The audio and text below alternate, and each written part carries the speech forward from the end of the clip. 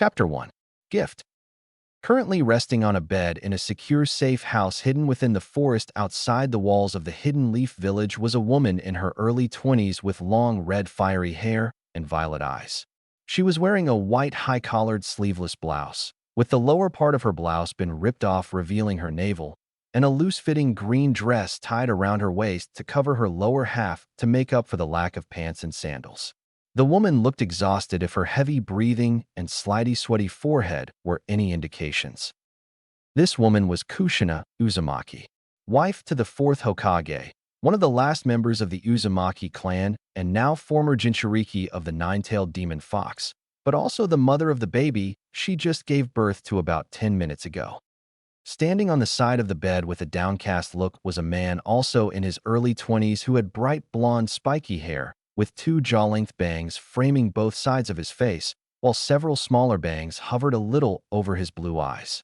His attire consisted of a long-sleeved dark blue shirt with two bands over each sleeve, blue pants and sandals with bandages tied around his ankles. The man was holding a sleeping newborn baby who had blonde hair and whisker-shaped birthmarks, his tiny body covered by a blue blanket. This man was Minato Namikaze, husband to Kushina Uzumaki, fourth Hokage of the Hidden Leaf, and now father to the infant sleeping in his arms.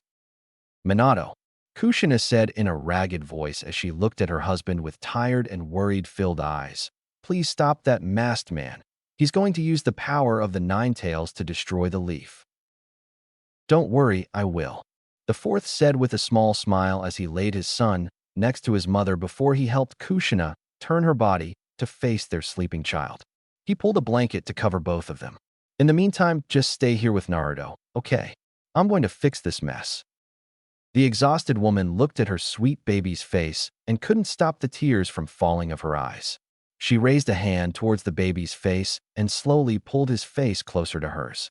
She proceeded to weep as soon as her forehead was touching Naruto's. Thank you, Minato.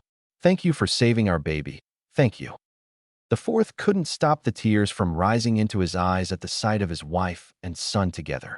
Under different circumstances, he would have cried tears of joy at the sight of his wife and son together like a true family. But the situation that they were in right now isn't anything to be happy about. When he thought of the one who caused this whole ordeal, Minato clenched his fist in anger. It was a man wearing a black hooded cloak, a white mask with a right eye hole and black flame designs. He is the one responsible for all of this. At first, Minato figured the man was here to kill him, but that all changed when the masked man revealed that his true target was the Nine-Tails Jinchuriki, Kushina. For whatever reasons he wanted Kushina, Minato didn't care. He wasn't going to let this man take away his wife and the mother of his child no matter what.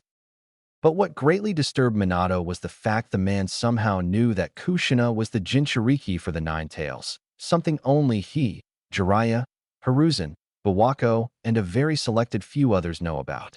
Not only that, but he also knew where and when Kushina was going to give birth, and that a female Jinchuriki's seal drastically weakens during childbirth.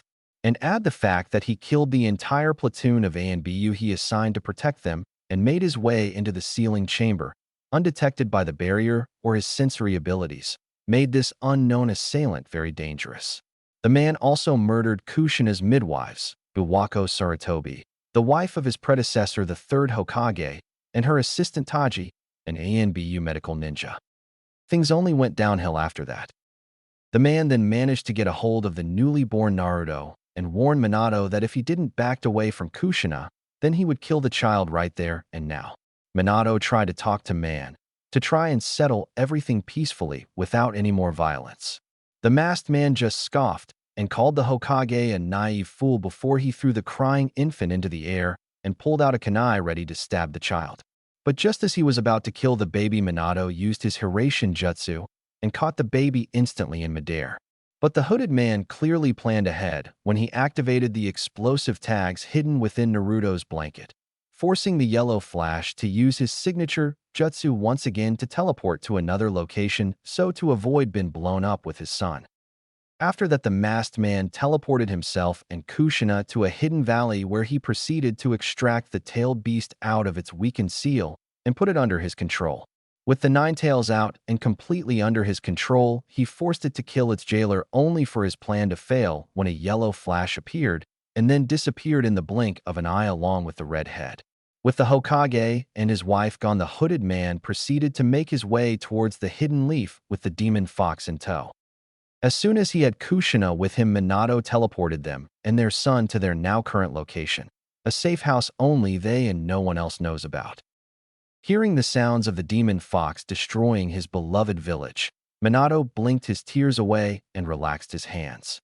His attention now returned to the situation in hand. The depressed look on his face was replaced with one of hardened determination. As Hokage, husband, and now father, he has a duty to fulfill: protect his village and his family. He turned around and walked across the room until he reached his closet. Opening it, he then proceeded to put on his Jounin flak jacket, strapped a kunai holster full of his infamous tri-pronged kunai, and tied his headband on his forehead. He finished up by putting on his signature Hokage trench coat. "Minato," the exhausted redhead said as she turned her head just in time to see Minato put his cloak on. Red kanji 4 4th Hokage was written vertically down the back of the coat, with red flame motifs decorated the bottom edges. Kushina would always get this off feeling every time she watched him put on that coat when his back was facing her, and today was no exception.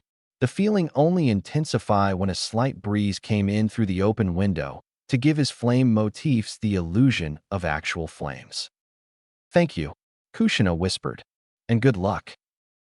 "I'll be right back," was all Minato said before disappearing in a yellow flash, leaving his wife and son alone in the room.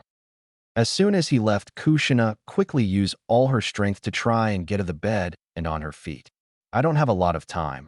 I need to do this now and as quickly as possible before Minato returns," Kushina thought in desperation. She already knows how this terrible day will end for her. But that doesn't mean she isn't going down without a fight, without giving her son a parting gift. She may have given birth about 15 minutes ago and had a tailed beast extracted out of her shorty after that, but being an Uzumaki meant she possesses a strong life source and longevity. But even that won't save her from her inevitable death.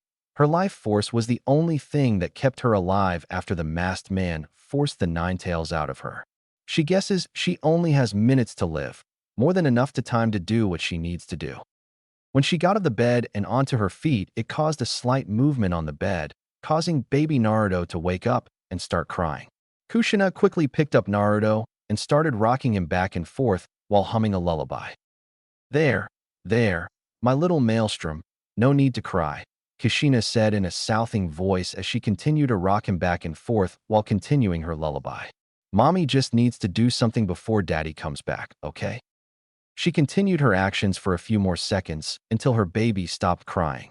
She looked down expecting to see her son sleeping peacefully, but instead she was greeted with him head up, wide awake, and staring at her violet eyes with his blue ones. Kushina gave a silent laugh to her son and poked his whiskered cheek, causing him to giggle a bit and grab her finger. "Hee, seems that you also inherited your father's eyes, but it seems you'll be stuck with my chubby face in return. If only you've gotten my red hair," Kushina said to herself before chucking a bit at the comment she made. "Sorry about that."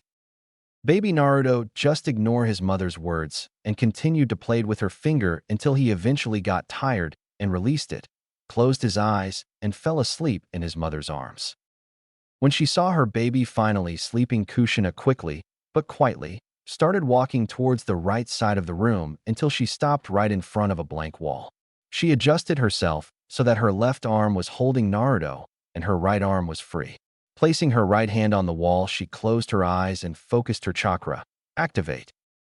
She released what little amount of chakra she has left to activate the hidden seal, which thankfully only required the small amount.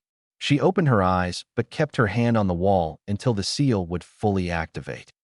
Glowing ceiling arrays then started to spread and spin around the wall where Kushina's hand was still placed on. They started spinning outward until they resemble a circle with a diameter of 1 meter. In the middle of the seal were more complex seals, all intertwining with one another and spiraling outward until they reached the outline of the circle. 6 Magatama were placed around the circle along with other sealing arrays connecting them to the middle of the whole seal. One of the Magatama glowed a faint orange. The Uzumaki looked at the now activated seal and smiled. Her left arm still holding Naruto, and her right hand still stretched out in the middle of the giant seal key. Kushina's glad the whole activation only lasted 10 seconds and not longer. If one were to look closely, they would see that the entire thing is not one seal, but actually made up of tiny working seals.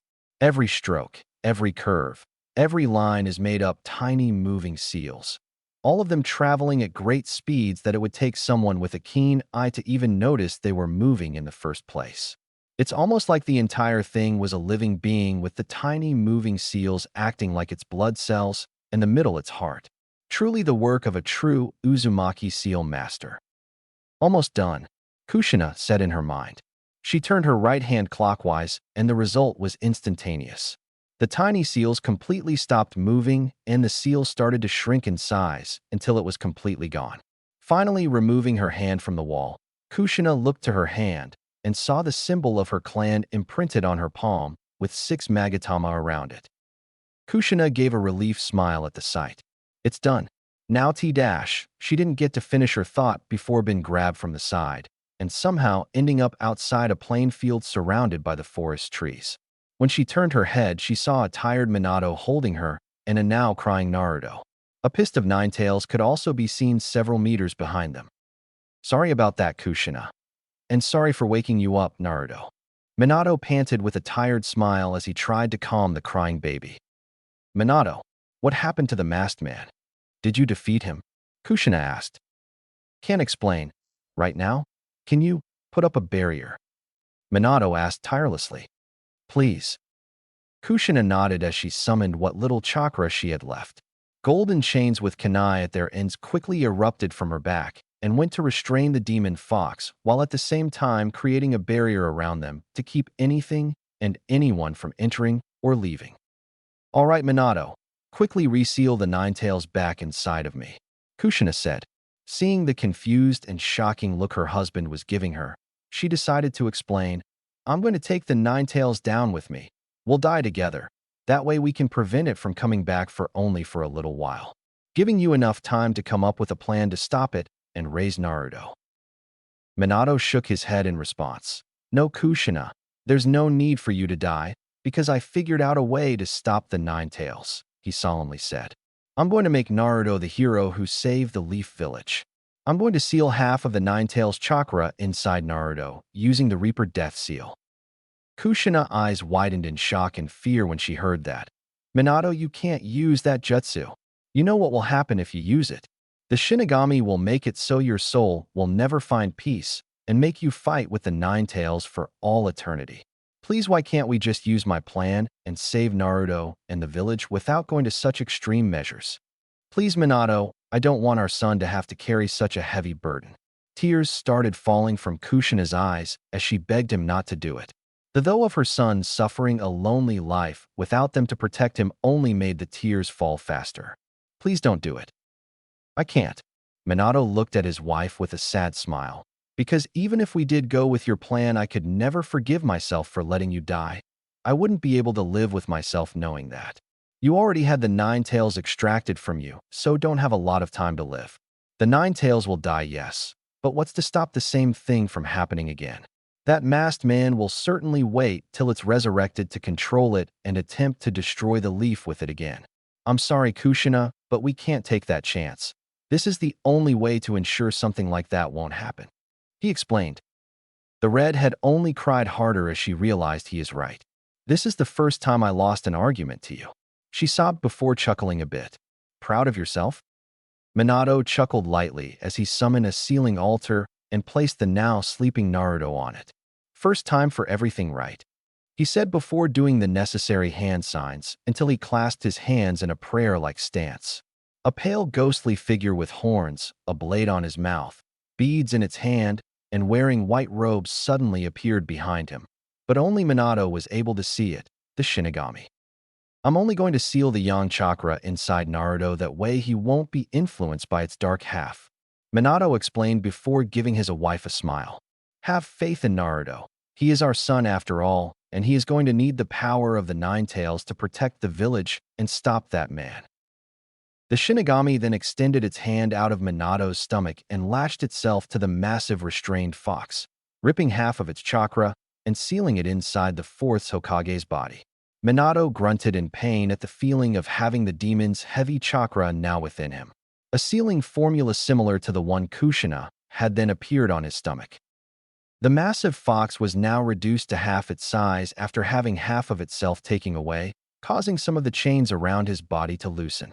Seeing an opportunity open up, the Nine Tails roared ragefully and quickly went to the altar where the sleeping child was and attempted to kill him with its massive claws. "You're all fools if you believe I'm going to let you seal me inside some brat again." Only instead of killing the boy, he ended up impaling Kushina and Minato, who jumped at the very moment they saw what he was about to do. They both managed to stop the claw from reaching Naruto, who was still sleeping peacefully. The Nine-Tails claw only managed to make it a few inches away from touching the blonde baby's face. "Why'd you jump in, Kushina?" Minato painfully coughed with blood running down his mouth. "You know it's a father's duty to die for his son." "Stop trying to act cool, Minato," Kushina painfully replied with a slight smirk and blood also running down her mouth. "You're forgetting that I'm his mother and that dying for him is also my role too, you know." Minato just shook his head and smiled at the answer only he knows she would give. "It seems that even in the end we're both stubborn when it comes to this sort of stuff," he said. Kushina couldn't help but slightly smirk, but soon dropped it she quickly realizing something. "Minato, before you seal the rest of the Nine Tails, I need to give something to Naruto. You're going to give him the key to your clan's most guarded secret, aren't you?" Minato cut her off, already knowing what she was going to say before she even said it. "Is that right?" Kushina quickly turned her head to look at Minato with wide shocked eyes. "How did you dash?" "When I went to retrieve you at the safe house, I noticed that you and Naruto weren't in the bed I left you both on," Minato answered. "I quickly realized you went to get the key you showed me a long time ago and were about to give it to Naruto, which I have to say was reckless of you to walk around in your condition holding our son after you just giving birth and had a tailed beast extracted out of you." Minato finished with a scold which caused his wife to look away and lower her head in shame and embarrassment. "I'm sorry, Minato," Kushina apologized with her head still down, "but you know I'm the only one capable of activating the seal and transferring it to Naruto. If I didn't do what I did, then that seal would have stayed there forever without anyone knowing about it, without Naruto knowing about it. But I also did it because I believe he'll be able to figure out the meaning behind it and hopefully learn what secret my clan willingly died to protect." Kushina then raised her head to look at Minato, determined fire reflecting of her violet orbs. "Like you said, he's our son, and I'm putting all my faith in him to find out what we couldn't, just the same as you're putting your faith in him to protect the village from whatever is coming to destroy it. So if that makes me reckless, giving our son the means to find out what I couldn't, then so be it. You know better than anyone else that I would have done it even if it cost me my life," she stated with sheer determination. Minato stared at his wife's determined face and eyes for a second before he gave her his trademark grin. "I knew there was a reason I married you. I'm not against the idea at all. There's no doubt in my mind that he will succeed in both of the tasks we're giving him. I know it won't be easy, but if he's anything like the two of us, then I know he won't stop until he succeeds," Minato said with absolute confidence in his son's ability. Kushina stared at her husband's face for a moment before she did the only she can do in the situation. She cried. Except she shed tears of joy. Joy of having fallen in love with a man who would never doubt her abilities, never leave her, never question her actions, even if results with one or both of them getting hurt. A man who saved her from her despair as a child and made her feel like she could do anything as long as he was by her side. Kushina turned to their sleeping child and put her right hand on top of his small chest before closing her eyes. "Thank you, Minato, for making me your wife, for making me a mother, and for everything else," she affectionately said with all her heart. She then felt a hand gently grasping on top of her own. She looked and saw it was Minato's, holding her as they bid farewell to their son. "No, Kushina, it's me that should be thanking you for making me this child's father and for helping me become Hokage. I couldn't have done any of those things without you at my side," he said as he proceeded to execute the jutsu. "Now we should probably say our goodbyes to Naruto. We don't have much time left." The Uzumaki then returned her eyes to her sleeping child, who slept peacefully, completely unaware and innocent of everything happening around him. I love you, Minato, and Kushina sobbed harder, trying to say her final words. Goodbye, Naruto. I'm sorry that we won't be there to protect you, to raise you, to be there with you, but I'm leaving you with these words I always wanted to say to you the moment we first meet. I love you. Minato also started to shed tears, but kept his composure. I love you too, Kushina, and he too closed his eyes, and a small smile developed on his face with tears streaming down his face. Goodbye, Naruto. And like your mother, I also wanted to say this. I'm sorry we won't be there for you, but I love you. The fourth Hokage then executed the jutsu. Now 8 signed seal.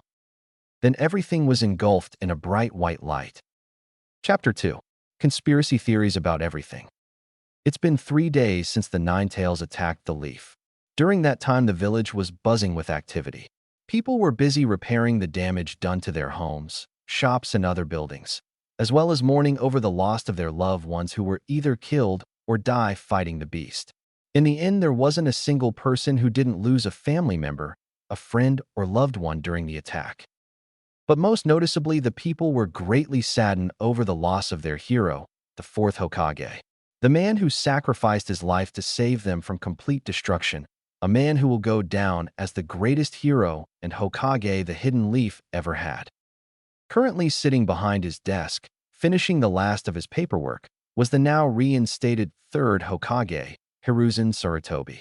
The man wore the traditional uniform of a Kage, which consisted of a red kimono under a white haori and the Hokage hat resting on his head. The third placed more tobacco in his pipe and lit it.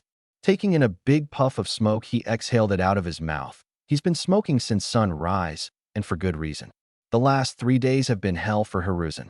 Moments after the attack, the populace of the village were cheering and praising the fourth for stopping the Ninetales. But their cheering and praises were quickly halted when they learned that the fourth sacrificed himself to do so. The day after that, the Fire Daimyo and the village council decided that Hiruzen should retake his position as third Hokage until he can find another suitable successor to take his place again. And just yesterday, the funeral for the fourth, his wife, and everyone else who either perished during the attack or died fighting was held. To make things even worse, he learned that his wife, Bawako, died as well, but not from the Ninetales. No, he learned that she and everyone else who were assigned to protect the sealing chamber died from kunai strikes or broken necks. That only made Hiruzen's headache worsen as he quickly realized that this wasn't caused from some sealing malfunction. This was caused from someone who knew what they were doing, who wanted to use the Ninetales' power to destroy the Leaf. Hiruzen only knows one person that is capable of pulling such a feat and have a reason to target the Leaf. Hiruzen prays to the heavens and every deity he can name that it wasn't who he thinks it is, because if it was, then that person's mere existence would prove to be a bigger threat than the power of the Ninetales. But even if it isn't, that still doesn't change the fact that someone was strong enough to sneak into a highly guarded cave, killed all the ENBU, probably fought with Minato, kidnapped Kushina, released the strongest tailed beast known to man, and had the ability to control it. Hiruzen just gave an exhausted sigh while he puffed a line of smoke and rubbed his eyes to try to stay awake. Thinking about all of this isn't helping one bit. Not to mention the long and tiring council meeting he just came from only added to his stress and tiredness. So yeah, Hiruzen has more than enough good reasons to be smoking this early in the morning. Just as he finished reviewing the last of the damage reports, he quickly sensed a familiar chakra signature, but decided to keep his gaze on the report in front and exhaled another puff of smoke. I'm surprised you arrived this early. I wasn't expecting you till the day after tomorrow. Jiraiya. Well, the message you sent said you needed to talk to me about some really urgent matters, and the last time you sent something that required my immediate attention, Orochimaru went rogue. The third Hokage turned in his chair to see one of his students sitting on the open windowsill. He was a tall man with spiky white hair that went down his mid-back, 2 shoulder-length bangs framing his face. Holding up his hair was a custom forehead protector with 2 small horns and the kanji for oil inscribed in the middle. He wore a red vest over a green gi with matching pants and a pair of wooden geta sandals. Red paint lines trailed down from under his eyes and went down to his cheeks. It was Jiraiya, one of the legendary Sannin, Toad Sage of Mount Maiboku, teacher to the 4th Hokage and one of the 3rd Hokage's former students. Sarutobi just gave a tired sigh and returned to his paperwork. Well, as you can see, the situation we're dealing with is much worse. Yeah, I saw, Jiraiya said as he walked towards a seat in front of the desk and sat down. I never thought I would see the village in such a state. It's almost like a natural disaster hit this place. You couldn't have been more right about that, Jiraiya, Hiruzen said, causing Jiraiya to get a saddened look. So it's true, huh? Said the depressed Sannin. I never thought Minato would go through with it. I mean, I kinda knew he would, knowing what kind of person he was. I just never imagined it would be so soon. Hiruzen gave his student some time to recover from his grief. From what he knew, Jiraiya looked at Minato like the son he never had. Having lost his wife, Sarutobi can relate with his student, but there were pressing matters to attend to, so he will mourn later. As shinobi, they can't afford to let their personal grievousness get in the way of their duties of protecting the village and its citizens. They both now have a better idea how Tsunade felt when she lost both her lover and little brother to war, although the feeling wasn't as severe as hers. So, Sensei, Jiraiya said, looking like he came to terms with what happened. What exactly did you want to talk about? Because I'm pretty sure you didn't just pull me away from my spy network just to tell me the crappy news. And seeing as you were smoking before I even got here, and before noon no less, makes me think that whatever the topic is must be extremely nerve-wracking. Puffing another cloud of smoke, Hiruzen ordered his ANBU guards to leave and activated his privacy seals. The old man then got up from his chair and walked towards the right of the room where a baby crib laid. There's something I want you to see, Sarutobi said with seriousness in his voice. Jiraiya didn't even notice the baby crib bin in the room, but decided to ignore it as he got up and followed his teacher. He was curious to why he sent his guards away and activated his privacy seal, but he didn't brought it up. When they reached the crib, they looked down to see a blonde baby with whisker-shaped birthmarks sleeping peacefully under a blue blanket. Jiraiya's eyes quickly widened when he saw the child. Is that who I think it is? Jiraiya said with a shock and surprise. Hiruzen nodded as picked up the sleeping child and adjusted him in his arms. This is Naruto Uzumaki, Kushina's and Minato's son and your godson, as well as the current container of the nine-tailed fox. Wait, what? Jiraiya said out loud, causing Naruto to start crying. Did you just say container of the nine tails? Are telling me Minato turned his own son into a Jinchuriki? What the hell was he thinking? Doing something as stupid as shoving a massive demon inside his own flesh and blood. Jiraiya ranted as he tried to figure why his student went and turned his own son into something many people both hate and fear. Hiruzen, in the meantime, tried calming Naruto by rocking him back and forth. After a minute, the baby finally stopped his cries and went back to sleep. Hiruzen then gave a stern look to his student, causing the grown man to flinch and slyly squirm at the glare his teacher was giving him. I would appreciate if you could keep your tone down, Jiraiya. I feel the same way as you, but you have to understand that Minato had no other choice. It was either him or his son along with the entire village. You should know that a decision like that wasn't easy, especially for Minato. He scolded his student with a commanding tone. Jiraiya just looked down in shame after being scolded like he was a genin again. I'm sorry, Sarutobi-sensei. It's just that I'm mad that Minato would do something like this. Then again, I shouldn't be surprised he chose his own son. How could he ask another parent to do something he wasn't able to himself? Jiraiya then looked up at the sleeping child and sighed. I always knew that kid was too noble for his own good. I'm surprised Kushina allowed him to go through with this. It's all right, Jiraiya. The third forgave his student. Believe me, I was surprised too. But this isn't the only reason why I summoned you. The Toad Sage just raised a curious eyebrow. Okay, so why did you call me? Hiruzen adjusted Naruto on his left arm and used his right hand to release a small amount of chakra on his stomach. The 8 trigrams sealing formula then manifested itself on the baby's navel. The seal looked completely identical to the one used on Kushina. Jiraiya just looked at it with a blank face like it was nothing to be surprised about. I don't see what's wrong with it. The seal looks completely intact and functional. Minato always had a knack with C-. Jiraiya stopped his compliments when another seal appeared right above the one holding the 9 tails. Imprinted right on the child's chest was the Uzumaki clan crest with sealing arrays and 6 magatama surrounding it. Jiraiya looked at the seal with surprise and curiosity. Okay, now I'm confused. What is that? It's a seal. Hiruzen plainly answered. I know that, but what kind of seal is it? Jiraiya answered back. I don't know. Hiruzen admitted. I was trying to figure it myself, but couldn't come up with anything since I'm no seal expert like you and Minato, so I was hoping you can tell me something about it.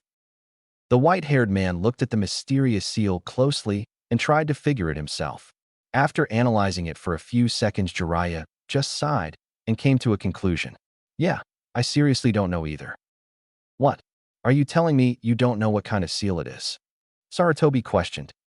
That's exactly what I'm saying. Jiraiya confirmed with a nod. In all my time as a seal master, I never came across something like this before. Hell, I doubt Minato could figure this out, and that kid surpassed me years ago. So there isn't anything you could tell me about it? Hiruzen asked. Other than it's a seal and not a cool-looking tattoo. Jiraiya concluded. Usually when you create a seal, you have a design with multiple layers surrounding it to support the structure. But this seal, he pointed to the seal, all you have is a basic design, and that's it. Hiruzen just gave another tired sigh. So you don't know either, huh? Seeing his student shake his head, Sarutobi placed the baby back in the crib and puffed out another cloud of smoke. That's too bad. I was hoping you could figure out the meaning behind it. Wait, you said you don't know either. Are you telling me someone else tried to learn what the seal means? Jiraiya inquired. And also, who gave Naruto that seal? You have to be a top-tier sealing master in order to make something that complex. The third just walked back behind his desk and sat down on his chair. He motioned Jiraiya to take a seat in front, which he did. I'll answer both of those questions, but first I'm going to tell you what really happened on the night of the Nine-Tails attack, he said in a serious tone and manner. Jiraiya sat straight, gave his sensei his undivided attention. Whenever his sensei became this serious, it was never a good idea to act like his usual self. He should know. He experienced what would happen if he did. All right, I'm listening. Flashback 3 days ago late at night. Hiruzen ran to where he saw the explosion of the tailed beast detonated. It was only a few minutes prior that he and the rest of the Leaf Shinobi were trying to push the Nine-Tails out of the village. The beast just suddenly appeared out of nowhere in the middle of the village and started attacking everything and everyone without warning.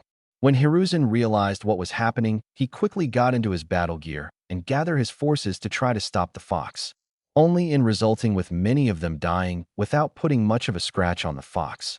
After summoning the Monkey King Enma and having him transform into his adamantine staff form, did Hiruzen manage to push the tailed beast out of the village walls.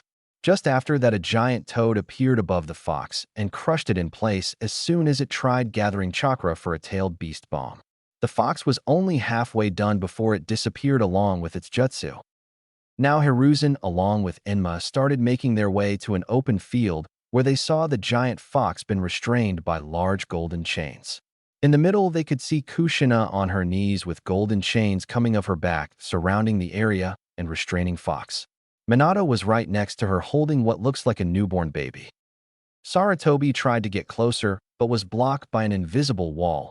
Looking around, he saw that the golden chains surrounded the area with an invisible barrier. Smacking the barrier using Emma's staff form only resulted in being ineffective. Minato, Kushina, Sarutobi yelled only for him to be ignored. Damn it, they can't hear me because of this barrier. Without any way to communicate with them, Hiruzen can only watch as Minato summoned a sealing altar and placed his son on it, after which he proceeded to execute some hand signs before ending it in a prayer stance. Hiruzen, those hand signs, Enma remarked in his staff form. Don't tell he's going to use that jutsu. Yes, Sarutobi solemnly confirmed. No doubt about it, it's the Reaper Death Seal. To think Minato would be driven to use that jutsu. We have to stop him before it's too late. We can't do anything, Enma, Hiruzen grimly stated. Once you complete the necessary hand signs, the Shinigami will take the user's soul regardless. If we were to stop him now, then the only souls the Shinigami will take is Minato's and not the Nine-Tails. The third knew what the consequences were for using that jutsu when Minato taught it to him in case of a hopeless situation. He hoped neither of them would have to resort into using the jutsu regardless of the situation, but it seems Minato had no other choice but to resort to it in order to save the village. Not been able to do anything, both of them watched as the nine-tails shrunk in size, indicating half of its soul was taking already. Soon they witnessed the giant fox attempting to kill the sleeping child, only to be intercepted by both parents, resulting in both of them being impaled by its massive claws. Damn it! Hiruzen cursed as he tightened his fist and gritted his teeth in frustration as he helplessly watched both parents sacrifice themselves for their son. It should be me dying today, not the two of you. Hiruzen and Enma then watched as Minato and Kushina started to talk about something, but because of the barrier, they couldn't make up what exactly they were saying to each other, and they couldn't read lip to try and figure it out. After which both parents placed both of their hands on the sleeping child's stomach, and everything was engulfed in a bright, blinding white light, causing the third Hokage to shield his eyes with his arms until the light completely faded away. Lowering his arms and opening his eyes, the old man noticed the barrier was gone along with the demon fox. Kushina's and Minato's bodies laid right in the middle of the field right next to the altar. Minato, Kushina, Hiruzen yelled as he quickly made his way over to them, only to find the fourth Hokage's dead body with a smile attached to his face. Kushina, on the other hand, was still alive, but by the looks of it, not for too long. Kushina opened her eyes to see the third kneeling down beside her. Sarutobi, she spoke in a haggard voice. Please protect Naruto, he's the hero. Minato wants the village to acknowledge. The third nodded. I will. Thank you. And also, please tell Jiraiya-sensei to help him. I gave Naruto a seal that will unlock something. Kushina coughed blood with every word she said. Please. I know Jiraiya-sensei will succeed where we failed. A seal? Hiruzen asked. What does it unlock? Kushina gave a small smile before closing her eyes. I don't know. Flashback over. So it's a key? Jiraiya inquired with a raised eyebrow. A key to what exactly? Weren't you paying attention, Jiraiya? Sarutobi replied annoyingly. I don't know, and apparently neither did Kushina, but she entrusted this key to Naruto for some reason, and she assigned you to help him find out what it unlocks. Well, regardless, I gotta say Kushina is pretty talented if she made that seal. Rubbing his chin with his hand, Jiraiya started thinking. Well, if she entrusted it to Naruto the moment before her death, then that would mean she only trusts Naruto with it, and not anyone else. Talk about putting this much trust into your newborn kid. He said before turning to his sensei. Does anyone else know about this?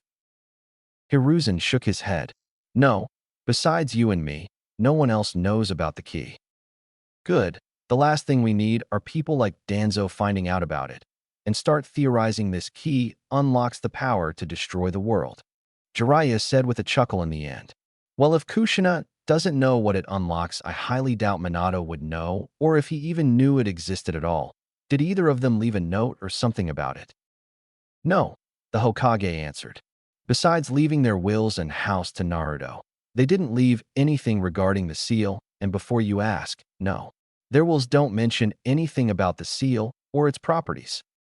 They wrote their wills before dying? The sage questioned. The old man nodded and puffed another cloud of smoke. Yes, apparently it was Minato's idea to do so days before the sealing. Kushina thought he was been paranoid about nothing, but after being reminded that in the shinobi world things don't always go as planned, she went along with his idea. The Toad Sage sighed at his student's paranoia.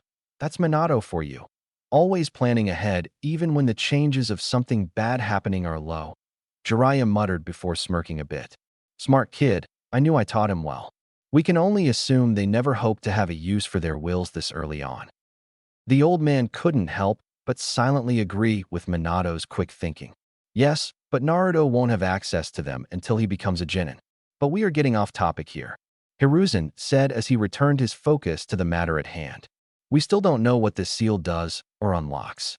Kushina's only family was her clan, but there aren't that many of them left after their destruction, and we don't know how many survivors there are or where they are. So unless we can find another Uzumaki that knows anything about the seal, you're going to have to figure something out. Sarutobi said before taking a deep breath after he finished talking for a long period of time. The white-haired man just nodded in agreement with his sensei's words. He blinked his eyes when he quickly realized something. Hey, wait a minute, old man. Jiraiya annoyingly said. Why do I have to do all the work here? I can give you a few reasons, Jiraiya. Hiruzen said as he pointed out his reasons with his fingers. 1. Kushina assigned it to you on her dying breath. 2. You are the boy's godfather, so you have an obligation to be there for him. 3. You are the only seal master we have in the village, so you already have an idea of what you will be looking for. And 4th and finally, I'm the Hokage and far too old to be of much help outside the village. Sarutobi took another deep breath before he continued. But don't believe you are doing this alone, Jiraiya. I will help in any way I can as long as it is within my power to do so. Jiraiya just waved away at his teacher's worries. Don't worry about it, sensei. I never said I wasn't going to help the kid. I just wanted to see how you would react if I said something about it, he said before turning serious. But I'm going to need a clue to where to start this quest of mine. Like I told you before, I don't have any ideas at the moment. The third answered. But you probably shouldn't rush things. I'm certain that whatever this seal unlocks won't be going anywhere anytime soon. Yeah, you're probably right about that, Jiraiya stated before he stretched his arms out for a bit. So, is that everything you wanted to tell me before I get to work on finding out what the seal unlocks? Hiruzen took another puff of smoke before breathing it out. He then looked at Jiraiya with his serious look again. The Ninetales incident wasn't some sealing accident. It was orchestrated by someone. He stated. What? Jiraiya nearly shouted as he quickly got up from his seat in shock, causing it to fall over. Thankfully, the noise didn't wake Naruto up. What do you mean orchestrated by someone? Are you saying someone planned this whole thing? That's exactly what I am saying, Jiraiya. The third answered back with utmost seriousness. Minato and I planned for every possible outcome that could have happened during Kushina's final days of her pregnancy. But it would seem that even with all of our extra precautions, someone still managed to get into that sealing chamber and managed to free the Ninetales. Not only that, but he managed to get a hold on classified information regarding who the Leaf's Jinchuriki was and when she was expected to give birth. There is also the possibility that this person had to fend of Minato long enough to free the Ninetales. The reason on why I am telling you this now is because I want you to try and find out who this assailant is and see if it relates with the seal Naruto has. Hiruzen then took another batch of air to recover his breath from so much talking. Jiraiya just stood there meditating on everything he has been told. This was way more than he expected to hear. Not only does he have to find information about the seal, but also figure out who attacked the leaf. But he just had to make sure of one thing. How do you know this whole thing was planned out by someone? The Sannin questioned before he narrowed his eyes. And how could we be sure the kid's seal has anything to do with this? Every single ANBU that was assigned to protect the chamber was killed, the old man responded. Either by broken necks or kunai strikes, they were all killed, along with my wife and her assistant. As for how this can all relate to the seal, I don't know, but it's safe to conclude that this person's objective was using the Ninetales to destroy the leaf. But that's just my theory. Jiraiya just stood there again in silent, thinking over everything again. After a minute has passed, he picked up the down chair and put it back in place before sitting down on it. I have to agree with you. If this person's objective was only the key, then he would have just kidnapped Kushina any day besides the day she was due and force her to talk, and not go through all the trouble of getting the Ninetales. But that doesn't mean we should be at ease, Jiraiya stated. Hiruzen put in more tobacco in his pipe and lit it up. It seems not even smoking his favorite tobacco is helping him calm his nerves. He took in a big drag and let out another cloud of smoke. Agree, but there is an important detail I forgot to mention. The Ninetales was summoned here, in the middle of the village. It didn't just walk in through the front gate. Great, more bad news, Jiraiya muttered frustratingly. Just spare me the details, old man. Hiruzen didn't say anything but silently agreed with his student. This whole thing was just one giant mess after another, but what he had to say was important. Like I said, the Ninetales was summoned here in the middle of the village, and if it was summoned here, then that would mean it was been controlled via summoning jutsu. Jiraiya cut in, but now he's regretting it after he realized the implications of his words. The only people I know who are capable of controlling the strongest of the tailed beast are the first Hokage, Hashirama Senju, and The man's eyes widened in sudden realization and slight fear. Madara Uchiha. When Jiraiya said that name, the whole room went dead silent. The only sound that could be heard is baby Naruto's breathing in its sleep. Jiraiya's heart almost skipped a beat of what this could mean. This can't be right. The Toad Sage uttered in complete shock and denial. Madara Uchiha is dead. There is no way in hell he can still be alive. He would have to be over 100 by now. The thought of Madara Uchiha still being alive is even more terrifying than the thought of having to fight the Nine Tails itself. Jiraiya only heard stories from his sensei in his youth about the kind of power Madara possessed. A man so strong and powerful that there was only person who was capable of defeating him. The first Hokage, Hashirama Senju. If that man was still alive, then it would cause even the strongest shinobi to shake in fear at the thought of having to face him. Do not underestimate that man's abilities, Jiraiya. Sarutobi warned his student. As even in his prime, Hiruzen knew he wouldn't be able to give a monster like Madara a challenge. He was the only shinobi who had the right to call himself Hashirama's equal. Achieving something like immortality wouldn't be impossible for a man like him. But even so, it still might not be him, but another. That's just my assumption, but it doesn't make things any less worrying. Great, Jiraiya muttered frustratingly. Not only do I have to figure what the seal does and what it unlocks, but also figure out if the person who attacked the leaf has any connections to it. The white-haired man can already feel a headache starting to develop. He started rubbing his eyes in an attempt to calm himself a bit. Even if it wasn't Madara, who I highly doubt is still alive, it doesn't change the fact that there is someone else out there who can control the Nine Tails. The Hokage rubbed his goatee and hummed in thought. While we don't have any leads on who exactly was responsible, we can take an educated guess. The third then looked at his student directly in the eye. The Uchiha clan. Jiraiya sat upright and quickly understood where his teacher was going. That's right, he said to himself. The Sharingan is said to have the ability to control the Nine Tails along with the first wood-style jutsu. But Madara was said to be the only Uchiha in recorded history to have been able to do that, and the wood style pretty much died with the first Hokage. So that would mean that it might not have been Madara at all. Sarutobi finished for his student. They both relaxed a bit when they realized that Madara might actually be dead for good. But another Uchiha with the same ability as him. But the question is, which one? The Uchiha consists of about 500 members, a third of which are currently serving as the Leaf's police force. The Toad Sage shrugged his shoulders in response. Don't have a clue who it might have been, but that's pretty bold of you to blame an entire clan just for the actions of one of its members. Jiraiya said with a bit of disappointment. Never thought you were capable of that. I'm not putting their entire clan responsible for this incident. The third reassured. But considering how the Uchiha have been living on the outskirts of the village for the past few decades, and not been a member of the Shinobi Council, I wouldn't be surprised if one of their members has had enough and decided to take action. It might be true that the second Hokage gave the Uchiha clan control of the Leaf's police force, but because of that they were denied a vote on the Shinobi Council. It was made that way because the second Hokage feared it would give the clan far too much power. But even so, the Uchiha have also lost members during the attack, so it wouldn't make sense to attack the village along with killing their own clansmen. The Hokage said before rubbing his forehead and sighing in frustration. Talking about this seems to only make things even more complicated than they already are. We have more questions than answers. Then let's stop asking questions and get to work, old man. Jiraiya responded as got up and walked towards the window. You can find out if one of the Uchiha was responsible for this mess, while I'll try to find some answers on the kid's seal. Where are you going, Jiraiya? The Hokage asked as he turned to his student. We still have more to talk about. The man stopped just before he was about to jump out the open window. Kushina said she wanted me to help the kid, right? He could sense his sensei nodding his head.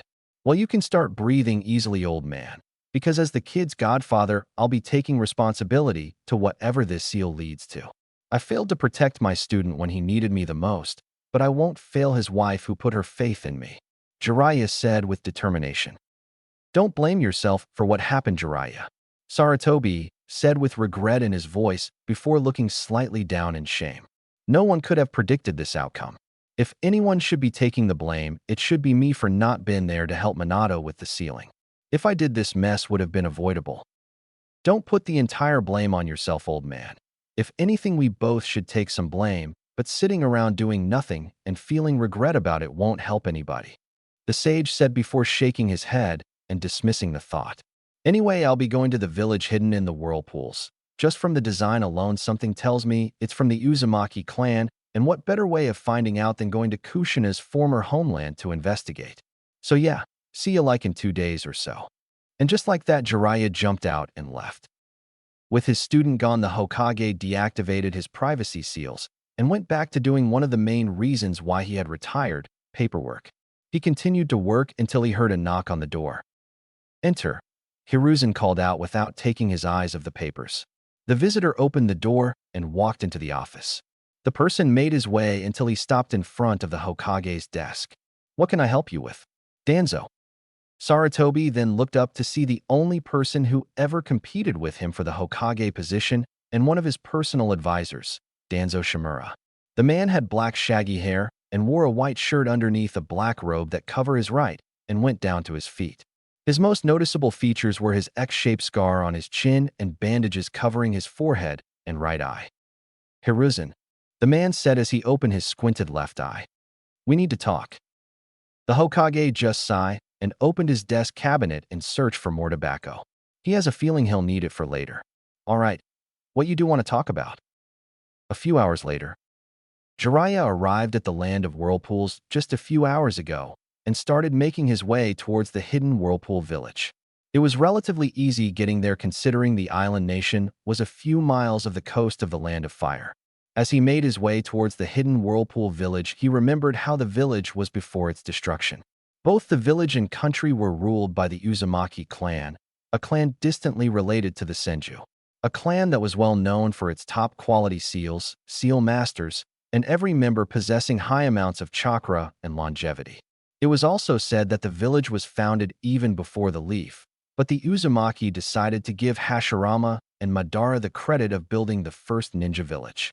Nobody knows why the Uzumaki decided to do that, but nobody really questioned the action. From what Jiraiya knows, the hidden whirlpool village was a very isolated village and country, only keeping to themselves and their only ally, the hidden leaf and the Land of Fire. They were never involved in the Leaf's foreign affairs and refused to fight with them when asked to during the First Great Ninja War. But regardless, they still kept a close relationship with the Leaf, so much so the first Hokage, Hashirama Senju, married one of the daughters of the Uzumaki clan leader, Mito Uzumaki, and made it law for all Leaf ninja to wear the Uzumaki crest on their uniforms as a sign of friendship. As Jiraiya saw the ruined gates of the destroyed village, he also couldn't help but remember how and why it was destroyed.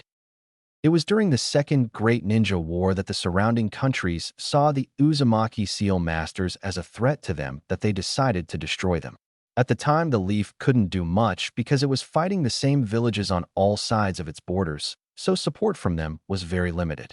But by the time they finally got to the Whirlpool village, it was already destroyed with all of its clan members either dead or spread around the elemental continent seeking refuge. Kushina was considered lucky to have already been in the Leaf before the war started, but not so much as she was chosen to be the next vessel for the Nine Tails when the previous vessel, Mito Uzumaki, was reaching her end. But there was one thing about the Uzumaki clan that greatly bothered Jiraiya. The clan never cared about fame or been recognized as a powerful clan. Them giving the whole credit to Hashirama and Madara for establishing the first shinobi village was proof of that. The Uzumaki clan never bothered or invaded any other nation. The land of whirlpools didn't have anything the other nations could benefit from. In terms of strength, the Uzumaki didn't really stand out above the Senju or Uchiha. They were mostly recognized for their powerful seals and talented seal masters. Even Kushina told him and Minato that her clan's only unique traits were their seals, seal masters, longevity, life force, and red hair. So why would the other nations view the Uzumaki as a threat to them? No way a couple of seal masters pose a big enough threat that it would justify destroying them. The white-haired man shook his head and dismissed the thought as he finally set foot inside the destroyed village. This place could definitely use some repairs, Jiraiya thought as he looked around the destroyed village. It was almost an exact replica of the hidden leaf back home, except with every building and home either burned to the ground or destroyed with some plants and other vegetations covering most of them. While considering it was said to have been the first shinobi village ever built, I wouldn't put it past the first Hokage to build the hidden leaf based of this one. As he looked around, he noticed that the Uzumaki swirl could be seen almost everywhere he went. It was on every store, building, and every establishment had at least one swirl printed on them. This clan sure loves to use that swirl of theirs, Jiraiya commented as he brought his hands up to form a cross sign. Alright, Shadow Clone Jutsu. 5 identical clones of the man appeared in clouds of smoke and gathered around the original. Alright, you all got your orders. Find anything that could relate to the seal Kushina gave to her kid and report it back, got it? The real one ordered. All of the clones couldn't help but roll their eyes. You mean besides the fact that the design is literally everywhere? One of the clones said sarcastically. Hey, don't talk back at me. The real Jiraiya retorted.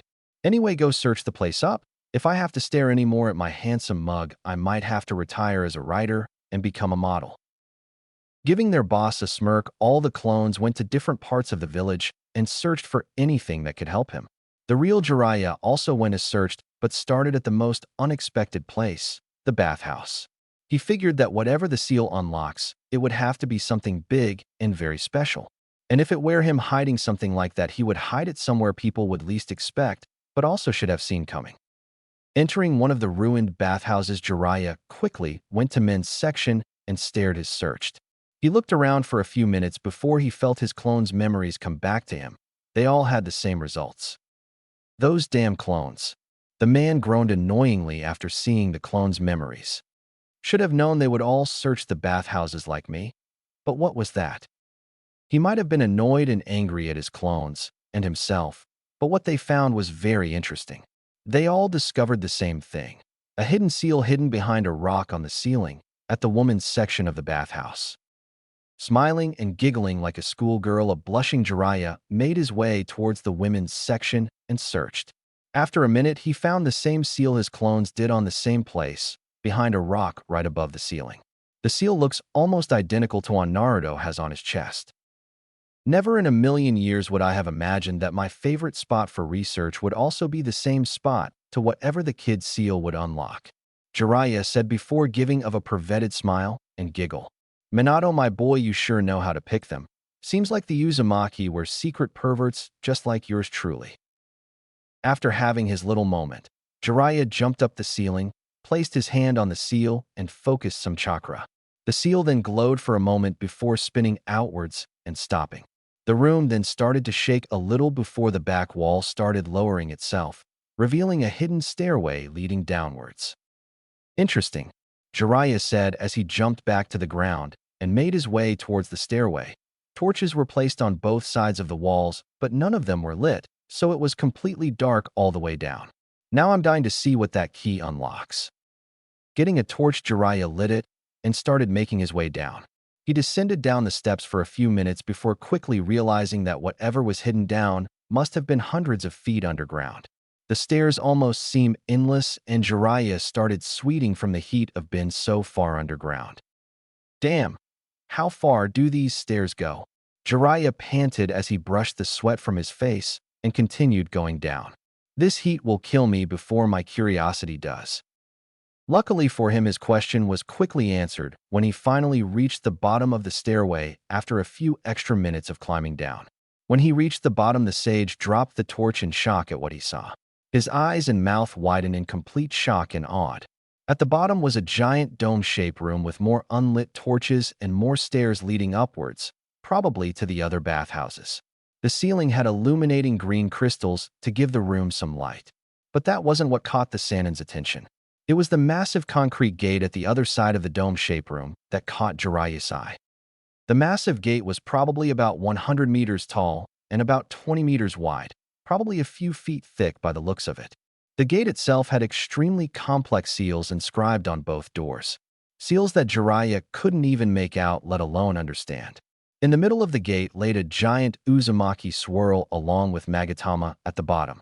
The Magatama were arranged in 3 rows of 3, totaling 9 Magatamas. 6 human-sized circles were drawn on the floor in front of the gate, all of them connecting to the seals inscribed on it. Holy shit! Jiraiya muttered in complete and utter shock as he made his way towards the massive gate. What the hell? Why would the Uzumaki build something like this and hide it underground? Kushina, just what in the hell does that key unlock, and why did you assign me to find out? He placed his hand on the gate, but instantly withdrew it. Damn it!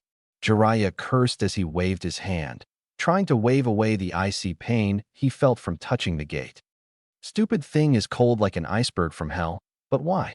It's underground, and what was that feeling? The feeling Jiraiya felt when he touched the wall felt very familiar, like he recognized it from somewhere, but can't remember exactly from where. Deciding to ignore it for now, he walked towards the gate again and tried to push it open while, and at the same time, trying to ignore the icy cold and strange feeling the gate was giving. Jiraiya continued to push for a few seconds before giving up, mainly because the freezing cold was starting to get to him.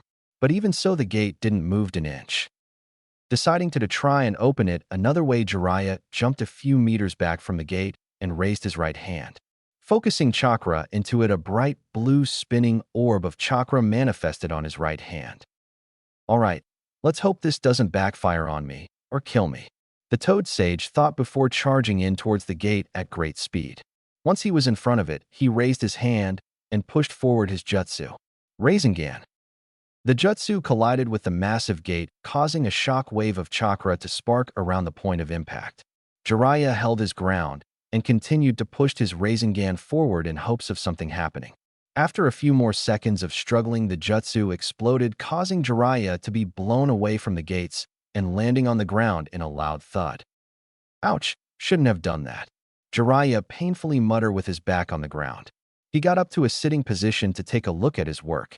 The gate looked completely unaffected from his jutsu. It didn't leave so much as scratch or anything. Looking down at his right hand, the man sighed in relief at the sight of his appendage still being there. Besides a few light burns on his hand, the ringing noise in his head from the explosion and dirty clothes, Jiraiya was still in mint condition. Getting up to dust of some of the dirt on his clothes, the man then looked back at the gate for a minute before returning his eyes on the Magatama patterns that laid on the middle. Walking towards the gate again, he started thinking once more. I know I've seen those before, but from where? The sage said as he tried to come up with an answer before snapping his fingers in realization. Of course, they would know.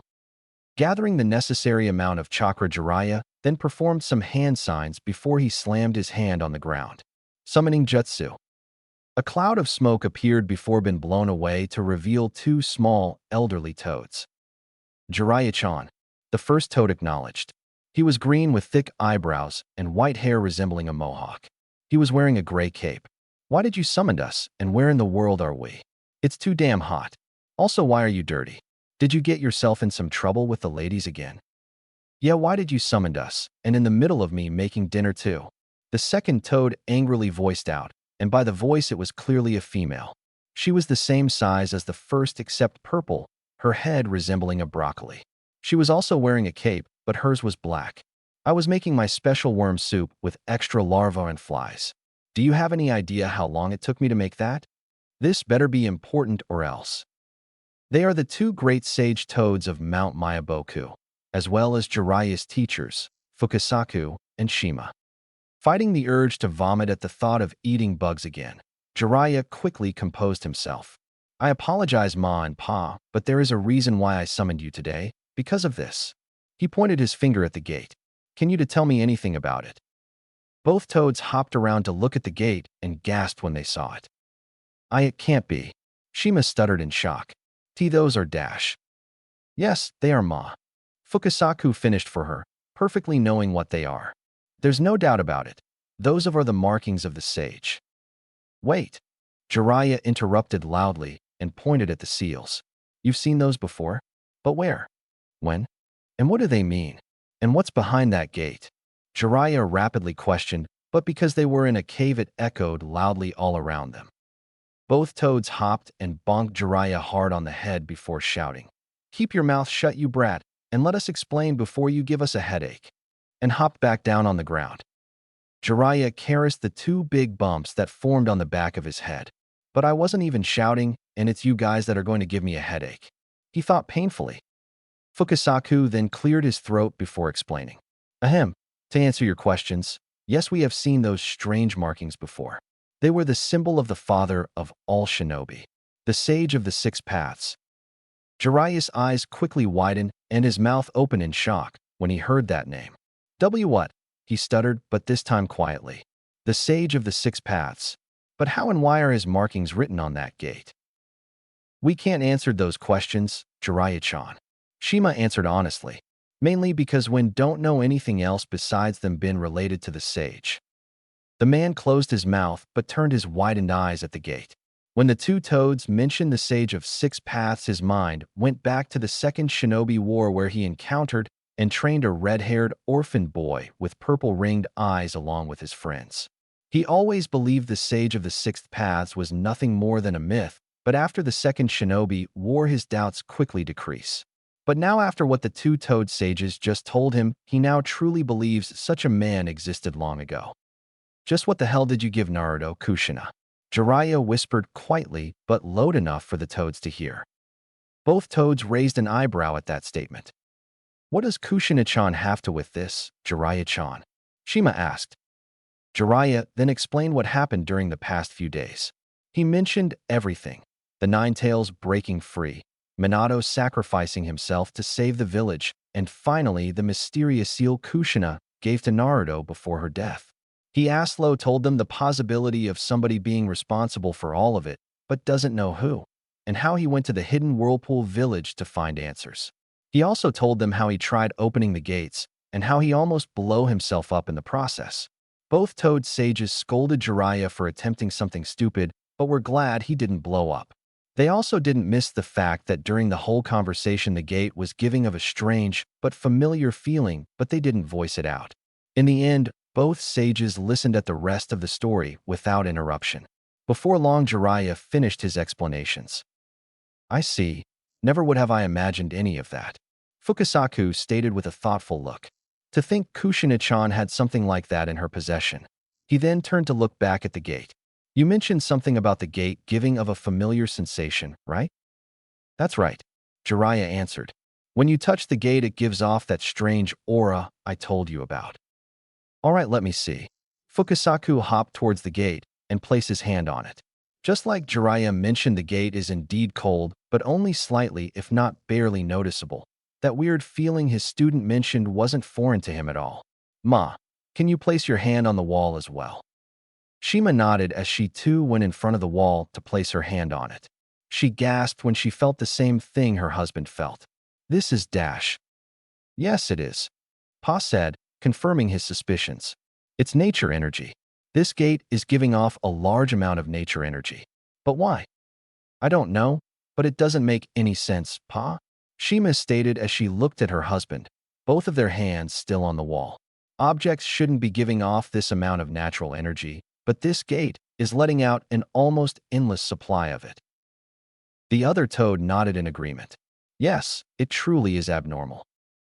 Guys, the only human in the room said, gaining both sages' attention. It almost felt like they forgot Jiraiya was there in the cave with them. Can you guys tell me what you were talking about? Oh, sorry about that, Jiraiya-chan. Fukasaku apologized as he and his wife took their hands off the wall to face Jiraiya. But as you heard, this gate is giving an unnatural amount of nature chakra. We can't come up with an explanation on why it is, but what I can say is that the weird sensation you felt must have been it. But why didn't you guys freeze when you were holding it for that amount of time? Jiraiya questioned. When I tried pushing it open, the damn thing almost gave me frostbite. Maybe it's because unlike humans, we animals are more accustomed to having large amounts of natural energy inside our bodies. Shima answered. That cold feeling you felt must have been the nature chakra been forced into your body. If it were anyone else, they would have been turned to stone. But luckily you have experience with nature chakra been inside you since you too are a sage, so your body didn't turn to stone instantaneously. Jiraiya gulped when he heard he could have been turned to stone. Yeah, real lucky, he muttered to himself. That would also explain why your jutsu didn't have an effect on it, Fukasaku mentioned. Since if you have a large object that gives off that amount of nature energy, you basically have an indestructible shield. That makes sense and all, but we still don't know what's inside that damn gate. Jiraiya retorted, trying to get some answers. Or why the Uzumaki built it only to hide it underground. Like we said before, Jiraiya-chan, all we know is that the symbols are the sage's mark, nothing more. Fukasaku responded. All we know right now is what we've learned, that this has to do with the sage of the six paths and clearly the Uzumaki clan. But we shouldn't be that surprised though, Shima said, gaining Jiraiya's attention. After all, the Uzumaki clan are also descendants of the sage of the six paths along with the Senju and Uchiha clans. Wait, are you saying the Senju and Uchiha have something to do with this? Jiraiya inquired, thinking back to the possible relation this might have with the one responsible for the Nine-Tails attack. Fukasaku shook his head. We don't really know. We just know those clans originated with the sage and the Uzumaki been relatives to the Senju. He then looked back at the gate. You mentioned Kushina-chan gave Naruto some sort of key with the exact same writings, right? Yeah. The perv nodded. Shima looked at her husband suspiciously. Pa, you aren't thinking ABO dash. Yes, I am. Fukasaku cut her off again. It would be wise if W dash he didn't get a chance to finish his sentence before being slapped by his wife. Ma, he exclaimed, rubbing his reddened cheek. Why'd you slap me? Don't interrupt me again, you old geezer. Shima threatened with a glare. She then coughed and started again. Ahem. Anyway, like I was saying, you aren't thinking about asking him, were you? Still rubbing his burning cheek, Fukasaku nodded. Yes, I was. If there's anyone who knows anything about the sage himself, it would be him. Huh. Jiraiya decided to butt in. Who are you talking about? Does someone else know about the sage of the six paths? If I'm right, the sage died like a couple thousand years ago. Who could have lived that long and still be alive? He questioned. Feeling the pain of his cheek receding, Fukasaku lowered his hand and nodded. Yes, Jiraiya-chan. You are right in that the sage did die a few thousand years ago, but the one I'm speaking of is one of the few that have ever met the sage of the six paths and lived long enough to tell about it. Fukasaku answered. Now Jiraiya was curious. Okay, who is it? Both toads answered. The great toad sage. Mount Miyaboku. Ah, so you've returned. An old voice said. Who are you again? Jiraiya face planted on the floor. He, along with Fukasaku and Shima, arrived at the land of toads just a few minutes ago to talk to the eldest of all toads, the great toad sage, Gamamaru. After they arrived, they quickly made their way towards his home, where he was sitting on his throne, almost like he was expecting them. The great toad sage was a giant brown toad who had a white belly. He wore a professor's hat with tassels and an orb on top of it. He also wears a necklace with the kanji for oil on it. The great toad sage looks like the very definition of a sage, old and wise. You senile old fart. Shima insulted. Don't you remember Jiraiya? The one who you gave the prediction about the child of prophecy. Ma, don't call the great toad sage a senile old fart. Fukasaku interjected. Remember why we came here. To ask him about the sage. Now, the oldest toad intervened. Spouses shouldn't be fighting like this. He looked at the still face planted Jiraiya and smiled. Ah, it's you, eh? Who are you again? Jiraiya. Both small toads yelled. Ah yes, I remember now. The giant brown toad said with a smile. The one who will lead the child who will either save or destroy this world. Jiraiya quickly got up and got on one knee. Lord Elder, I need your wisdom and knowledge to tell me about something I found extremely troubling. He respectfully requested. The massive toad opened his squinted eyes and looked at Jiraiya carefully. What is it you need to know, Jiraiya-chan? Jiraiya told him everything he has learned up until now. Fukasaku and Shima also added to the conversation. After a few minutes, they told all they can. The great elder sat there meditating about everything he was told. Do you have this key with you? The elder asked. Jiraiya nodded. Yes, if you want I can bring it dash. No, that won't be necessarily, Jiraiya-chan. The great sage interrupted.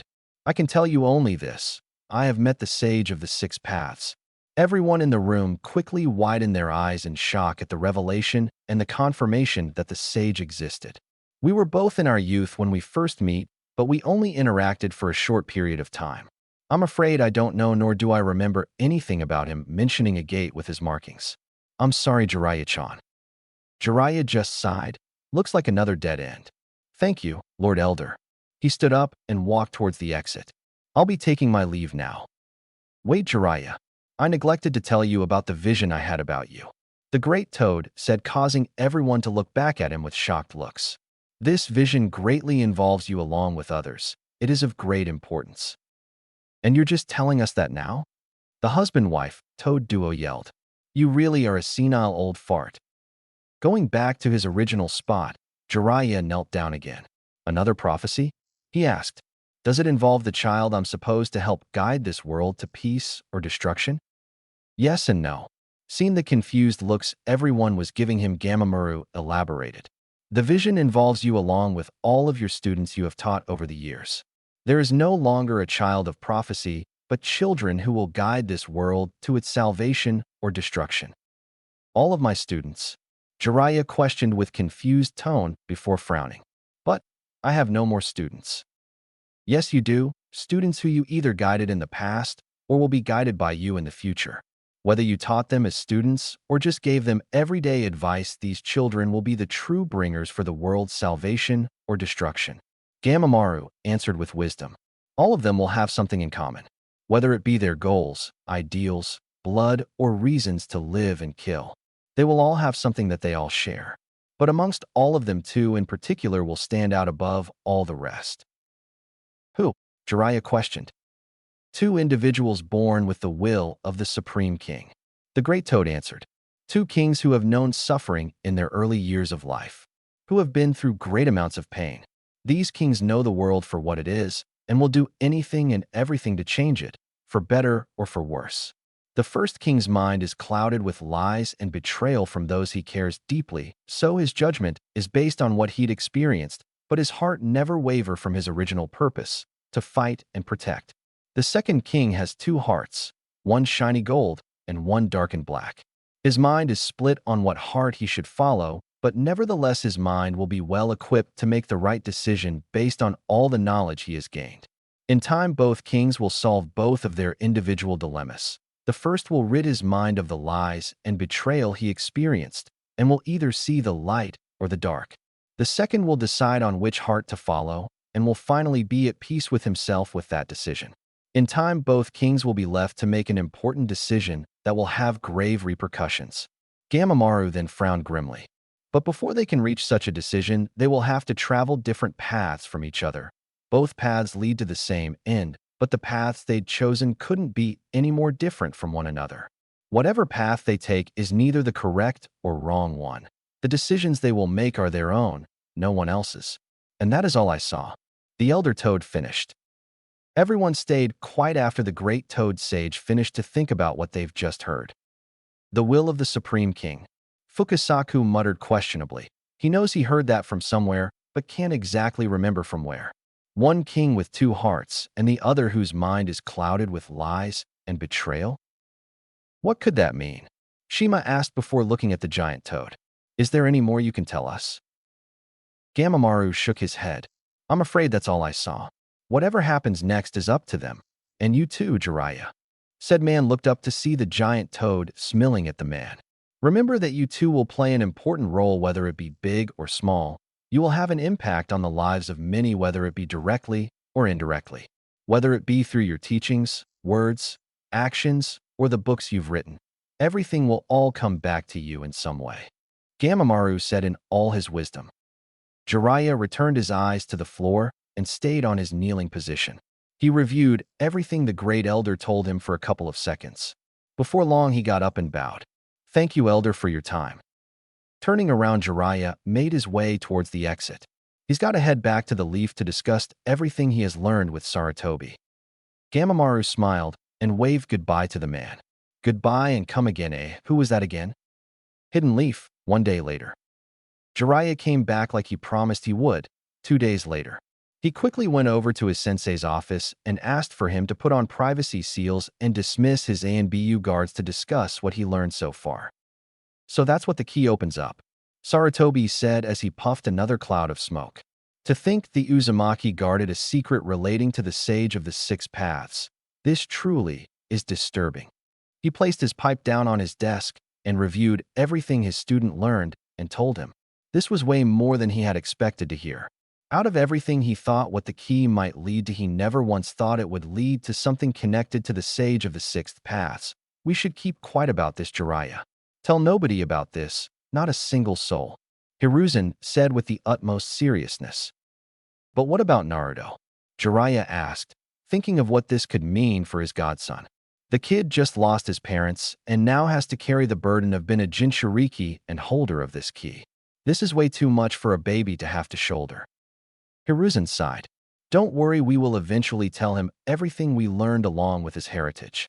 Hopefully till that time comes the boy could grow up to be a normal child, he said with some shame.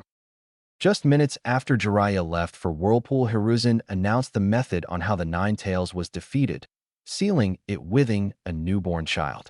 Unfortunately, not a lot of people viewed Naruto as the hero the fourth Hokage and his wife wanted to be.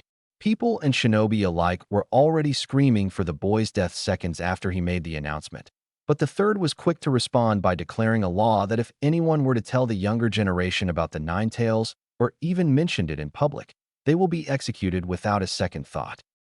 Yeah, you really screwed up by making that move, Sarutobi-sensei.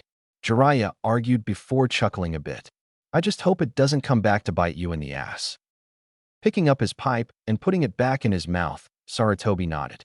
Well, I am getting old, and a crisis of this magnitude clouds my judgment, he said before taking in a big drag of tobacco and exhaling. By the way, Jiraiya, what are you going to do now? Will you go back working with your spy network, or are you going to stay here and watch over Naruto? Jiraiya just sat there and thought about it. There were so many factors that affected so many things, including the safety of his student's son. Not to mention the fact that he has to figure out what the great Toad Sage meant by his students being the key to everything, and two of them having the will of the Supreme King. He also knows that leaving his godson alone could have some serious repercussion in the future, but leaving his spy network unmanaged could lead to the other villages attacking the Leaf in its weakened state. He knows that leaving Naruto alone could lead him into becoming a resentful and hateful person if he's treated as the same way as most Jinchuriki are. Yeah, we can't have that happening, and I can't just take the kid with me. If I did, it'll make my job more difficult, and that kind of life won't be good for the kid. After thinking long and hard about it, he came to a decision. Looking at his sensei with fire reflecting of his eyes, Jiraiya answered. Who said I can't do both? Jiraiya, I understand you want to help Minato's son, but you have to think this through. The Hokage tried to reason, but was secretly happy with his student's decision. Your spy network is vital to the Leaf's security, and you are the only one who knows how to manage it. Without it, the other villages would have already attacked us in our weakened state. You can't raise Naruto and manage your spy network at the same time. I said I will do both, didn't I? Jiraiya said with conviction as got up and put his hands on the desk. He gave his sensei a hard but determined stare. When you took me in to be your student, people, mainly Tsunade and Orochimaru, said that even with your help I'll still be a hopeless, weak and pathetic pervert. I'm now the strongest of the legendary Sannin and the world's only super pervert. When some said that there's no way in hell a clanless shinobi like Minato can ever be Hokage, I trained that brat till he dropped to the ground. He then became the youngest and strongest Hokage the Leaf has ever had. When people read my first book and told me to give up writing, I said fuck you and wrote one of the most popular and successful book series this damn country has ever known. And one of the most perverted. Hiruzen thought with a hidden blush. When Tsunade said she will never return my feelings because her only love was Dan, I never waver. I still gave her nothing but love, and I'll wait forever until she returns it. When my dream is to bring peace to this hate-filled world, you can bet your old ass I won't stop till I achieve it or die trying. So when both Kushina and Minato entrusted their kids' safety and well-being to me, you might as well quit smoking right now if you don't believe I'll fulfill their dying wish. You always love to brag about the will of fire, the will to protect others. Well, I'm showing you my will of fire right now, goddammit. Jiraiya declared before looking down and tightening his fist. I've already failed a lot of people in the past, but I won't fail those two who put their absolute faith and trust in me. I promise myself I won't fail them. Not this time. Silence filled the Hokage's office when Jiraiya finished his speech. Hiruzen can honestly say that he'd never seen Jiraiya so determined to do something that wasn't researching. It's almost like he's the student and Jiraiya the teacher. It's almost scary how much he reminds him of his senseis, the first and second Hokage. The will of fire indeed, Hiruzen thought with a proud smile. After thinking about it for a while, the Hokage smiled and nodded. All right, I'll allow it. You can raise Naruto if you really want to. Jiraiya quickly raised his head and looked at the old man before he blinked. Wait, you're serious? He asked, dumbfounded. Yes. What? The Hokage asked with a raised eyebrow. Wasn't that the whole point of your little speech? To convince me into letting you take care of Naruto. The white-haired man just gave a slight chuckle as he smiled sheepishly and scratched the back of his head. Yeah, it was, but you see. To be honest, I wasn't really expecting it to work. I was half expecting you to say no, and to be honest, I wasn't really thinking about what I was saying in the moment. Hiruzen just smacked his face with his hand at seeing his student's behavior. Never mind. He's still the same old fool as always, just older. Anyway, Jiraiya said, returning back to his seat. I won't be with the kid every day, just long enough for him to stand on his own 2 feet. Please tell me you don't mean that literally, Sarutobi said. Of course not. The Toad Sage clarified. Just long enough till he graduates the academy. And since I'll be managing my spy network at the same time, that will probably give me enough time to visit him. Let's say the weekends. Only the weekends? Sarutobi questioned. That's hardly any time to raise a boy, Jiraiya. I know, Jiraiya defended. But like you said, my spy network is important, and without it the village is in danger of being attacked, and if the village is endangered then, so is Naruto. If the other villages find out who his parents are, or what he holds, they'll almost be willing to kill him for what his father did to get revenge, or steal the key, or worse, the 9 tails. The third could almost feel another headache coming in if that happened. All right, so you'll stop by to check on Naruto during the weekends till he graduates and still manage your network. After that, then what? He asked his student. I'll take him to the gate, Jiraiya told his sensei with hard stare. We still don't know whether or not the person who attacked the village was after the 9 tails or the key, but one thing is certain is that it must be connected in some way. So after the kid had enough time being a ninja, I'll take him and find out what Kushina died protecting. He then stood up and walked towards the baby crib in the room. Seeing Naruto wide awake and looking up at him made Jiraiya smile a bit. Besides, it's a godfather's duty to look after his godson. Whether I'm only there for a few days or a few hours, I'll be there for the kid. Happy with his answer and reason, Sarutobi smiled. Well, Hiruzen said as he went back to doing what he was doing before Jiraiya arrived, smoking his pipe and reading his favorite orange book. I have no objections. I wish you the best of luck, Jiraiya. I'll help in any way possible. Thanks, and you can start by not smoking near him. The Sannin frowned at his teacher. Don't want to take care of a baby and a dying old man because he oversmoked. Sarutobi gave an amusing chuckle at that. I can already tell you will do a fine job raising him. Just make sure you don't create another super pervert. Dealing with one of you peeping at the woman's bathhouse is stressful enough, but with 2. The old man groaned and can already feel the future paperwork and headaches. I think I'll just retire and hand over the hat to Danzo.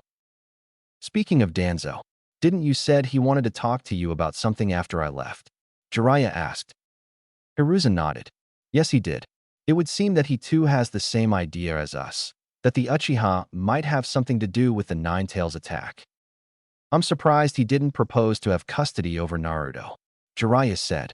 From what he knows, Danzo is the type to use any means necessary to make the leaf the strongest in the elemental continent, even if it means using a child to fulfill his goal. The man is also aware of the elder been in charge of the ANBU program, the Foundation, or Root, along with his training regiments of turning shinobi into emotionless killers. So he's on our side or what? Jiraiya asked. Not necessarily, Hiruzen explained while still reading his orange book. I just played ignorant during the whole time, but I'm sure he wasn't buying it. While I told Danzo about the possibility of someone been responsible, he was quick to accuse the Uchiha clan for this disaster. Whatever the case may be, he too will be looking out for whoever did this, and will be reporting his findings to me. As for Naruto, you shouldn't worry about Danzo trying to get a hold of him. After the attack, he proposed to the council to give him full legal custody over the Jinchuriki to train him to be the Leaf's weapon. Luckily, the entire council outvoted him, and with you now taking responsibility over him, Danzo pretty much has no chance of getting what he wants. Well, that's good news for once. Jiraiya sighed in relief, glad he made the right decision of taking care of Naruto. He doesn't want to know what would have happened to the kid if Danzo got a hold on him. We now have one less thing to worry about. And we will have even one less if you don't create another you in the village. Hiruzen sternly expressed before giggling perveedly and blushing when he reached a certain part of his book. This village doesn't need any more perverts running around in it. The village already has enough perverts as it is. Jiraiya just laughed as he picked up the wide-awake Naruto, causing the baby to smile and giggle. No need to worry about that, the Toad Sage said before he shuddered slightly in fear.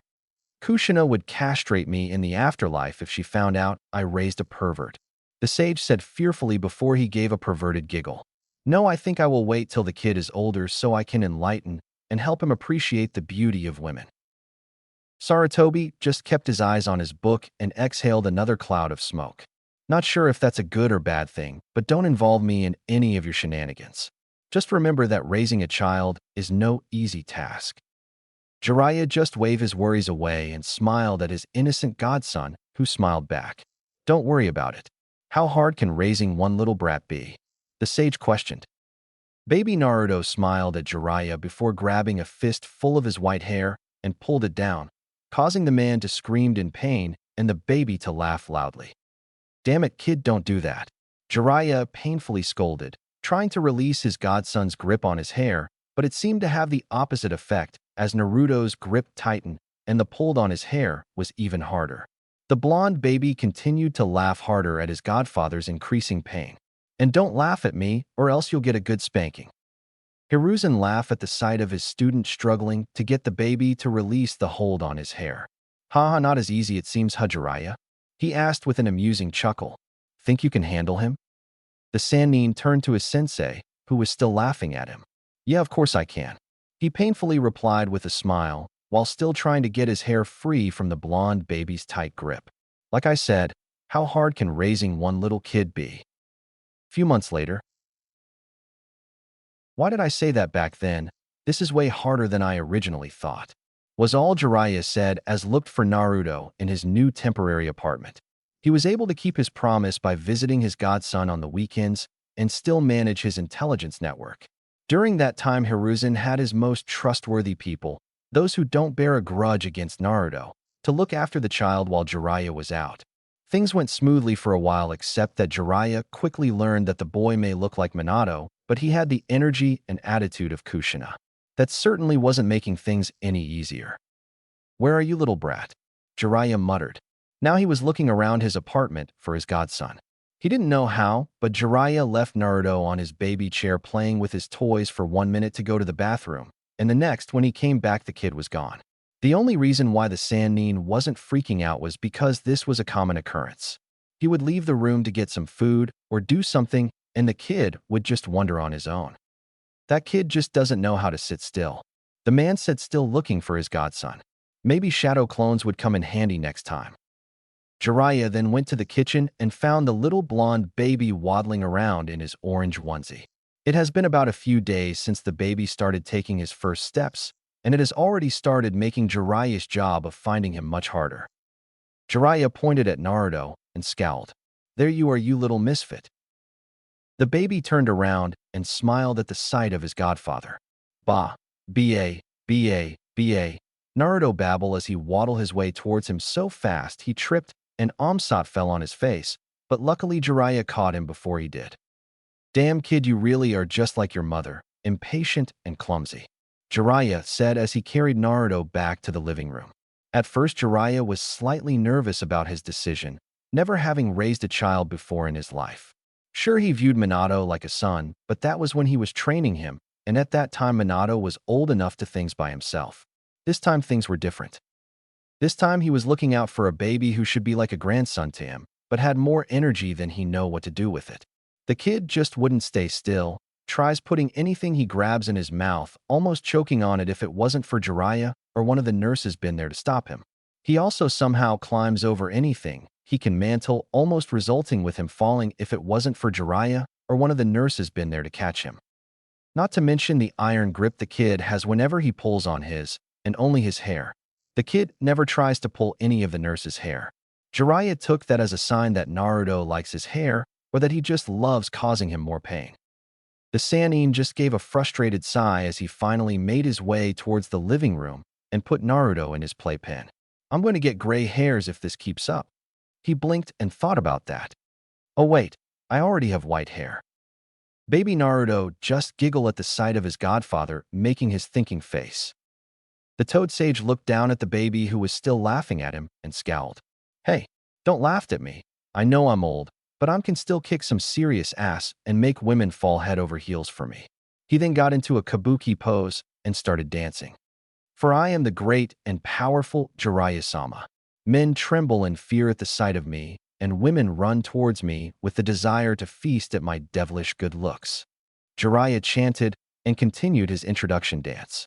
The man who has captured the hearts and bodies of hundreds of beautiful maidens and has battled the mightiest of villains shows no fear to anyone or anything, especially towards a brat like you. It is yours truly, the one and only, Jiraiya-sama, the mighty gallant. Jiraiya then finished with a dramatic pose and stance. After he finished, he looked to see Naruto looking at him completely bored and disinterested. Bah, the baby asked. Jiraiya sat crossed-legged and watched his godson looking at him with unblinking blue eyes. After a few seconds, Jiraiya sighed. You know, you could at least pretend to like my introductions, he said before smiling at Naruto. I'll make sure you love them so much you'll be begging me to write you your own awesome introductory speech. Bah. Baby Naruto tilted his head in confusion. Baba. Yeah, that's right, your grandpa knows how to write good speeches. How else do you think Sarutobi-sensei gave me permission to look out for you? That, or he probably wants an exclusive on my new book, Jiraiya said before blushing and giggling perveedly. Oh, it's too bad I can't use you as a chick magnet. I would if it wasn't for the fact that I promised myself I wouldn't use a baby to get me babes. I want those young beauties falling for me, not you. Bah. Don't worry, kid, you'll have plenty of opportunities to go researching with me when you're older, Jiraiya said before slightly shuddering in fear. Just not now, you're too young. Don't want to face the wrath of Kushina in the afterlife, or worse, Tsunade. If she ever finds out I tried to corrupt a baby then. Jiraiya decided not to finish that sentence. He doesn't want to know, or even imagine what Tsunade would do to him. The memories of the beating she gave him when he peeped at her in the hot springs are still giving him nightmares. Yeah. Bah. Oh, that's right, I haven't told you about Tsunade, huh? Jiraiya moved a bit closer so that he sat right next to the playpen and in front of his godson.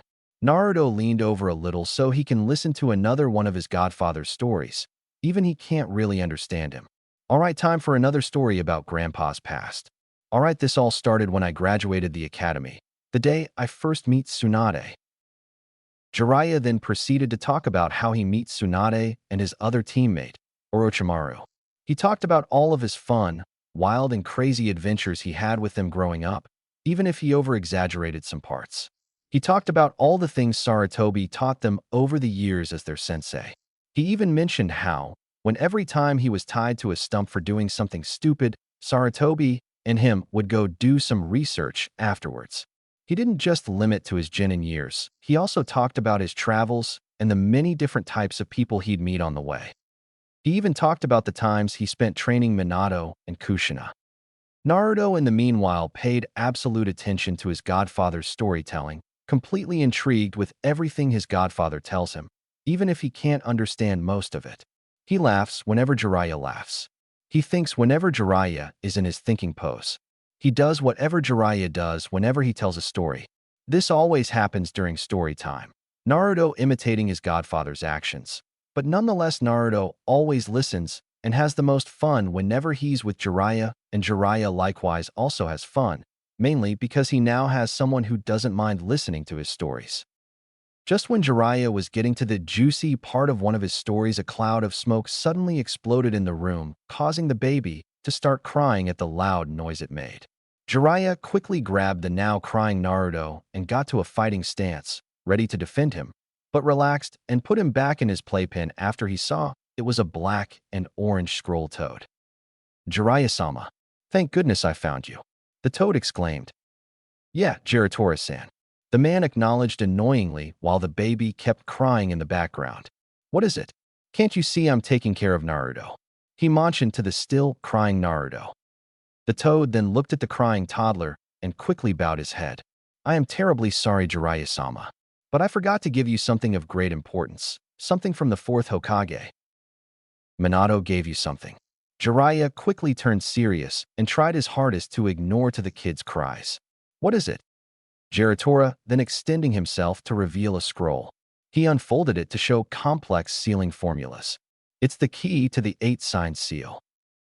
Jiraiya looked at the key with interest before finally realizing the reason his student gave it to him.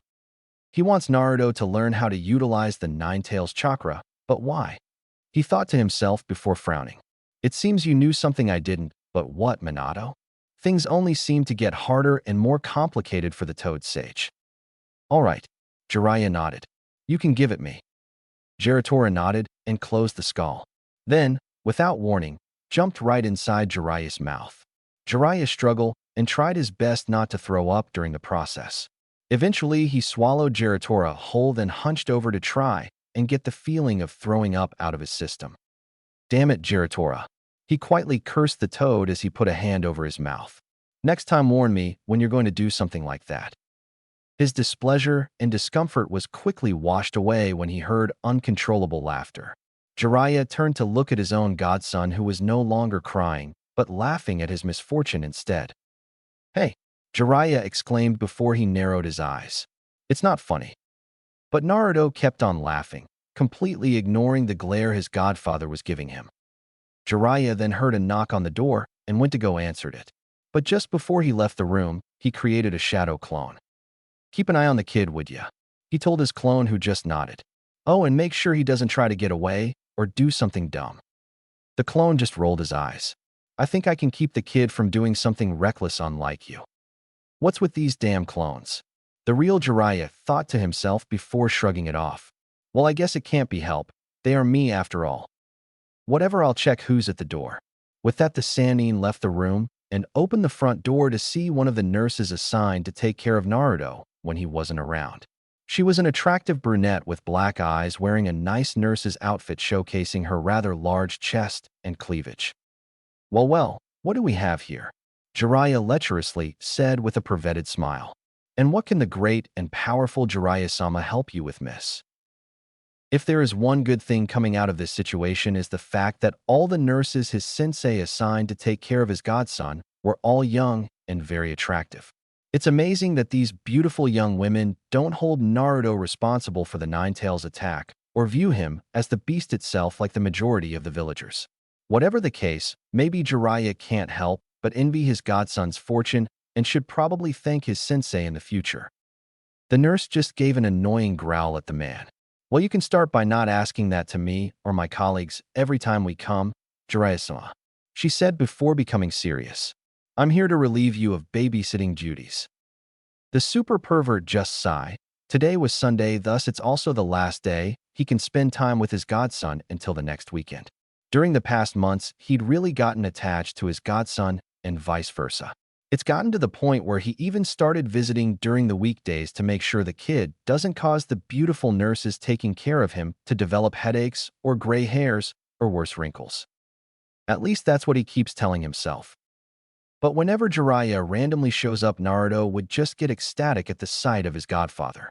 The kid would always pay attention whenever he talks about random stuff like the tales about his past or about the women he researches, even if it results with him getting beat on the head and scolded by one of the attractive nurses for trying to corrupt an innocent baby. But whatever the topic, the kid always pays attention and laughs along with him. Jiraiya knows that it could get in the way of managing his spy network, but thankfully the other villages aren't attempting anything on the leaf in its weakened state. Nor has Orochimaru showed up to do anything. So he uses that excuse to ditch his work and spend more time with Naruto, something the Hokage says is an unnecessary risk. All right, Jiraiya said with neutral tone before he turned and walked to the living room. I'll tell the kid that I'll be leaving now. When he arrived to the room, he saw his clone playing with baby Naruto along with some small toads his clone probably summoned. When the clone looked at him, he automatically knew that it's time to leave just by looking at his boss's face. Naruto, on the other hand, just kept trying to catch one of the hopping toads. "Time to go, huh?"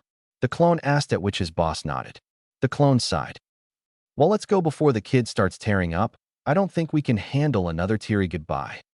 The clone along with the toads popped in a cloud of smoke, leaving the real Jiraiya and Naruto alone. The baby looked at his godfather and can tell by the look on his face that he'll be leaving again. Naruto started whimpering and tearing up. "Hey," the toad sage said as he knelt in front of Naruto and placed a hand on his head, ruffling his blonde hair. He gave his godson a warm smile. "I'll be back before you know it, okay, kiddo? You just have to endure it for a while. After all, that's what being a shinobi means, to endure great hardships and getting right back up whenever you're down. You've done it before many times, and you can do it again." Sadly, his speech had little effect as Naruto started crying loudly, trying to persuade Jiraiya to stay. Jiraiya got to his feet and turned to walk towards the door, trying his best to ignore his godson's cries. "Papa, Papa," the baby cried, trying to reach for Jiraiya with his arms. But because he was inside the playpen, he couldn't go far. "Papa, Papa." Jiraiya stopped just before he was about to leave the room to turn to look at Naruto for the last time. He gave him a small, reassuring smile. "Don't worry, kid. I'll be back. No way in hell I'll ever abandon you," he told him. Naruto stopped his crying for a split second to hear him say that before he went back to crying. Jiraiya turned and left the room to search for the nurse, trying his best to ignore his godson's cries. When he found the nurse, she was in the kitchen preparing some food for Naruto. She turned to him and gave him a sad smile. "You know you can stay a little while longer if you want, Jiraiya-sama," the nurse said as she saw the white-haired man walking towards her. "You know the boy will miss you dearly, and it would be easier on me if you stayed until he falls asleep." The man just shook his head and gave the nurse a sad smile. "No, that would just be a cruel thing to do. Better he knows I left with the intention of coming back than have him waking up believing I abandoned him. As much as I want to stay, I'm afraid duty calls," he said before blushing and giggling pervertedly. "Or are you saying that because you want me to stay here with you? I gotta say that's rather selfish of you trying to keep me here longer than your other friends." The nurse just snorted in response and crossed her arms over her busted chest. "Not in your life, you damn pervert. Now leave before I kick you out." Jiraiya blinked. "But this is my apartment." "Well, my shift to take care of your godson has started, and I won't be able to work efficiently with you around," the nurse argued. All right, the perv said. "Just take good care of him, will ya?" "Don't worry, I will," the nurse nodded. "Just get back before he cries himself a river." "Missing me already, huh?" the toad sage said with wiggling eyebrows and a perverted smile. "You know if you want me that bad, all you have to do is ask. I don't mind you sharing me with your other friends." "Get out now, you damn pervert," she furiously yelled, almost ready to kick the perv out herself. With that, Jiraiya left the apartment and started making his way towards the village gates. The sun was just starting to set on the horizon. Just when Jiraiya passed through the gates, he smiled slyly and thought about his godson, who was probably still crying about him leaving again. "You just have to endure it for a while, son," was his final though before leaving the village, already missing his blonde kid. A small tear ran down his smiling face as he got further away from the village and from Naruto. Chapter 3. So far. 7 years later. Hiding up high in the branches of a tree in a nearby hot spring, Jiraiya stared intensely through his binoculars at the sight before him, not blinking a single eye or making a sound. A dozen of beautiful young women were relaxing and enjoying the hot waters of the spring, without any of them knowing someone was peeping at them and taking notes of them and their bodies. The pervert wrote more notes on his notepad when he saw more women getting out of the water, unknowingly exposing their beautiful bodies to the Sannin. Yes, that's the stuff," the man thought with a blush and slight nosebleed as he wrote more details on his notepad. As much as he wants to giggle, he knows better than to expose himself, so he continued to watch intensely and silent. He is a spy master after all, and some of those women were kunoichi, something Jiraiya knows could end badly for him if he gets discovered. His blush and nosebleed only intensify when he saw some of the women's breasts floating when they lower their bodies in the water. Holy hell yes! Jiraiya screamed ecstatically in his head as he wrote down everything in great vigor. If this keeps up, I might have enough material for 2 sequels. Oh, how I wish Sarutobi-sensei could be here to enjoy this with me, he thought with a perverted grin. The times he spent with Hiruzen researching had been some of the greatest he ever had in his Chunin years. Unfortunately, those times didn't last long because shortly after Bawako found out and harshly scolded him for doing something so shameful, and with his student no less. From what his sensei told him, Bawako also gave him a beating that would have made Tsunade proud. After that, Sarutobi never peeped with his student ever again. But hopefully I can share those moments with someone else, Jiraiya thought as his mind went to his godson. He stopped writing and lowered his binoculars as he recalled all that has happened. It's already been 7 years, huh? 7 years since Jiraiya decided to take care of Naruto, and so far the only regret he has not been able to spend more time with him. He still visits during the weekends like he promised, and sometimes even spends entire weeks with the kid. During the time, the two of them would do all sorts of activities together. They would go out to do whatever they want, as long as it wasn't anything like peeping on women like he is now. Like going to eat Ichiraku ramen to talk about either Jiraiya's travels like they did when he was a baby, or talked about Naruto's latest prank on the villagers, or spending time outside and walking around the village while trying to find something to do or talk about. If it weren't for the fact that the two aren't related, people would have mistaken them for father and son. But whatever they end up doing, Jiraiya knows that Naruto is never bored and has the most fun whenever he's with him. Jiraiya likewise feels the exact same. But even still, it pains Jiraiya to have to leave his godson alone till the next weekend. He told the kid about his work and how important it is for the village. That because of his duty as the Leaf's only spy master and source of information outside the Land of Fire, that he has to be constantly on the move and alert for whatever possible threats that pose to the village. So the only times he has to visit are the weekends and maybe, if nothing happens, an entire week. Luckily, Naruto was quick to understand, something he wasn't expecting from a kid his age, especially when he looked like Minato and acted like Kushina. Jiraiya's face gave a depressed expression at that. Ever since he told him he wasn't his real parent, Naruto kept asking questions about who they were, or at least their names. The kid didn't seem to care that they weren't actually related. He told Jiraiya that because he took care of him most of the time and that he treats him like family, that it would only make sense to treat and view him like family as well, or at least like a grandfather. Jiraiya was happy and overjoyed when he heard that. But even so, Naruto was persistent in finding out who his real parents were. He asked Jiraiya numerous questions like, what were they like? What are their names? Where are they? What kind of people were they? What were they to you? Did they love me? Jiraiya's heart ached a little when he remembered those times. So much so he stopped focusing on the girls to move his eyes and head towards the direction of his home, the Hidden Leaf. He remembered the kid kept asking and asking about his parents, trying everything to get some answers from him. In the end, Jiraiya gave in, mainly because he couldn't stand the look of sadness and betrayal his godson kept giving him when he asked about his parents. Jiraiya gave a small ironic smirk at that. He always believed a shinobi should be able to endure whatever hardships life throws at them, even emotional hardships. But during those times, he wasn't a shinobi, just a man taking care of a boy he views as a grandson. He didn't tell Naruto the whole truth, but he wasn't lying either. He told him that his parents did loved him and that they died as heroes defending the village from the nine-tailed fox 7 years ago.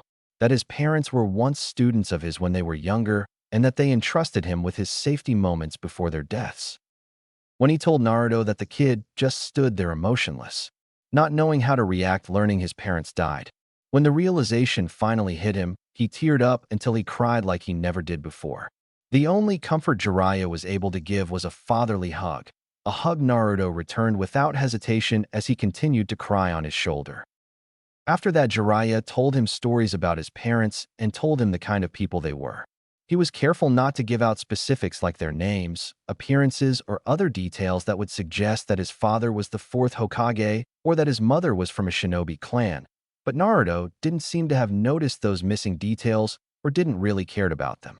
He promised Naruto that he would tell him more in the future, but the kid respectfully declined such information. Naruto told him that he was happy to know that his parents didn't abandon him and that they did loved him, so much that they gave their lives for him and entrusted his safety with the sage. He told Jiraiya that he wasn't going to let it put him down from achieving his goals and dreams, and that he was going to make his parents proud of him. Even though Naruto was 6.5 when he was told about his parents, just a few months ago, he demonstrated strength and determination others didn't have. Jiraiya smiled at that, just like a true ninja. Returning his attention back the hot springs, Jiraiya saw that all the girls have already left. He slightly cursed himself for getting distracted with the past, but he was more angry with the fact that he was getting angry over something that shouldn't take priority over his godson's well-being.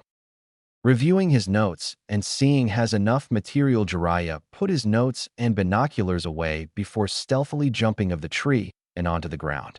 He went to the base of the tree to pick up his scroll he left leaning on the tree.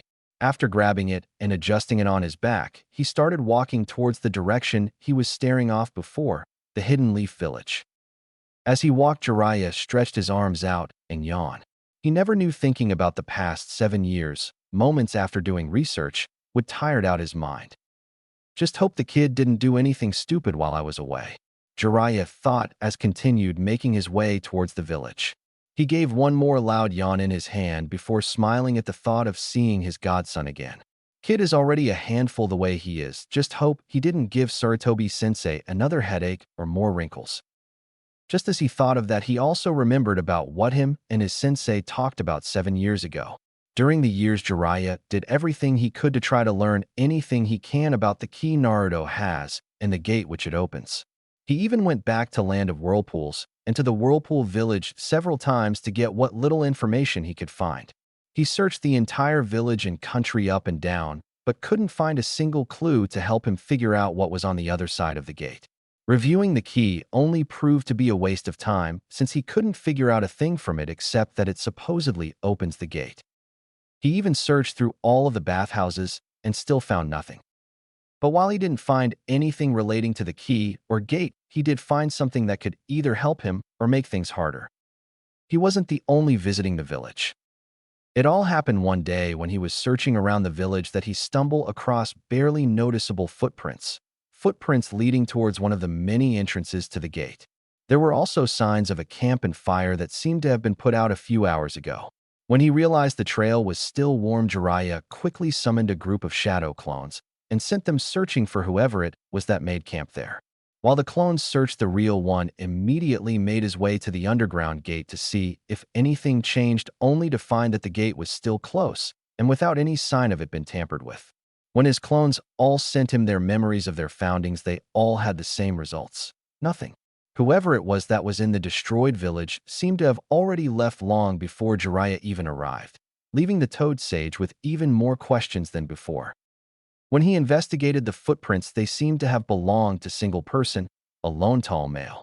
When he reported his findings to Hiruzen, they came up with 3 possible suspects. Orochimaru was one of 3 that came to mind. But after remembering the type of person he was, Jiraiya knew the snake Sannin wasn't careless enough to leave any sort of evidence of his presence. But Hiruzen argued that one of Orochimaru's goal is to learn every jutsu and forbidden jutsu in the world, so sealing jutsu would fit that category. But there wasn't any evidence hinting the gate is storing any jutsus. Also, sealing jutsus didn't seem like something Orochimaru would be crazy about. So while the possibility of Orochimaru being one of the intruders is plausible, the lack of evidence doesn't fully support it. So that left another suspect, the one responsible for the Ninetales attack. Jiraiya and Hiruzen agreed that it seems very likely to have been the same culprit, but the dates of both events happening are too far apart to have any real correlation with each other. Besides, they don't even know who was responsible for the attack, let alone know if they are connected to the gate. So until they find out who released the Ninetales, they'll remain open to the idea of the person having some connections. So that left the final and least likely possibility. Someone they've never met but is connected or is a part of the Uzumaki clan. Jiraiya and Hiruzen were a bit skeptical about it being an Uzumaki, because if it was an Uzumaki, then they would have already visited the Leaf Village and sought refuge. Hell, they would have visited the Leaf long before the Ninetales attack to help Kushina with the sealing and open the gate afterwards. The fact that they didn't makes them believe that this person either didn't know about Kushina having the key, is waiting for something, or has an ulterior motive. But if his was an Uzumaki, then they should have knowledge of the key and what is behind the gate, since they know the gate exists and how to reach it.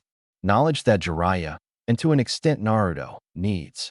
But even so, the possibility of an Uzumaki being involved is there since the clan isn't extinct but scatter throughout the elemental continent.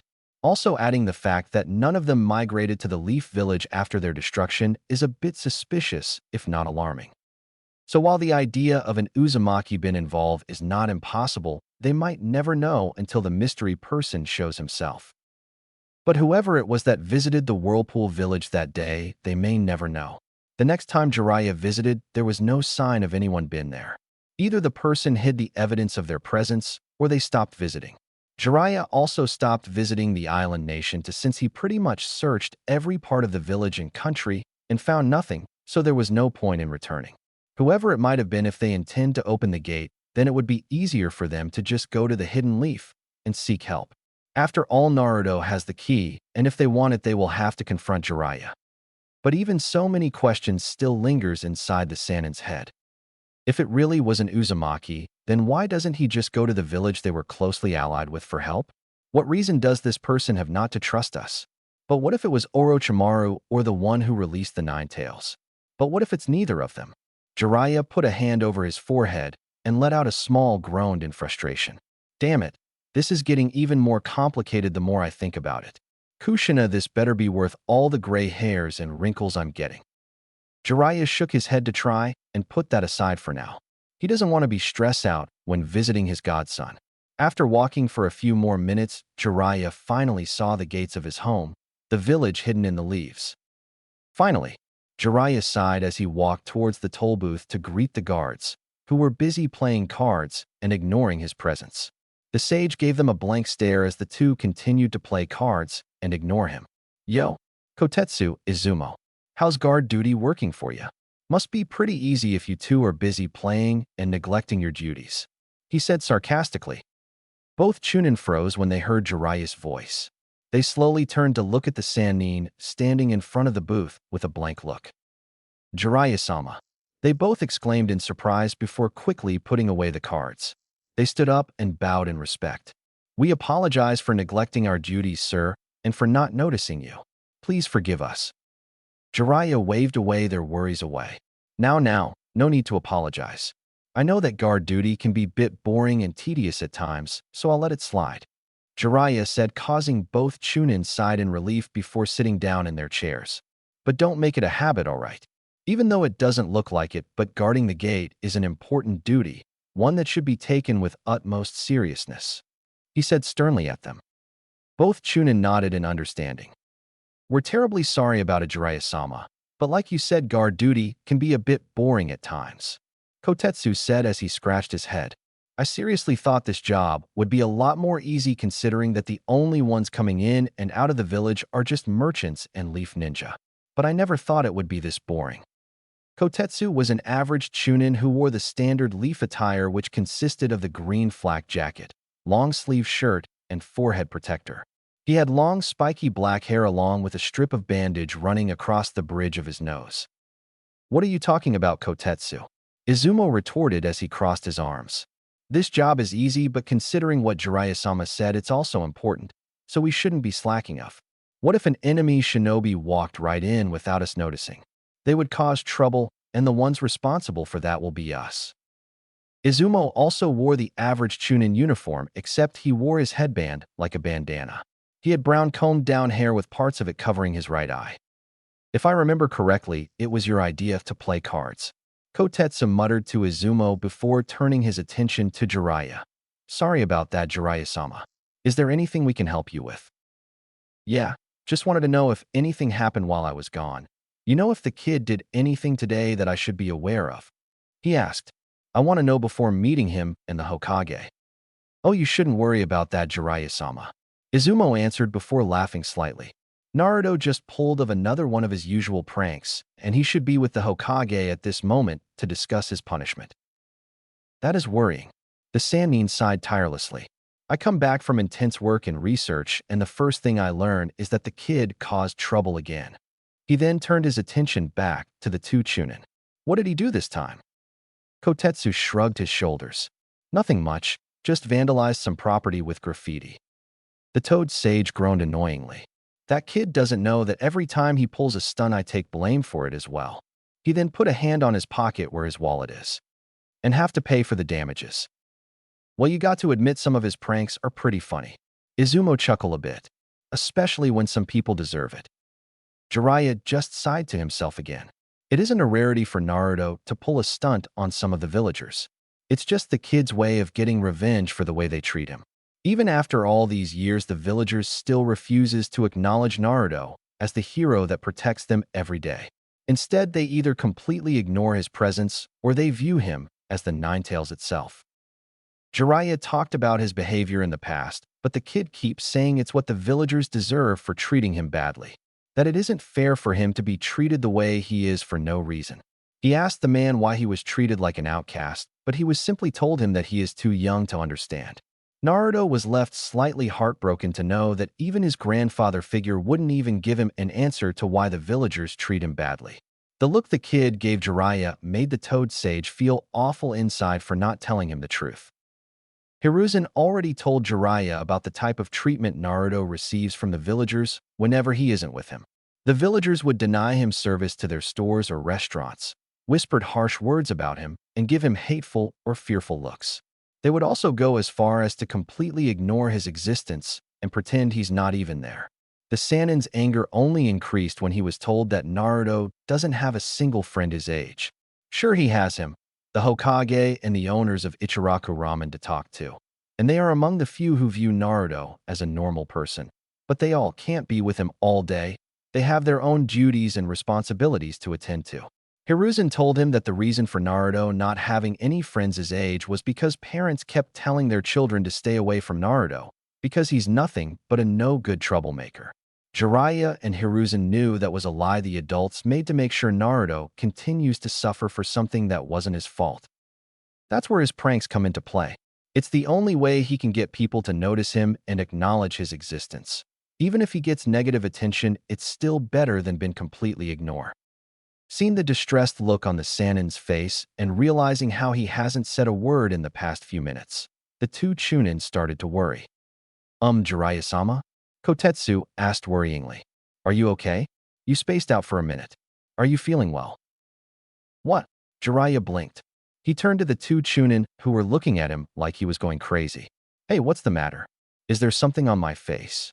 He asked as he put a hand on his face. Is it bad? No, it's not that. You just spaced out for a moment. Izumo answered. It's like you were thinking hard about something. Oh, that. Jiraiya chuckled sheepishly. It's nothing to worry about. I was just thinking on how to punish the kid is all. Before the Chunin can ask any more, Jiraiya turned around and started making his to the towards the Hokage tower. He raised a hand and waved both Chunin goodbye. Anyway, I'll see you boys later. Expect my next hit in about a month or so. I have so much good material, I might have to do a double release. The man yelled. You bet we will, Jiraiya-sama. Both Chunin exclaimed with blushes before they both took out their own copies of Iko Paradise with Jiraiya's personal signature. You're a literacy genius, Jiraiya-sama. Jiraiya chuckled at that. It warms his heart to see people openly admit to reading his books. In his mind, that is something to be proud of, not ashamed. Why the hell would they? There is nothing wrong in appreciating good literature. Jiraiya thought to himself with a smile. This world needs more people like that. As the sage started walking through the crowds of villagers, he took time to look around the now restored village. During the past 7 years, the villagers spent all their time and energy into repairing their home. It was hard at first considering a lot of people lost loved ones, but in time the people prevail. They endured the pain and repaired the damage done to the village. But for some, the pain never left them. The memory was still fresh on their minds. Of that horrible night where the village was almost destroyed if it wasn't for the sacrifice of the fourth Hokage. Damn it, Jiraiya, stop it. The Sannin shook his head. It seems today is just him remembering the past and his regrets. Feeling regret isn't doing anyone any favors. Not now. Not ever.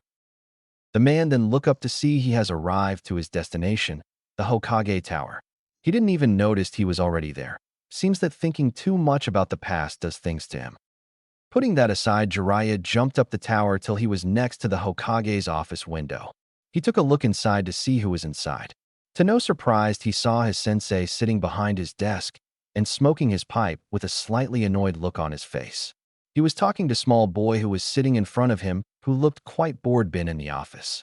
He was a blonde, spiky-haired boy with blue eyes and whisker-shaped birthmarks framing his face. He wore a white t-shirt with an orange spiral in the middle and green shorts. His clothes and face were covered in paint smudges, probably from the latest prank he just pulled. Naruto. Hiruzen started as a blew a puff of smoke. It's becoming a regular occurrence for you to be in my office to discuss your actions. He then gave an exhausted sigh. I'm starting to lose count on how many times we had this talk. Naruto gave him a cheeky smile and scratched the back of his head sheepishly. Sorry about that, old man. Can't help myself. He chuckled. When he said that the hidden ANBU tense at hearing someone calling the third Hokage, a man with the monikers the god of shinobi, and the professor an old man. To them, it was completely suicidal to call the leader of the village in such a disrespectful way. Old man, Hiruzen thought with a twitching eye and an impassive look. Jiraiya quickly hid himself and tried his best not to laugh at his sensei's reaction. It seems that Naruto has taken after him in calling the leader of the village old man. Hiruzen told him to try and teach the boy some manners, but it seems his attempts in doing so aren't working. Jiraiya, Hiruzen thought as he stopped his twitching eye. He already knows his student is outside doing his best not to laugh at his reaction. While I'm glad you haven't turned him into a pervert like yourself, but you could have at least taught him how to treat those in power with some degree of respect. Ignoring the blatant act of disrespect, Hiruzen coughed. Ahem. Anyway, you should be glad, Naruto, since I won't be the one scolding you for your actions, he said before he turned on his chair towards the window. No, after all, I'm not responsible for you, he is. Knowing that's his signal, Jiraiya stooped his stiff laughter and made himself known by opening the window and sitting on the windowsill. Yo, Naruto, he greeted with a smile and wave. How has the old man been treating ya? Grandpa, you're back, Naruto happily exclaimed as he rushed towards Jiraiya to give him a hug, who got off the windowsill to kneel down and return it. When do you get back? He asked, clearly happy to see the man again. I just got back just in time to hear you vandalized someone's property again. He lightly scolded as he let go of the embrace to put a hand on the kid's head, ruffling his hair. You're going to have to tell me the details later, okay? He said with a chuckle in the end. Naruto nodded happily and smiled at the feeling of having his hair ruffled by his grandfather figure. You bet. Also, can we leave the old man's office now? He said before turning to the Hokage. Hey, old man, can I leave now? Hiruzen groaned annoyingly. Naruto, like I told you before, address me as either Hokage-sama, Hiruzen-sama, or Sarutobi-sama. Not old man. Please do try to remember that. Naruto tilted his head in confusion. But Grandpa calls you Sarutobi-sensei, or old man, and since you're not my sensei, I get to call you old man, he said innocently and with a straight face. So can I go now, old man? Jiraiya laughed at his godson's response. It's always funny for him to see someone, especially a kid, treat the Hokage like he wasn't the strongest ninja in the village, but instead an elderly person. He knows only a handful full of people who did that, Naruto been one of them. He's got you there, Sarutobi-sensei, Jiraiya said as he continued to chuckle. Or should I say, old man? Jiraiya, Hiruzen said in low, almost threatening tone, causing Jiraiya to stop his laughter. What have you been teaching the boy? I thought you would be teaching him how to treat the elderly with respect, he said before sighing in exaggeration. Remember, you are his godfather and guardian, so you can do that. Jiraiya just shrugged his shoulders. You should know that manners isn't exactly my forte, and the kid doesn't want to learn that kind of stuff. But hey, I kept both of my promises, didn't I? He then got up his feet and looked down at Naruto and smiled at Bit. Anyway, we can continue this conversation somewhere else. How about at Ichiraku's ramen? Fuck yeah, Naruto happily yelled as he pumped his fist in the air. Ichiraku ramen after a successful prank. Please don't encourage this type of behavior on Naruto, Jiraiya. At least give him a proper scolding before rewarding him for his misbehavior. Hiruzen said before looking at his student in the eye. Also, please don't teach him curse words. He's still a child, and I don't want to hear any vulgar language coming from him this early. Sensei, I had no idea you were the kid's mother. Jiraiya joked slightly before chuckling a bit. But if you want to, you can take care of him while I'm gone. How about that? Sarutobi sighed tirelessly. You know very well why I can't do that. Along with my responsibilities as Hokage and Naruto's tricks, I can barely handle the normal amount of paperwork and the damage reports. Plus, the ENBU have a hard of enough time as it is trying to track him down. He puffed a long-held cloud of smoke. Like both of you like to call me, I am an old man, and it would be easier on this old man if Naruto stopped pulling one of his usual tricks. An idea then popped inside Naruto's head, causing him to slightly smirk. Well, you can always retire and make me the Hokage, old man, he said as he held out his hands and made a grabbing motion. Just give me that awesome hat of yours along with the robes, and you can spend your retirement doing whatever you want. How about it, old man? Hiruzen chuckled in amusement at that. You're far too young to be made Hokage, Naruto, and besides, how can you be Hokage if you aren't even a ninja or even in the academy? He then turned to his student. But your godfather, on the other hand, dash. No way in hell, old man. Jiraiya interrupted, already knowing where the conversation was going. Like I told you before, and will keep telling you over and over again, I don't want to be Hokage. I'm not fit for the job. He then crossed his arms to reinforce his statement. Besides, if I'm stuck behind a desk, then who will manage my spy network and do my research? Those things aren't easy to manage, or no. You mean peep on women? Naruto said impassively before glaring at his godfather. Maybe I should start calling you by that name. You know, the one you said makes you sound less cool whenever I say it in front of people. Jiraiya's face turned to a look of horror when he was reminded of the nickname Naruto made up for him when he found out what he really does when doing research. A name that Jiraiya thought was both embarrassing and totally uncool. He slightly cursed those hot young nurses that took care of Naruto when he was a baby. Even though they stopped babysitting him when he turned 5, they left a lasting impact on the kid. They made sure Naruto wouldn't grow up to be a shameful pervert like Jiraiya by drilling it into his head that perverts like him are bad people and should be treated as such. They didn't get their desired results, but they did manage to make it so that Naruto now views perverts like Jiraiya in a negative way. How foolish. The super pervert thought to himself with a sinister smirk. It might take the kid a while to finally see the light, but I'll take that challenge and mold him into the perfect successor. Jiraiya thought as he rubbed his hands together in an evil manner. Those hotties only halted the inevitable. They stopped nothing. I just have to wait till he's older, then will I start his training. I can see it now. The kid will be begging me to take him along to one of my research trips to learn more about the female body and what makes them tick.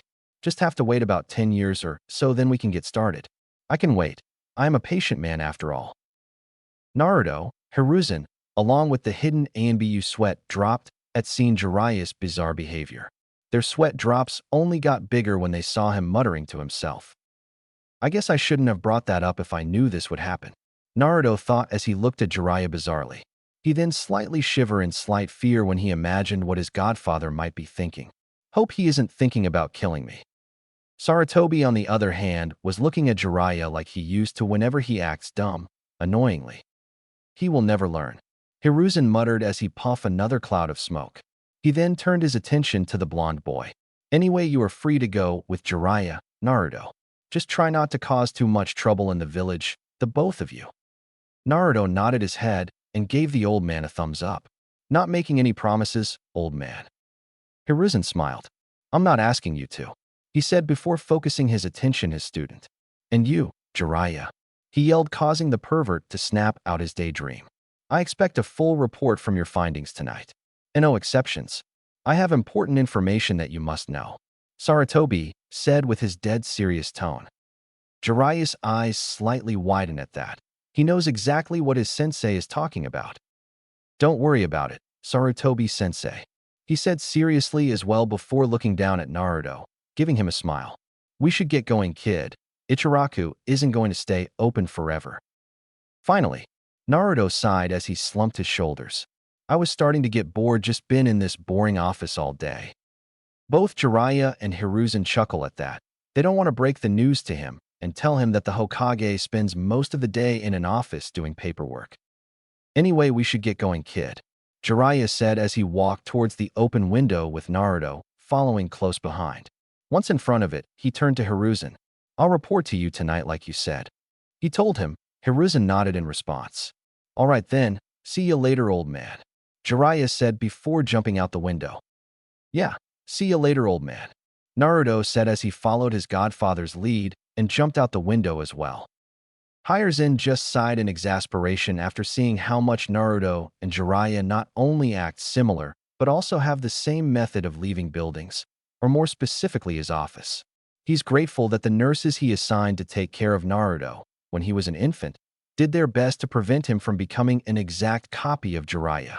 But even so, Hiruzen can only imagine how long it will take for Jiraiya to finally start molding him into a pervert like himself. I'm starting to wonder if Jiraiya was the right person to take care of Naruto, Hiruzen thought before shaking his head and dismissing the thought. No, Minato and Kushina put their trust and faith in Jiraiya, and so should I. But that doesn't mean I shouldn't worry. Sarutobi then looked at the Hokage portraits that were in display in front of the room. More specifically, he looked at the picture of his late successor. I could only imagine what you went through when Jiraiya trained you, Minato, but you shouldn't worry too much. Jiraiya is doing his absolute best, and so am I. Just as he was about to return to his paperwork, Sarutobi sensed two familiar chakra signatures entering his office. He relaxed since both intruders pose no threat. He knows whose chakra it is since it belongs to two of his most loyal shinobi. The two hid their chakra so well that not even his personal ENBU guards noticed them entering. ENBU, leave, Sarutobi commanded as he sensed his guards leaving the room. When he knew the ENBU were gone, he activated his privacy seals to make sure no one could hear or see inside his office. You can come out now, the Hokage said to seemingly nobody. Both of you. Coming out of hiding and kneeling in front of the Hokage were two of his most strongest and dangerous ninja, but also the village's most loyal. The one on the left had short black, unkempt hair. He wore a high-collared black shirt with the Uchiha crest resting on the back along with the Leaf's headband tied around his forehead. He also had a harness that ran across his chest and fastened over both his shoulders to hold his tanto. The one on the right also had black hair except his was longer. He had his hair tied in a low ponytail with two bangs framing both sides of his face and extending down to his cheeks. He wore the standard ANBU uniform with the armor and arm guards except he wasn't wearing the mask. Under his eyes were short, pronounced tear troughs. Putting more tobacco in his pipe, Hiruzen lit it before taking in a long drag. He then exhaled a long line of smoke. Report. Itachi, Shursui. Ichiraku ramen. So tomorrow is the day you start the academy, huh? Jiraiya questioned as he ate from his bowl of ramen. He swallowed the noodles before looking at the blonde next to him. I guess it's lucky for you that I'm going to be here the whole week. Otherwise, you would have gone by yourself. You're staying here the whole week? Naruto nearly choked on his food when he heard that. He quickly drank from his glass of water to help him swallow. Putting his glass down, he looked at his godfather with excitement. I didn't know you were staying the week. Why is that? To look out for you, of course. Jiraiya simply responded before smirking. Why? Do I need other reason to take care of my godson? Like making sure you don't cause any more trouble? He and Naruto were currently sitting and eating at their favorite ramen stand, Ichiraku Ramen. They arrived just a few minutes ago to eat, although they could have arrived earlier, but they first had to go home to clean the paint of Naruto's face and have him change clothes. That didn't take long since Naruto would run a marathon to eat his precious ramen. Slurping some noodles into his mouth, Naruto shook his head. No, just wanted to know because tomorrow is the entrance ceremony and I don't want to miss it. After that, my ninja training finally begins, he said with a mouth full of noodles. You shouldn't talk with your mouth full, Naruto-kun. It's bad table manners if you do so, and it's a choking hazard. A feminine voice said from behind the counter. Both godson and godfather turned towards the source of the voice. It belonged to the owner's daughter. I am Ichiraku. She was a young girl with long brown hair and black eyes. She wore the usual white robe with a blue apron combo along with a white bandana, normal for one that works in a ramen stand. Naruto swallowed his food before scratching the back of his head and giving the girl a sheepish smile. Sorry about that, I am. He chuckled nervously. It's that I'm really excited to finally start my ninja training. After all, I'm planning on becoming Hokage one day, and the Hokage has to be a ninja first. Jiraiya slightly frowned at that as he ate his ramen. Ever since he told him that the third Hokage was his teacher and that he personally trained the fourth Hokage, Naruto told him that his dream is to become Hokage like the both of them. In all honesty, Jiraiya blames himself for that, since he was the one who accidentally slipped out the fact that the fourth was one of his students. Thankfully, Naruto never asked if the fourth and his father had any connections. That would have been the most stressful day of his life if that happened, but luckily it didn't. Not yet anyways. He can only guess that the kid's eagerness for becoming Hokage only increased when Sarutobi offered him the job, something the old man does a lot whenever the three of them are together. Whether the old man means it or is just joking, he doesn't know what kind of an effect it might have on the kid. Well, you can't be Hokage on an empty stomach, Naruto, said another voice from the kitchen. This one coming from the owner of Ichiraku's and Ayam's father, Tuchi Ichiraku. He was an older man who wore the same white robe as Ayam, except he wore a hat instead. He brought a second bowl of ramen to Naruto after seeing he was almost finished with the first. It would be nice to know that two Hokage and the future one love eating here, Tuchi said before chuckling. It would raise the prestige of this old hut and bring in tons of customers when they find out famous people love eating here. Naruto quickly finished drinking the broth of his first bowl and started eating his second bowl. He was about to talk, but then remembered Ayam would scold him for eating with his mouth full again. So he ate and swallowed before talking. What do you mean, Tuchi-san? I know the third likes eating here with us once in a while, but I don't know of any other Hokage that eats here too. He questioned. He's talking about the fourth Hokage kid. Jiraiya answered before smiling a bit of the memories he had with Minato and Kushina eating ramen. Long before he became Hokage, and even after, the fourth would come here with his girlfriend to eat and talk about whatever comes to mind. He then chuckled to himself. Although I'm pretty sure it was his girl that made him come here since she always had an appetite for ramen. The fourth Hokage used to eat here too? Naruto asked in surprised and slightly widened eyes. Jiraiya slightly nodded in confirmation. You bet he did, though I'm not sure if he ever developed a love for ramen like his girl. He answered before he drank the broth from his bowl in one go. Placing the bowl down, Jiraiya then looked at his godson in the eye. But hey Naruto, I want to know something. Why do you want to be Hokage?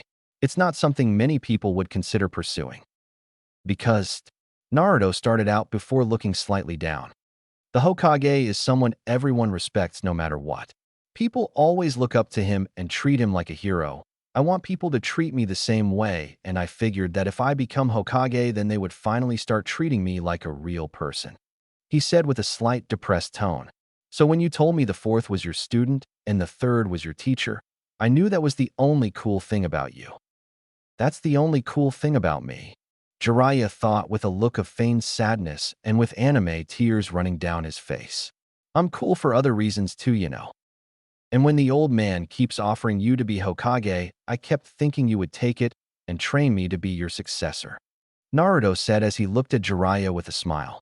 If you became Hokage, then it would be easier for me to be Hokage. That way people will finally start respecting me and stop treating me like I'm nobody. I see now, Jiraiya thought to himself with a slight frown. He never thought the kid would only desire the Hokage position just for such a reason. I have to break it to him, or else it can cause him some trouble in the future. Kid, let me tell you this right now. Give it up, he harshly said. You're not going to be Hokage. What? Naruto responded before getting angry and glaring at his godfather. He feels a bit betrayed that his godfather would tell him to give up on his dream. What do you mean give it up? I am going to be Hokage, so why the hell are you saying I should give up on my dream? I'm telling you that because the reasons you want to be Hokage are not only selfish but stupid as well. Jiraiya argued with his own glare. Do you even know what the Hokage does or what he is? All he does is just sit behind his desk doing nothing and telling people what to do, Naruto retorted, still glaring at his godfather. What more is there to it? Anyone can do that, and people respect him for that. Then why isn't everyone doing it, huh? Jiraiya questioned before losing his glare and replacing it with a soft look. Listen, kid, Anyone can sit behind a desk and give orders. It's not that hard. The Hokage does more than just sit behind a desk and receive admiration. He's the freaking leader of the village. Do you know what that means? Naruto's glare turned to a confusing look. No, what does it mean? What does he really do? He asked his godfather. Protects the village, leads it, and cares for it. Jiraiya answered as he placed a hand on Naruto's head and ruffled his hair. He's the one people rely on for guidance whenever the village is in trouble. He makes the hardest decisions out of anyone here. He has to make sure every citizen in the village are safe under his watch. A Hokage is someone who leads from the front and takes whatever pain and suffering is ahead of him, so that the people he protects won't have to. It's a stressful job that isn't easy to do. I can tell you right now that Sarutobi-sensei doesn't do it for fun, and he sure in hell isn't doing it for respect either. He's doing it to protect everyone he cares for, and he is willing to lay down his life for the village without hesitating. Because to the Hokage, everyone in the village is family. So don't believe that becoming Hokage guarantees acknowledgement and respect from all. It doesn't work that way. It's the one who's respected and acknowledged by all that becomes Hokage. He finished before taking in a deep breath. He removed his hand from Naruto's head and looked him in the eye. Do you understand now, Naruto? Don't be Hokage because you want the acknowledgement from everyone. Be Hokage because you want to protect everyone. Naruto looked down a bit in distress. He never thought his dream was a selfish desire or that the Hokage has to do so much. But after listening to Jiraiya's reasoning on what the Hokage position actually means, he's starting to believe it was selfish and stupid. Up until now, he truly believed the only way to gain respect and acknowledgement from the village was to become the Hokage. Now he's seeing that isn't the case and that everything he believed in was wrong. But how am I supposed to get everyone's respect when they don't even acknowledge my existence? The villagers hate me. Naruto asked in a sad tone. He then looked up at Jiraiya with a slight scowl. Why should I protect them when they won't do the same for me? Endure it, kid, or ignore it. Jiraiya stated. Listen, I know it will hard, but you're going to have to work for the people's respect. Earn it. Show them that you're worthy of it. After all, respect is earned, not given freely. Show them you have the strength to get up and walk away from all the pain they throw at you. Prove to them that they were wrong for treating you the way they do. I know you won't gain everyone's respect, but you have to at least try to earn it. You have to start somewhere, so you might as well start by taking some baby steps and change the villagers' views of you one person at a time. The village's entire view of you won't change in just one day, but you can slowly change it a few years. You just have to be patient and endure it, and maybe one day you can be Hokage, and once you do, you'll realize that working for things you want feels a lot better than have it given to you. The man finished before stretching out his arms and taking in another deep breath. Man, I haven't talked that much since 7 years ago. Naruto sat there and took in everything his godfather just told him. It was a lot to take in, but he knows that Jiraiya isn't wrong about what he said. He may be a pervert, but he isn't an idiot. After a few seconds of thinking, he looked at his godfather. But what if I do all that, and people still don't respect me? The blonde boy questioned with a slight frown. Then what do I do? Ignore them, kid, Jiraiya replied. If people still treat you like crap after all you've done for them, then their respect and acknowledgement isn't worth your time. Just like now, if people are saying stuff about you, then ignore them till you're ready to prove them wrong. For now, the only opinions that should matter to you are of those you care about. Naruto looked at his bowl of ramen and thought about it. Jiraiya was right. He should have been ignoring all the things people have been saying about him. He can't show them that the things they say actually hurt him. That will only encourage them to continue. He will have to work hard to earn the people's respect and acknowledgement in the future, but for now he'll ignore their words and looks. Thanks you for that, Grandpa, Naruto said as he looked at Jiraiya with a small smile. But I still want to be Hokage. It's my goal and dream. But I guess I'm going to have to gain everyone's respect and acknowledgement first before I can do that, he said before he ate his second bowl of ramen in silence. Jiraiya smiled at the kid's answer. He's glad he was able to have this conversation with his godson. It was almost like talking to both Kushina and Minato when they were Chunin. Except he's having it with a kid who's not even an academy student. Now he won't have to worry about the kid having the wrong idea about what it means to be Hokage. It's times like these that Jiraiya is glad he decided to take care of Naruto, or else he would have had one more regret and failure.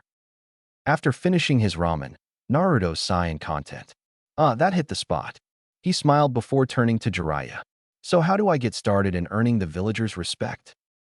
The Sannin chuckle. Well, for starters, you can stop pranking the villagers. Jiraiya suggested as he got up and got out his wallet. He pulled out a few Rio bills and paid for the food. I know you want the villagers to learn a lesson, but in all honesty, you're making it harder for them to respect you by doing that. He then walked out of the stand with Naruto following close behind. They walked down the road to an unknown destination with Jiraiya leading the way and Naruto following next to him. The sun was still up high and showed no sign of going down anytime soon. The streets were already crowded with villagers moving around and doing business as usual. When some saw Naruto, they instantly glared at him, but after seeing Jiraiya next to him, they quickly turned to look away, but some still gave him looks. Do I really have to? Naruto asked with a frown. He ignored the looks and whispers he was receiving from a few people. After his talk with Jiraiya, it no longer bothers him. Even though he was around Jiraiya, some people still have the guts to look at him with fear or hate. I mean, some of them I do for fun and others I do because people kick me out of their stores. It's not like I'm hurting anybody. Yes, kid, I mean it, Jiraiya said as he continued walking. He too was ignoring the looks and words people were giving his godson. As much as he wants to, he can't do anything to the villagers because they technically weren't breaking the Hokage's law. But once in a while he would give anyone who gave Naruto a look an intimidating glare that would make seasoned ninjas scared for their lives. Trust me, if you're serious about this, then a good way to start is to stop pranking, or at least tone it down a bit where people won't complain as much. Naruto sighed in response. All right, from here on out I promise to tone down my pranking. He then raised a hand to further solidify it. I promise to tone down on pranking, but I won't fully stop doing it, because they're still fun to do. And if I don't, then I would stop eating ramen for an entire year. Because I, Naruto Uzumaki, future Hokage of the Hidden Leaf, keeps his promises no matter what. When he finished, he lowered his hand before looking up at Jiraiya. How's that? Perfect, Jiraiya said with a proud smile. This works for the both of us, actually. You won't do as many pranks, and I won't have to talk to Hokage about it or pay the damages. Jiraiya then looked down at Naruto. You do realize I have to pay for the damages you cause, right? After all, you're my responsibility till you graduate. Oops. The kid chuckled nervously as he scratched his cheek. I didn't know that. Sorry about that, Grandpa. Just be glad money isn't an issue for me, kid, Jiraiya said blankly before laughing loudly. Otherwise, you would have bankrupted a normal shinobi and given the old man twice the amount of paperwork. Hell with the amount of ramen you eat would have bankrupted the old man, and he's the freaking Hokage. Naruto laughed along as well. The old man might as well be glued to his chair with the amount of work he would have to do. No, kid, he would be forced to live in his office. Jiraiya laughed even harder. The old man would have so many bags under his eyes, he would bags under those bags, and you would have enough paperwork to cover up the entire Hokage monument or the entire village. You would also have to cut half of the forest down to make up for the loss of paper, Naruto said out loud while still laughing. And with that, you can kiss the Hidden Leaf Village goodbye and say hello to the village hidden underneath paperwork. Jiraiya laughed. Nobody would ever think the village would be underneath boring paperwork. It's the perfect hiding spot for a hidden shinobi village. Naruto burst out laughing at his godfather's joke. Both of them started laughing so loudly at their own jokes, people momentarily stopped their glaring and whispering and ended up silently chuckling with them.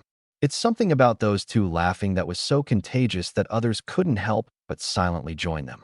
It's times like these that Jiraiya was very glad he decided to take care of Naruto. If he hadn't, who knew what kind of a person Naruto would have ended up becoming? The thought alone scares Jiraiya. As the two continued to laugh and walk, infecting more and more with their infectious laughter.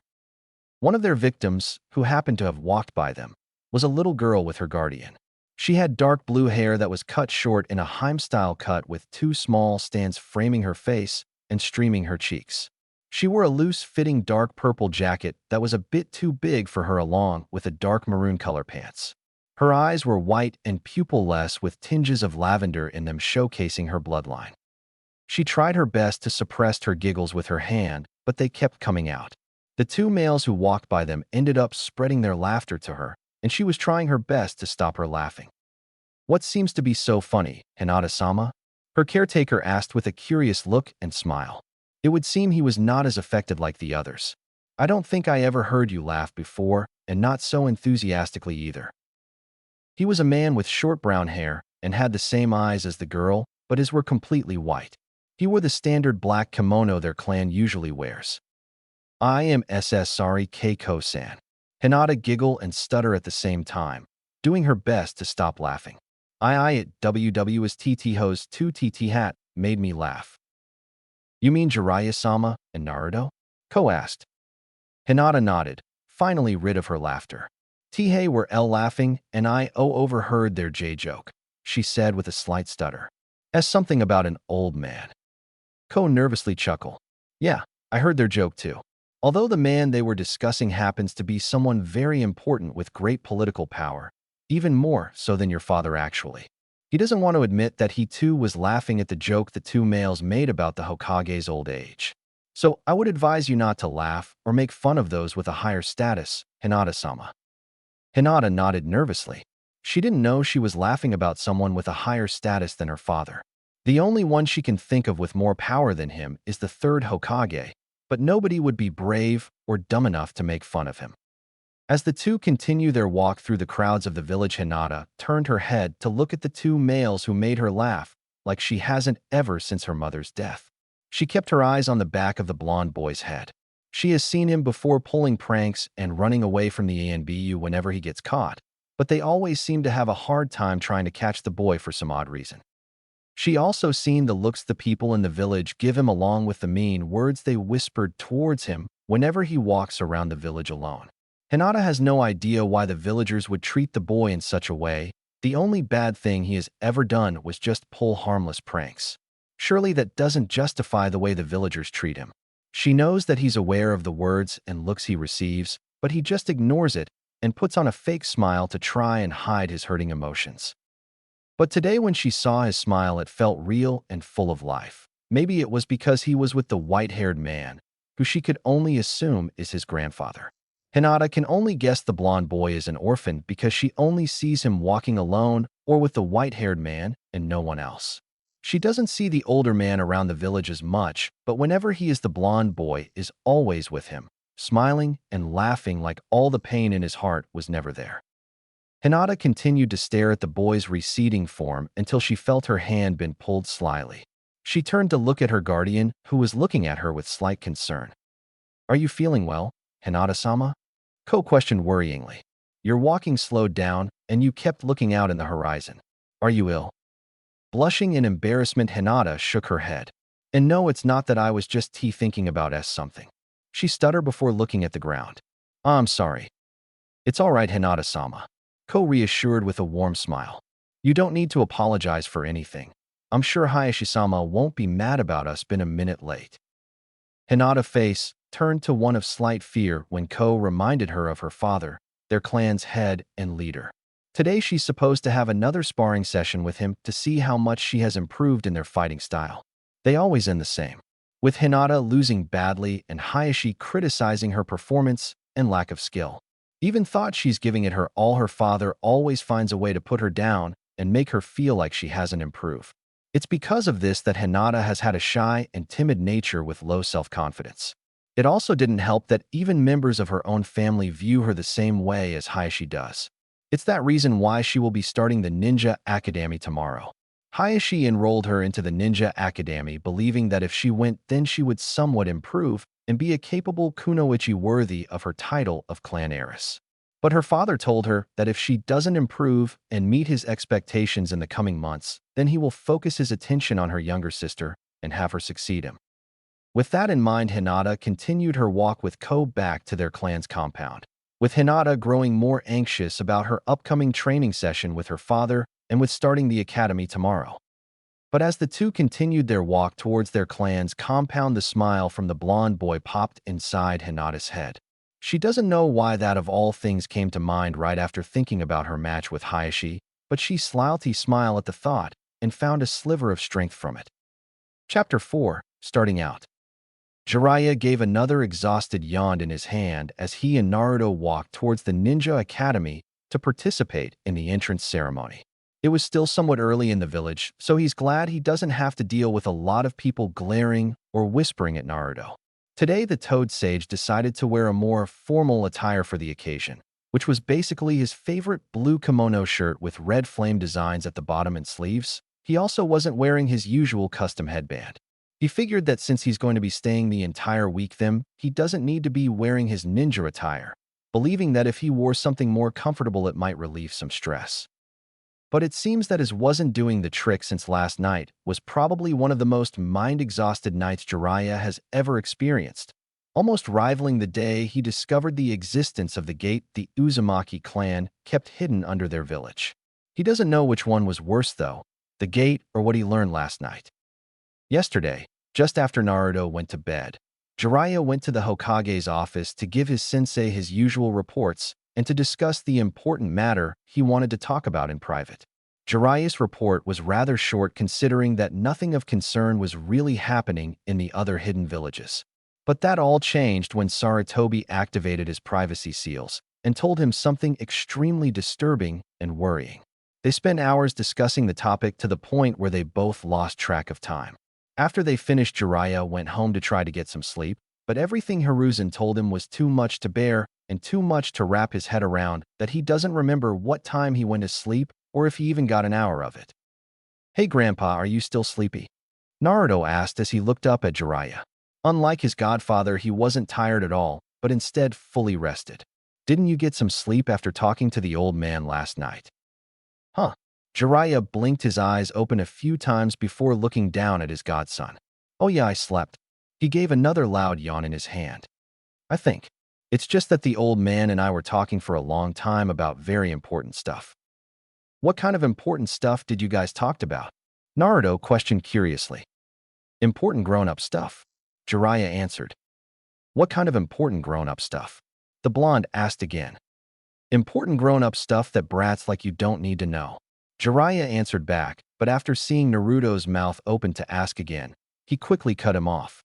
"We were talking about all the awesome times we had back in the day observing and admiring those magnificent creatures we call women."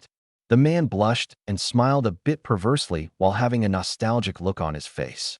"Oh man, were those the days, Sarutobi-sensei, and I had a wild time admiring and discussing about those dash." "Okay, I get it now." Naruto annoyingly interrupted and scowled. "Geez, you and the old man are probably the biggest perverts in this village. At least the old man tries to hide it, unlike you, Grandpa." The blonde then growled a bit. "Is that the very important grown-up stuff you guys were talking about all night?" "Yup," Jiraiya happily replied. "Told you it was important grown-up stuff, but I'm afraid you're still too young to partake in our mature intellectual conversations, Naruto," the man said before giving a smirk. "You will have to wait a few years for that, I'm afraid." Naruto frowned a bit. "I think I'll pass, thank you." The Toad Sage chuckled a bit at that. He placed a hand on his godson's hair and ruffled it a bit. "Oh, come on, Naruto," Jiraiya said as he gave the blonde a look of feigned betrayal. "You don't really mean that, do you? It's a great bonding exercise me and Sarutobi-sensei did when we were a team, and it would surely help to strengthen our bond." "Yes, I do mean it," Naruto blankly responded with a hint of slight annoyance. "I don't want anything to do with what you and the old man talked about, you know." Jiraiya took his hand off the kid's head and chuckled. He's glad Naruto bought the lie. There is no reason for the kid to learn what Sarutobi told him last night. "Well, all right, I'll respect your decision," he said with a slight smile. "You'll come around eventually, but for the moment I'm sorry I had to lie to you again, Naruto. You're still too young to have to carry my burdens, and I hope you won't ever have to." The Toad Sage, though, as he and Naruto continued their walk towards the academy in silence. As they continued their walk, Naruto suddenly remembered something he wanted to ask his godfather. "Hey, Grandpa," he said as he looked up at the man. "Can I ask you something? You know, about the talk we had yesterday at Ichiraku's."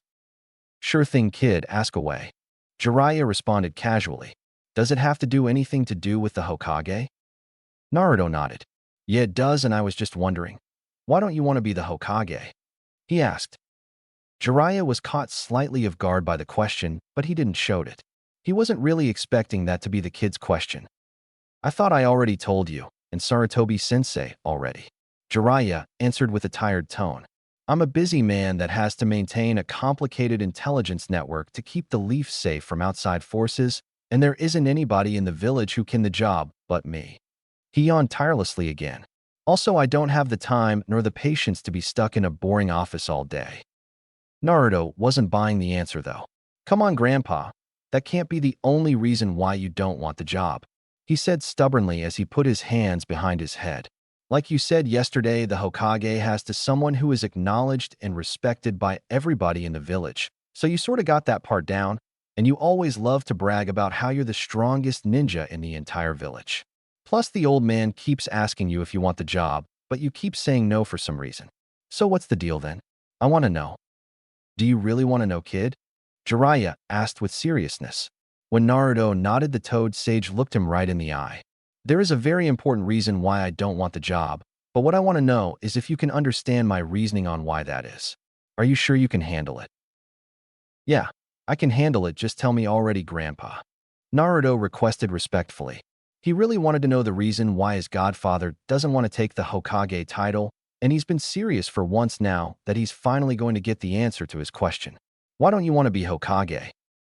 Jiraiya's face took the most serious look it can form. I don't want my face sculptured on the Hokage mountain. He finally answered with a very serious tone before chuckling a bit and finally laughing hysterically at his own joke. Ha ha ha, can you imagine how many women would faint at the sight of my handsome face on that huge rock? More than half of the female population will be running towards me to catch a glimpse of me. The man wiped a tear that was threatening to shed from all his laughing. I know I'm already a world-renowned author with millions of fans, but if my face gets put on that mountain, I could be responsible for the hospitalization of the Kunoichi force from the loss of blood and lose fans from the scandal it can cause.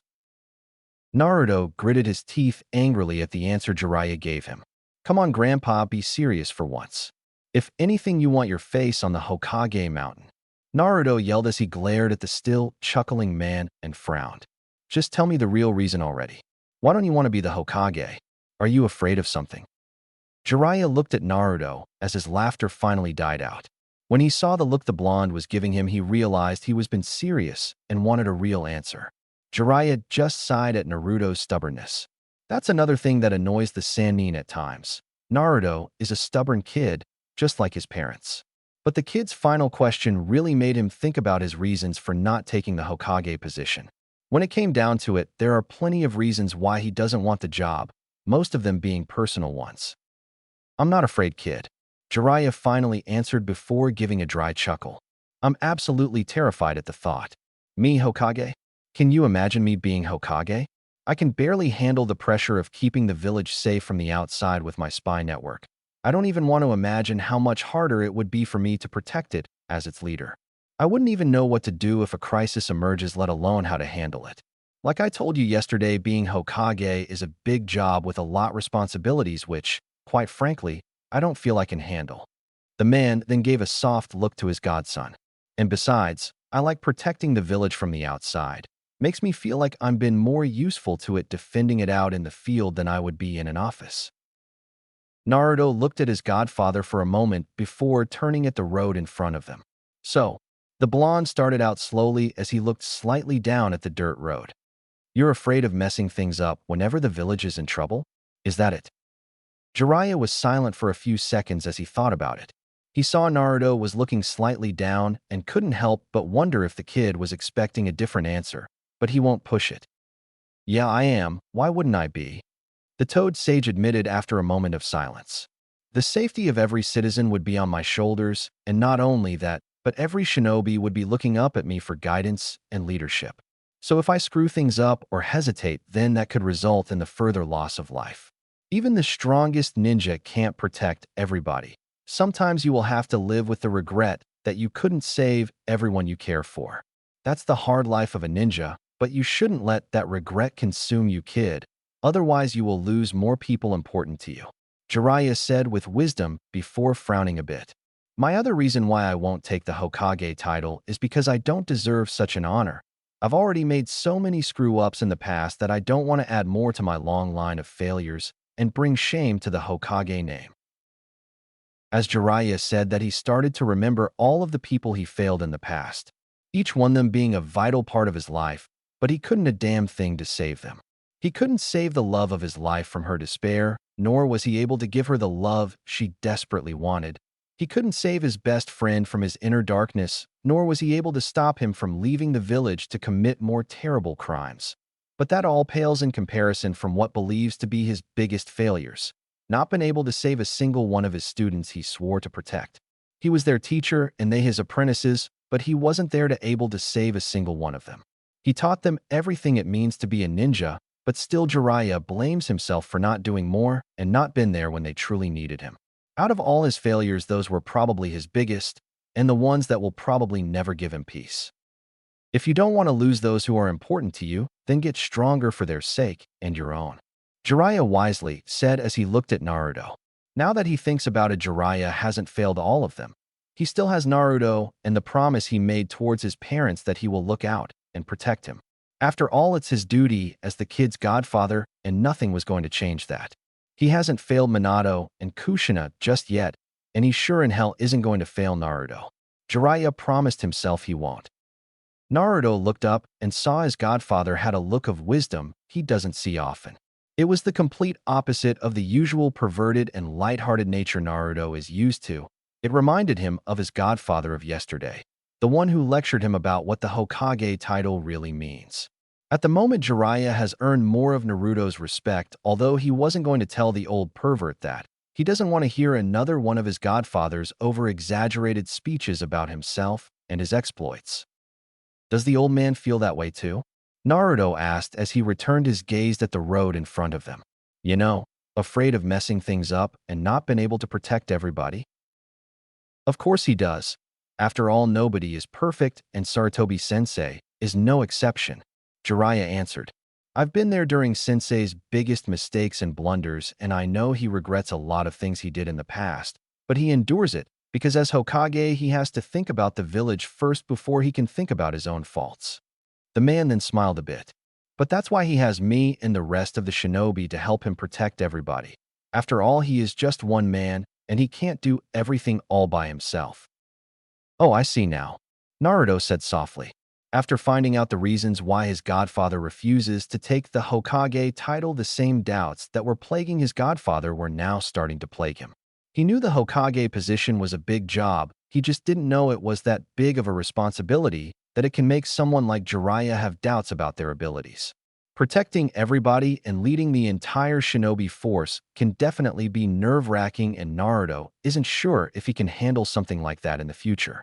Not to mention the fact that if he messes things up or hesitates, more people can die in the process, and it'll be his fault for it.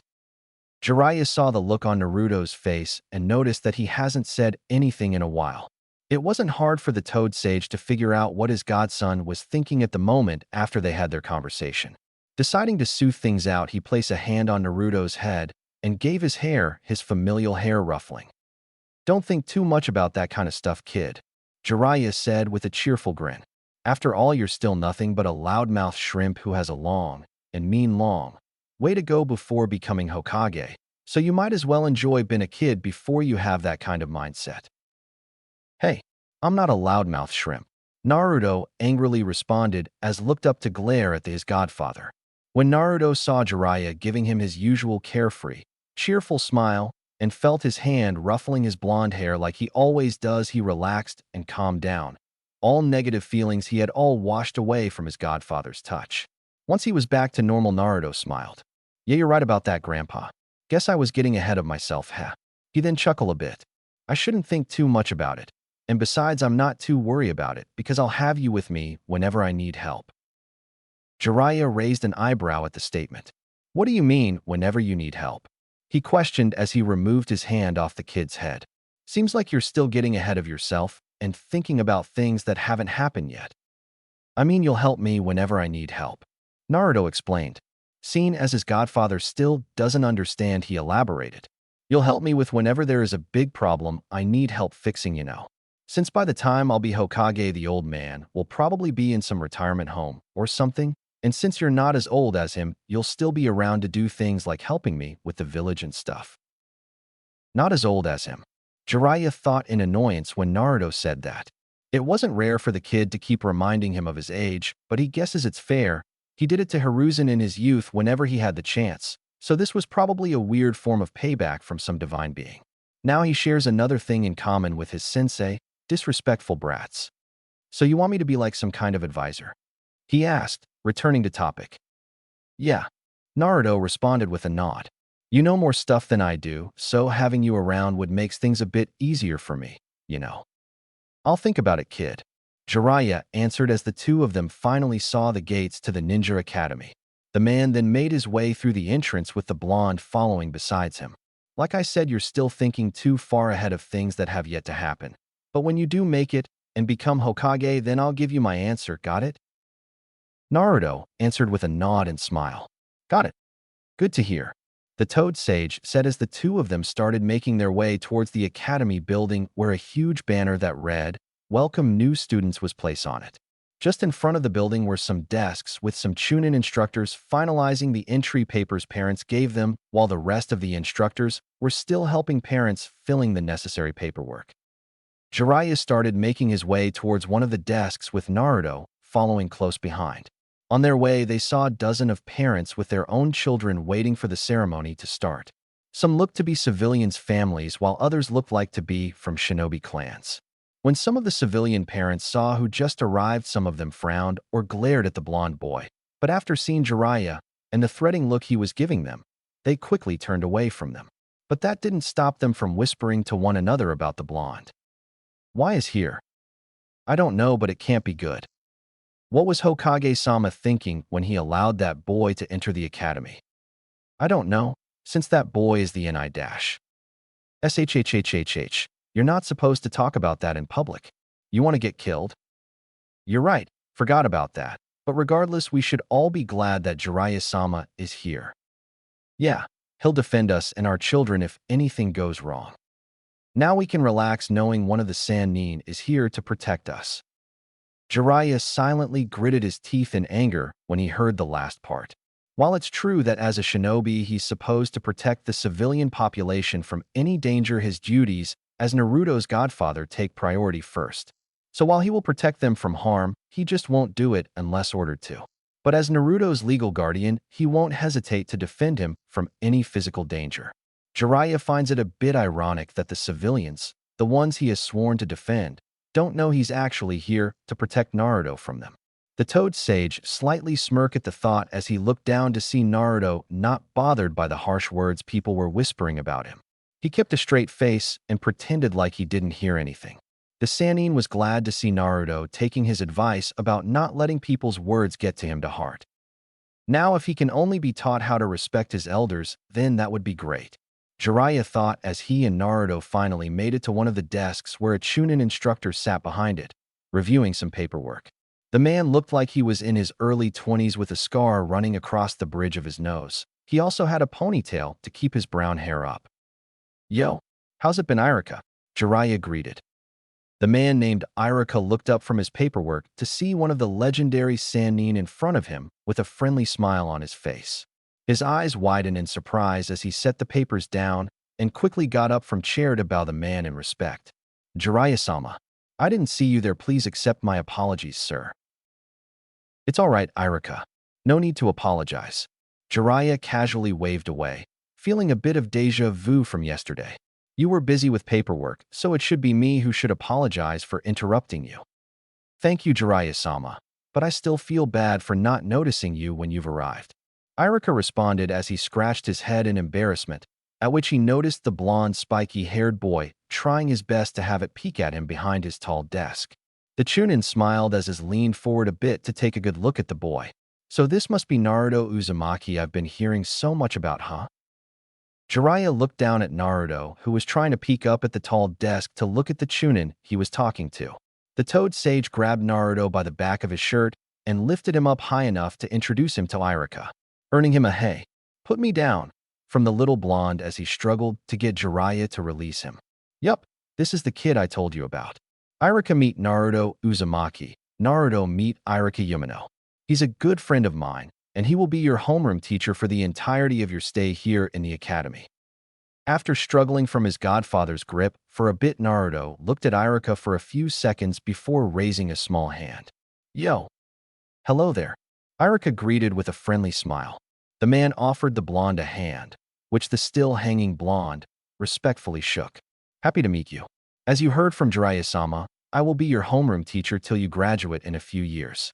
Hopefully we can get along till then, and maybe be good friends as well. As Naruto released his hand from the handshake, he looked over Irika to figure out if he was lying or if he was only pretending to be nice to him because of his godfather. It wouldn't be the first time people pretended to be nice to him because of his connection with Jiraiya, but the kid found no hostility or any sort of malice in Irika's voice when he greeted him, and his friendly smile was genuine and not fake in any way. Even the man's hand felt warm and kind, showing no ill intent. Grandpa did say he's a good friend of his. That means he won't be like the rest of the villagers and look down at me. Naruto smiled at the thought of having another person treating him like a normal person. Yeah, glad you'll be my teacher, Irika-sensei. Maybe you can teach me some awesome kick-ass jutsus. Grandpa said he can't teach me anything yet cause he's always too busy peeping at women at the hot springs and writing his dumb books. It's called researching, kid, not peeping. Jiraiya annoyingly corrected as he set Naruto down and crossed his arms. The Toad Sage was both happy and relieved that Irika will be supervising Naruto's education. He did have to pull a few strings and sign a few autographs to get Naruto into Irika's class, but he's glad it all worked out in the end. Irika Yumino was originally one of the many shinobi that viewed Naruto as the beast he holds within, but after much thinking and many conversations with Jiraiya and the third Hokage discussing how both of he and Naruto are similar, Irika finally settled his grudge against Naruto. Irika realized his mistake and was ashamed. He considered the blonde as the fox that murdered his parents. He now views the child as the jailer to the nine-tailed fox that killed his parents instead of the fox himself. He is one of the few to respect the late fourth Hokage's wishes in treating Naruto like a normal child.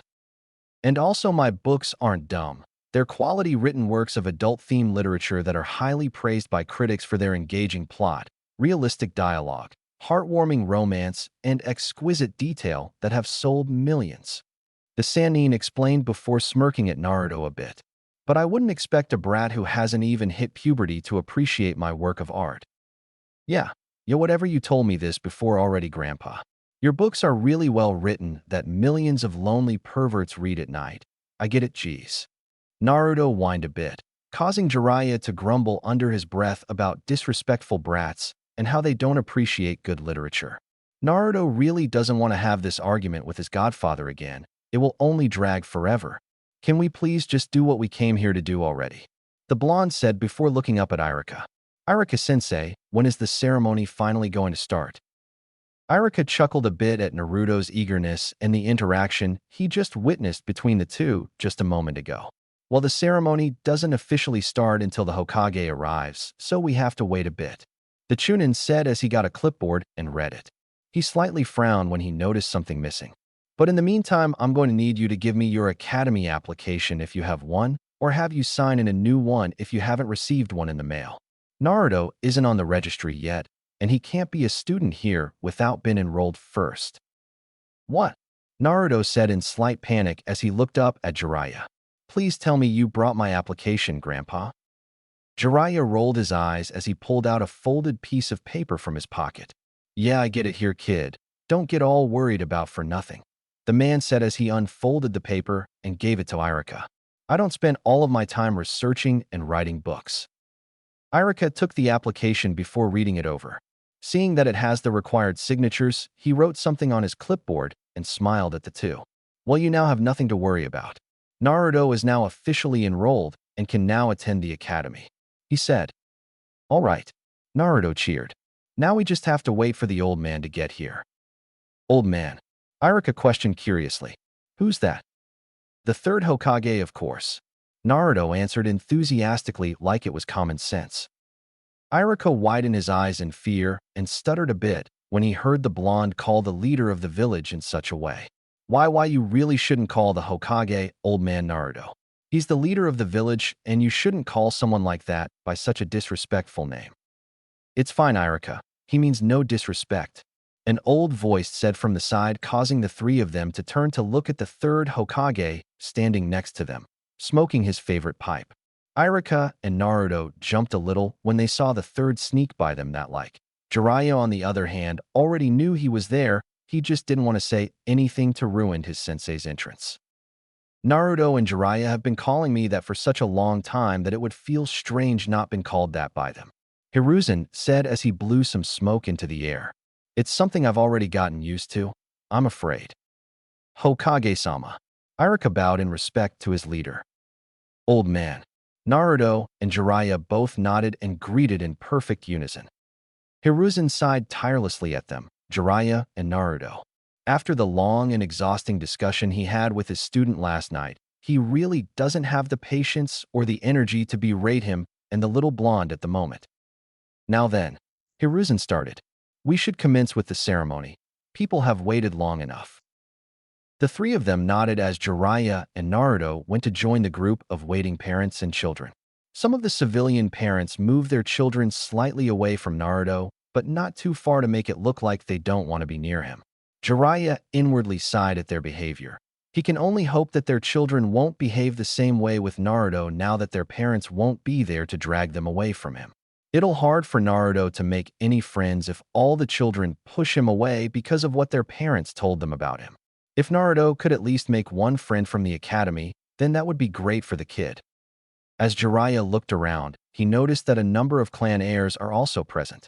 Most noticeably the heirs to the Aburame, Hyuga, Inuzuka, Nara, Akamichi, Yamanaka, and Uchiha clans.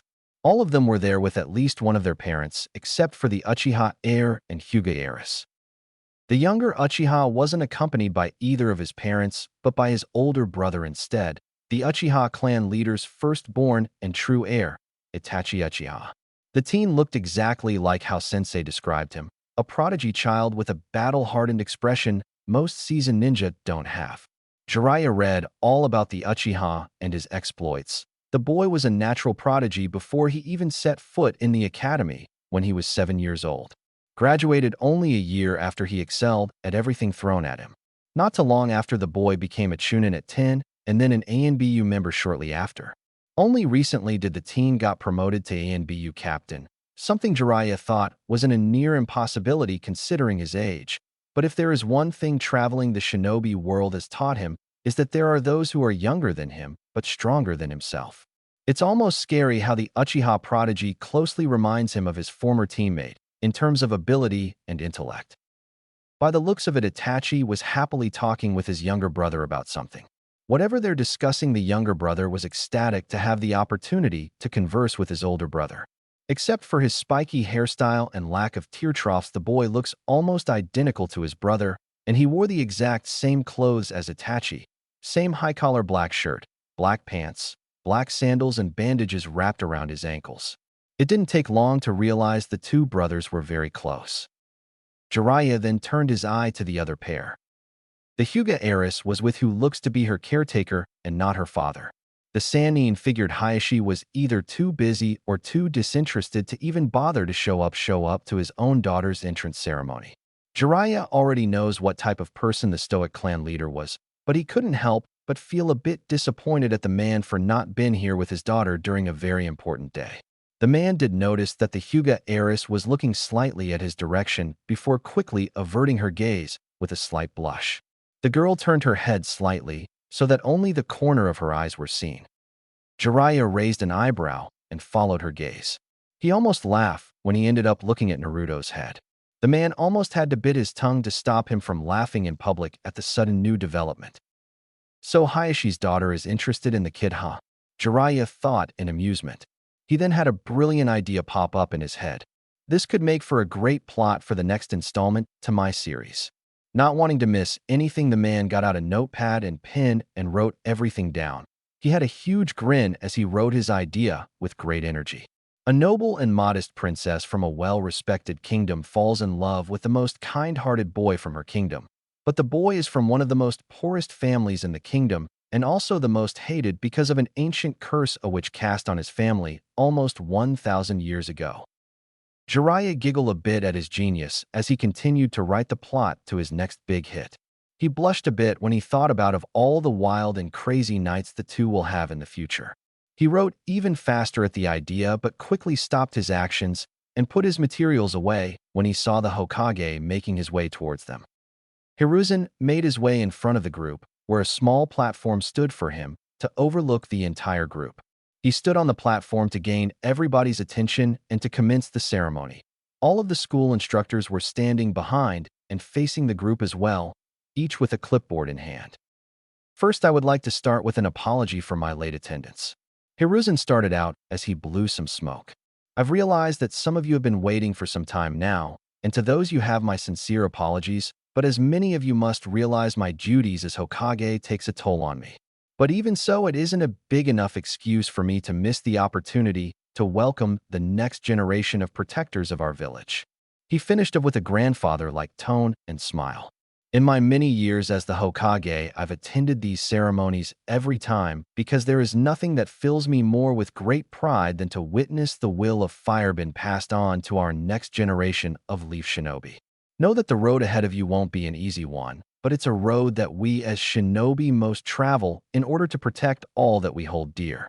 Because it is only when you have something or someone precious to protect does true strength manifest itself. We are more than just a village. We are family, a household that cannot stand without supporting one another in times of great crisis. Remember that you can never accomplish anything without the help of your comrades and those around you, because without them, you will only fail to succeed in anything.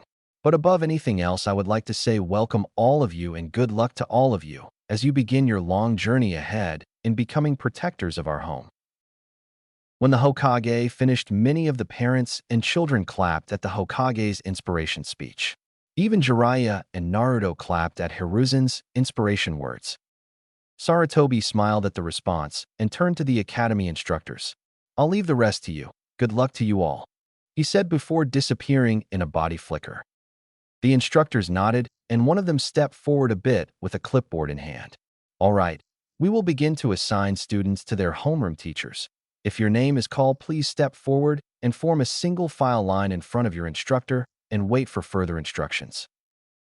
Various names were called and assigned to different teachers. In time, Irika stepped in and to call out the names of his students in alphabetical order by last name. Each student he called quickly gave their parents a goodbye before stepping forward and getting in line in front of the man. The Chunin was a bit surprised when he found out that all of the clan heirs were assigned to him, but he considered it an honor that he's going to be teaching future clan heads. After a while, he reached the last names beginning with you. "Next is Sasuke Uchiha and Naruto Uzumaki," Irika called out.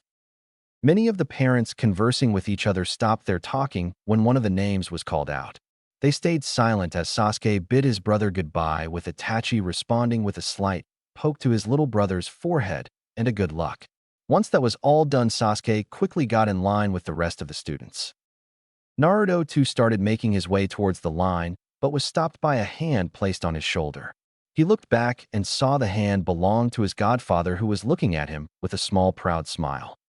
"Good luck, Naruto," Jiraiya proudly said. "I know you would have loved your parents to be here with you instead, but I hope you're not too mad I'm here in their place." Naruto didn't know how to respond to what his godfather just said. It's true that he would have loved to have this moment shared with his parents, whoever they were, but he's more than happy that his godfather is here with him. The man took care of him for as long as the blonde can remember, and during all that time, he always treated him like family. When almost everybody shunned him, Jiraiya was always there to cheer him up. It didn't matter to him if he only visits during some days.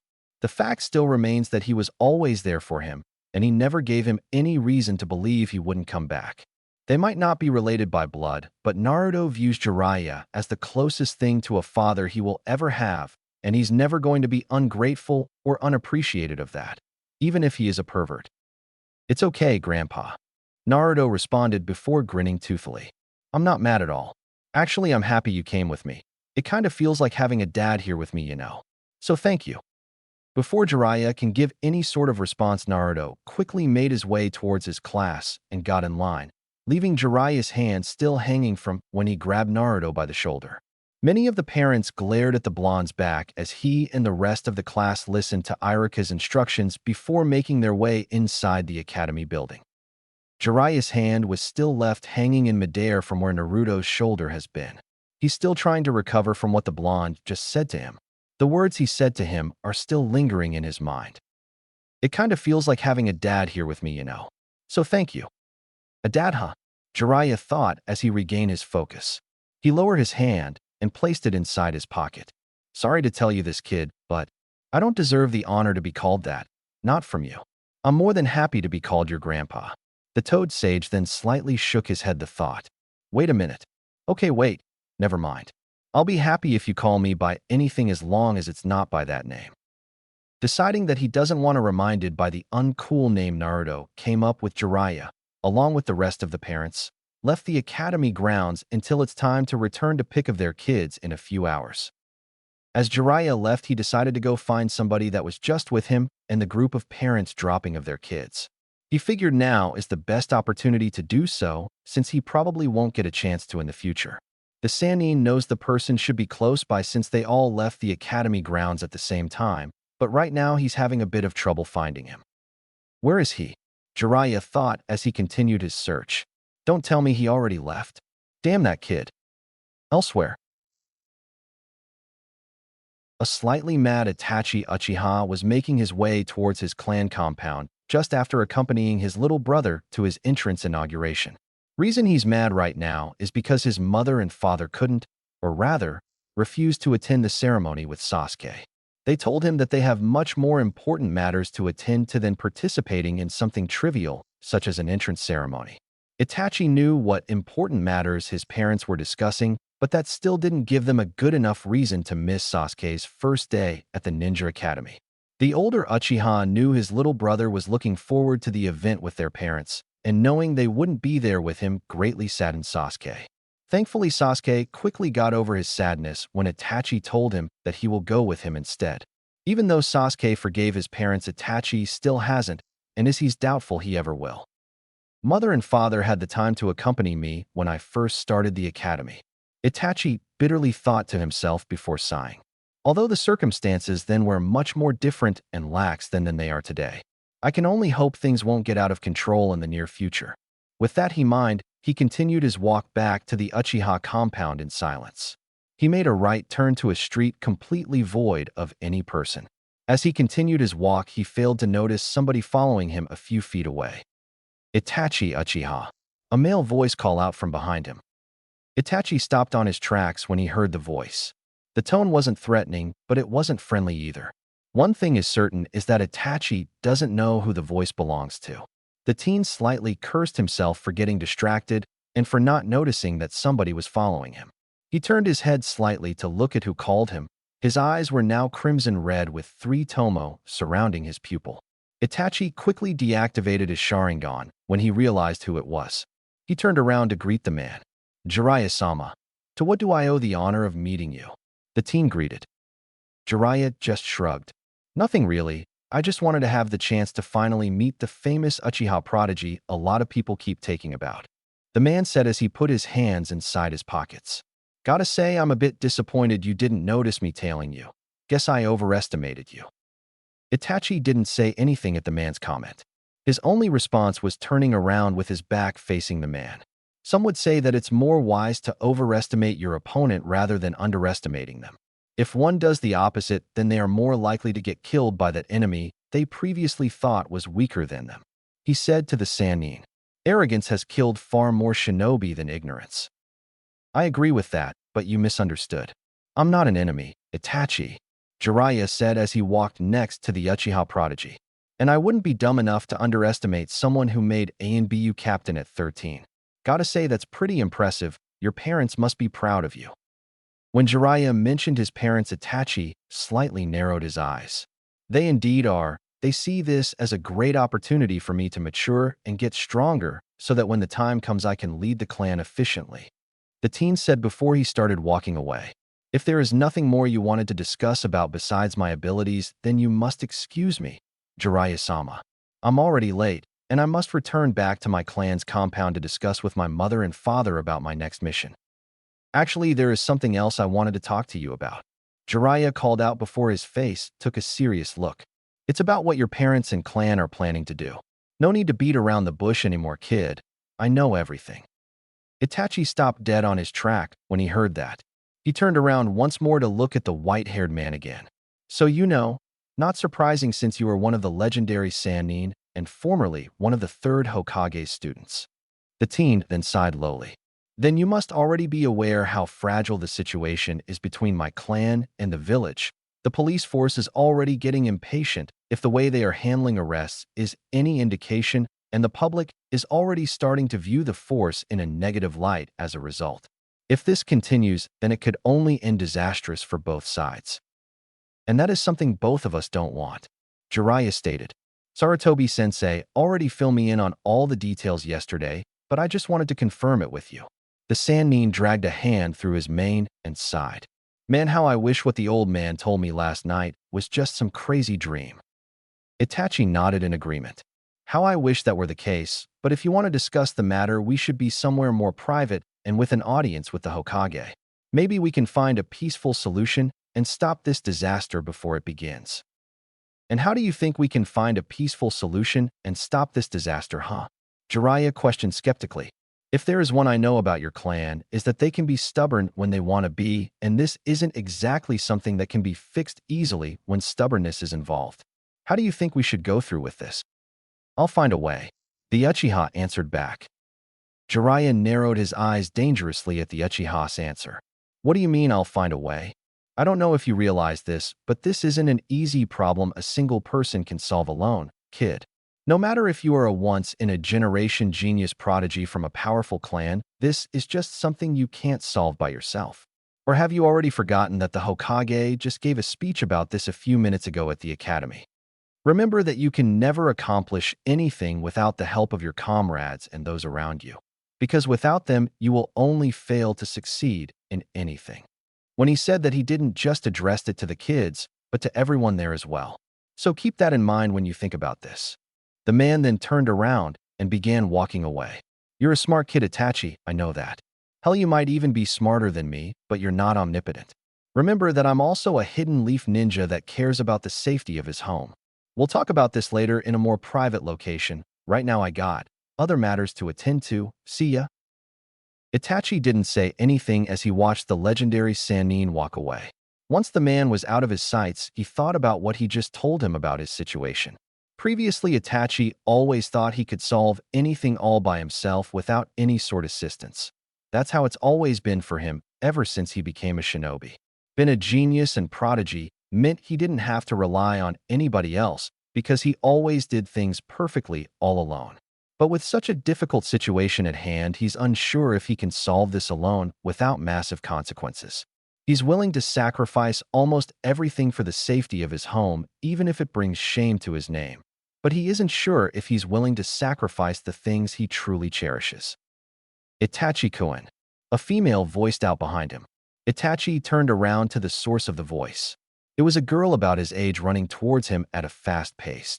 Once she caught up to him, she put her hand on her knees and panted tirelessly to catch her breath. I've finally found you, Itachi-kun. The girl had long brown hair with bangs framing her face and onyx eyes with a mole resting under her right eye. She wore a high-collared, sleeveless purple shirt with the Uchiha clan symbol in the back and baggy blue pants. A hidden leaf headband was tied around her forehead, showing she was a leaf ninja. Izumi, Itachi acknowledged. What are you doing here? Weren't you supposed to be back at the compound attending the meeting my father called for with the rest of the clan? Once she finished catching her breath, Izumi stood up to look at Itachi. But your father was waiting for you so he can start the meeting, but you didn't showed up. So he sent me to go looking for you. Izumi answered honestly. I searched around, but I couldn't find you anywhere. But how did you find me? He questioned her. I found Jiraiya-sama, and he noticed me looking for someone. When I told him I was searching for you, he pointed me to this direction. She answered before giving a sigh of relief. And thank goodness I found you when I did. I was starting to worry about you. Itachi nodded at the girl's answer. It's fine, you can relax now. I was just taking a leisurely stroll around the village. He then began walking back the compound with Izumi walking close by him. I apologize if I caused you any trouble with my father. And no, it's fine. Izumi waved her hands defensively with a small blush on her face. Actually, Fugaka-sama originally ordered Shursen to find you, but I volunteered to go in his place instead. Itachi smiled at the way Izumi was acting all flustered. I see. Well, thank you for taking the time to look for me. I appreciate it. Izumi blushed more at the boy's thanks. Sure, no problem. She mumbled. The two continued making their way back to the Uchiha district in comfortable silence. As they walked, Izumi thought about the upcoming meeting her clan were about to partake in. She knows what the meeting was about and what is going to happen in the near future and the reason why. It all began 7 years ago after the Ninetales attack on the village. After the fox was defeated, people around the village began to suspect the Uchiha clan had a part in it. Even though her clan participated in the effort to defeat the beast and lost members to it, rumors started appearing out of nowhere that a member of the Uchiha clan played a part in its sudden appearance in the village. Fugaku tried everything within his power to dismiss the rumors as nothing but lies to turn the village against the Uchiha. Thankfully, a majority of the villagers believed the clan leader, but some people weren't buying it and remained suspicious about the clan. But all of his efforts were for naught when the Hokage didn't even come out in defense of the Uchiha clan, a clan that helped create the Hidden Leaf itself. That made it seem like the clan wasn't completely innocent at all, and it refueled the people's suspicion of the clan tenfold. And ever since then, the relationship between the Uchiha and the village began to strain. The police force became more violent and began to arrest civilians for mundane crimes. The civilian population began fighting back in some cases, leading in some brawls between the police force and the populace. It also didn't help that the Uchiha district was also isolated from most of the village and built right next to a former prison. All of that led to the clan's current situation and forcing Fugaku Uchiha, along with a significant number of clan members, to formulate a plan of action. A plan she strongly disagrees with. Once the entrance of Uchiha clan district was in sight, Izumi stopped to grab Itachi's left hand with her right. Itachi-kun, I don't want the meeting. She tightened her grip on his hand and slightly lowered her head. You know, I don't like what our clan is planning to do. I hate everything about it. But what are we supposed to do about it? I love our clan, but hate what it's about to do to our village. It's just, I'm scared and I don't know what to do. Am I supposed to be mad or sad that this is happening? Itachi didn't say anything as he looked at Izumi's lowered head. He noticed that some tears were hitting the ground, showing that she was crying. His gaze then shifted to her hand holding his. Up until now, she never had the courage to do something like that. He's fully aware about her feelings towards him ever since he saved her 7 years ago from falling debris caused by the Ninetales attack. That day, Izumi lost both of her parents to the Ninetales fox and is still emotionally scarred from it. Even though she lost her parents, she never blamed anyone for what happened, not the Uchiha nor the village. Itachi always thought she was too kind for her own good. He always believed that her feelings for him were nothing more but a little schoolgirl crush, and he had hoped that she would grow out of those feelings when she became a kunoichi. But it seems like that isn't the case. With the unknown future ahead of them, he doesn't blame her for her acting the way she is now. I know. Itachi finally responded as he softly squeezed her hand. Believe it or not, but I too am frightened about all of this. I never would have imagined our clan would walk down this path of darkness and hatred. But I can assure you that I will. No, we will do everything in our power to try and prevent our clan from going forward with their plan. But for now, we have to attend the meeting my father called for, okay? Okay. Izumi nodded as she wiped the tears of her face with her left arm while still holding Itachi's hand. But how are we going to stop them? She asked as she lowered her arm to look up at Itachi's eyes with her slightly puffy red ones. The clan is getting impatient, and we don't know when exactly the plan will start. Don't worry about that for now. Itachi reassured as he started making his way inside the Uchiha district with Izumi in tow. He then started making his way towards the meeting place, the Naka shrine. All the while, he still hasn't noticed that he was still holding on to the girl's hand. Me and Shursui already have a plan in place to stop this madness. But if for some reason that doesn't work, we will need to come up with an alternative to minimize the damage and harm to both the village and our clan. Izumi nodded her head in agreement at the idea. She's glad Itachi is finally opening up to her more. She just hoped that it were under different circumstances and not in a time of great crisis. She did notice that he hasn't let go of her hand and didn't seem like he was planning on letting go by the way he held it. His hand was surprisingly soft for a boy who was known to be a master at throwing kunai and shuriken with pinpoint accuracy, yet it still held a slight rough feel to them. With a resolve of her own, she tightened her grip on his hand as the two of them continued on with their way hand in hand. Chapter 5, Lesson 1 and 2. Why didn't you tell me the academy would be so boring, Grandpa? Naruto whined as he followed beside Jiraiya, who was leading them through the village. Jiraiya just picked up Naruto from the academy a few minutes prior, and the very first thing the blonde suggested they do when he reunited with the Sannin was eat his favorite food, ramen. But unfortunately for Naruto, Jiraiya shut down the boy's idea. When Naruto was about to argue, Jiraiya quickly told Naruto that today was going to be his first day of training and that they would eat after that. When he heard first day of training, Naruto quickly shut up and followed his godfather lead the way towards a secret training ground, as Jiraiya put it. Along the way, the boy started to complain about his experience so far in the academy to his godfather. We haven't even learned how to perform cool jutsus yet. We've just learned how to summon our chakra, and then we started to learn about history. Naruto continued to whine. Talk about boring. The older man's sweat dropped at his godson's behavior. Naruto, Jiraiya sighed with slight annoyance. You do realize that it's only your second day in the academy, right? Yeah, but it already feels like I've been there for an eternity. Naruto complained again. He folded his arms behind his head and looked up at the sky as he and his godfather continued walking towards their destination. Was the academy always this boring when you went there, Grandpa? Believe it or not, yeah, it was a bit boring in the beginning for me too. Jiraiya answered honestly, remembering the time he spent in the ninja academy when he was Naruto's age. Things were certainly a lot different for him growing up in the village than they are now. For one thing, they are not at war, but he sees that as a major positive. But after a while, I'm sure they'll teach you more interesting stuff. You just have to be a little patient, kid, the Sannin said. He then placed a hand over his face to groan and think about what he just said a second ago. Who am I kidding? You learning patience would be a bigger challenge than dealing with everything else that has been thrown my way. Really? Naruto replied with some excitement as he looked up at the man. Will I learn all kinds of badass and powerful jutsus? The Toad Sage shrugged his shoulders in response.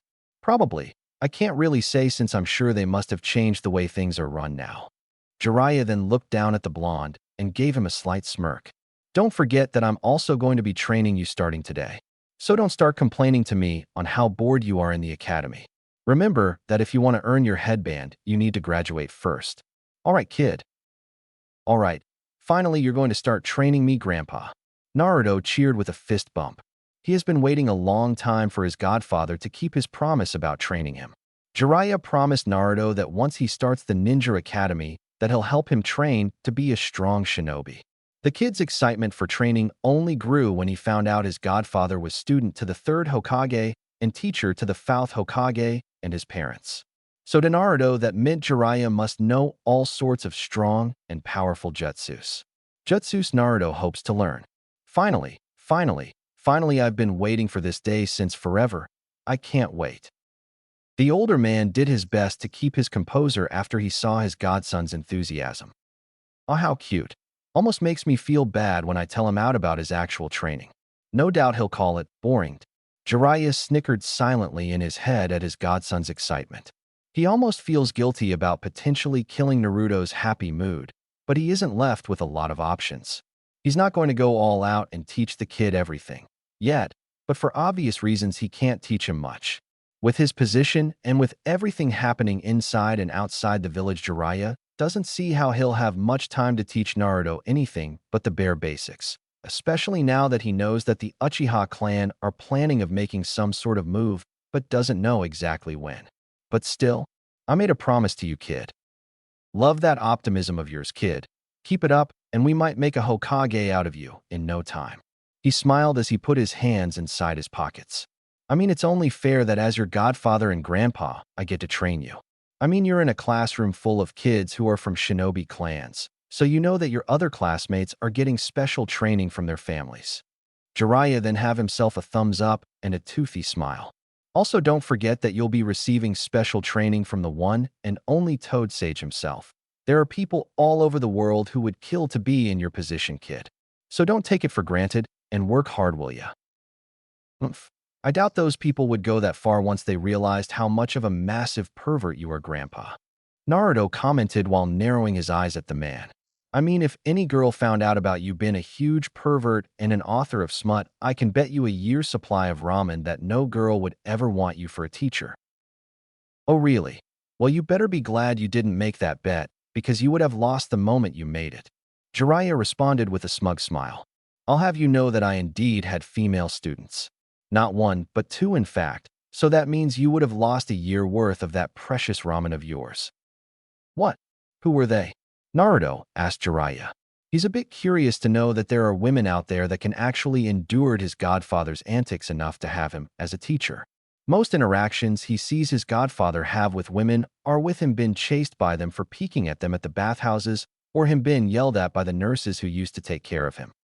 Your mother should have been an obvious answer, kid. I told you already, I trained both of your parents when they were still genin.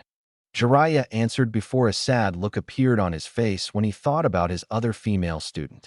Another one was on orphan from a different country. It was during the Second Shinobi World War that me and my teammates noticed we were being followed to our base by these three kids, two boys and a girl. They were war orphans who lost their homes and families in the middle of all that fighting, and so all they had left was each other. Jiraiya then chuckled at the next part as he remembered it. And wouldn't you believe that the very first thing they asked was to be taught ninjutsu of all things? They didn't ask for food, water, or a place to stay, they just wanted us to teach them ninjutsu. My teammates and I thought they were joking, but it turns out that they were being serious. After giving it a quick thought, I decided to stay behind and train those kids for a while. My teammates were of course against me staying to train them, but I didn't care. I wanted to help them out any way I can. After all, they've just lost everything and only had one another to look out for. I kind of felt a little responsible for what happened to them because their country has just turned into a battlefield for a war they had nothing to do with. So I took her and her two friends as students until I thought they were strong enough to look out for each other. When I thought they were strong enough to protect each other, I said my goodbyes, left their country, and returned back to the village, Jiraiya explained. He left out a few key details like how Orochimaru originally wanted to kill the orphans to spare them from the suffering they would have to face in their war-torn country, and how Tsunade wanted to just leave the kids alone to fend for themselves. The Toad Sage didn't think like his teammates and did what he believed was the right thing to do. Whatever happened to them? Naruto asked curiosity. The blonde was a bit curious to learn about his godfather's other students. The man doesn't seem to talk about his other students as much as he talks about Naruto's own parents. Jiraiya always talks about his experiences as a shinobi after his time in the academy, but never about his own childhood growing up. He always found it a bit odd, but never pushed the man to discuss about it. To the girl and her two friends, I mean. Jiraiya stayed silent as he led Naruto out of the busy streets of the village and into a dirt road leading to one of the small forests within the village walls. I don't know. I tried going back to their country, but it's a bit difficult even for me to get into now. A lot of things have changed since then, and their country has isolated itself from the rest of the elemental continent. So entering is pretty hard even for a renowned spy master such as myself to enter, but I'm sure they're doing fine. After all, I was their teacher for a while, and I made sure they were strong enough to watch each other's back. The Sannin lied to Naruto and to himself.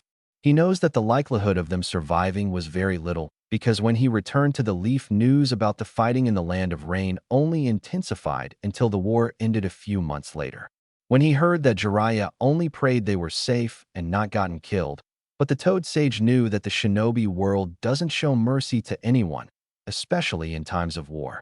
He doesn't want Naruto to learn that all his students shared the same fate of dying young. It would only distract him from taking his training with him seriously and make the older man worried endlessly about it.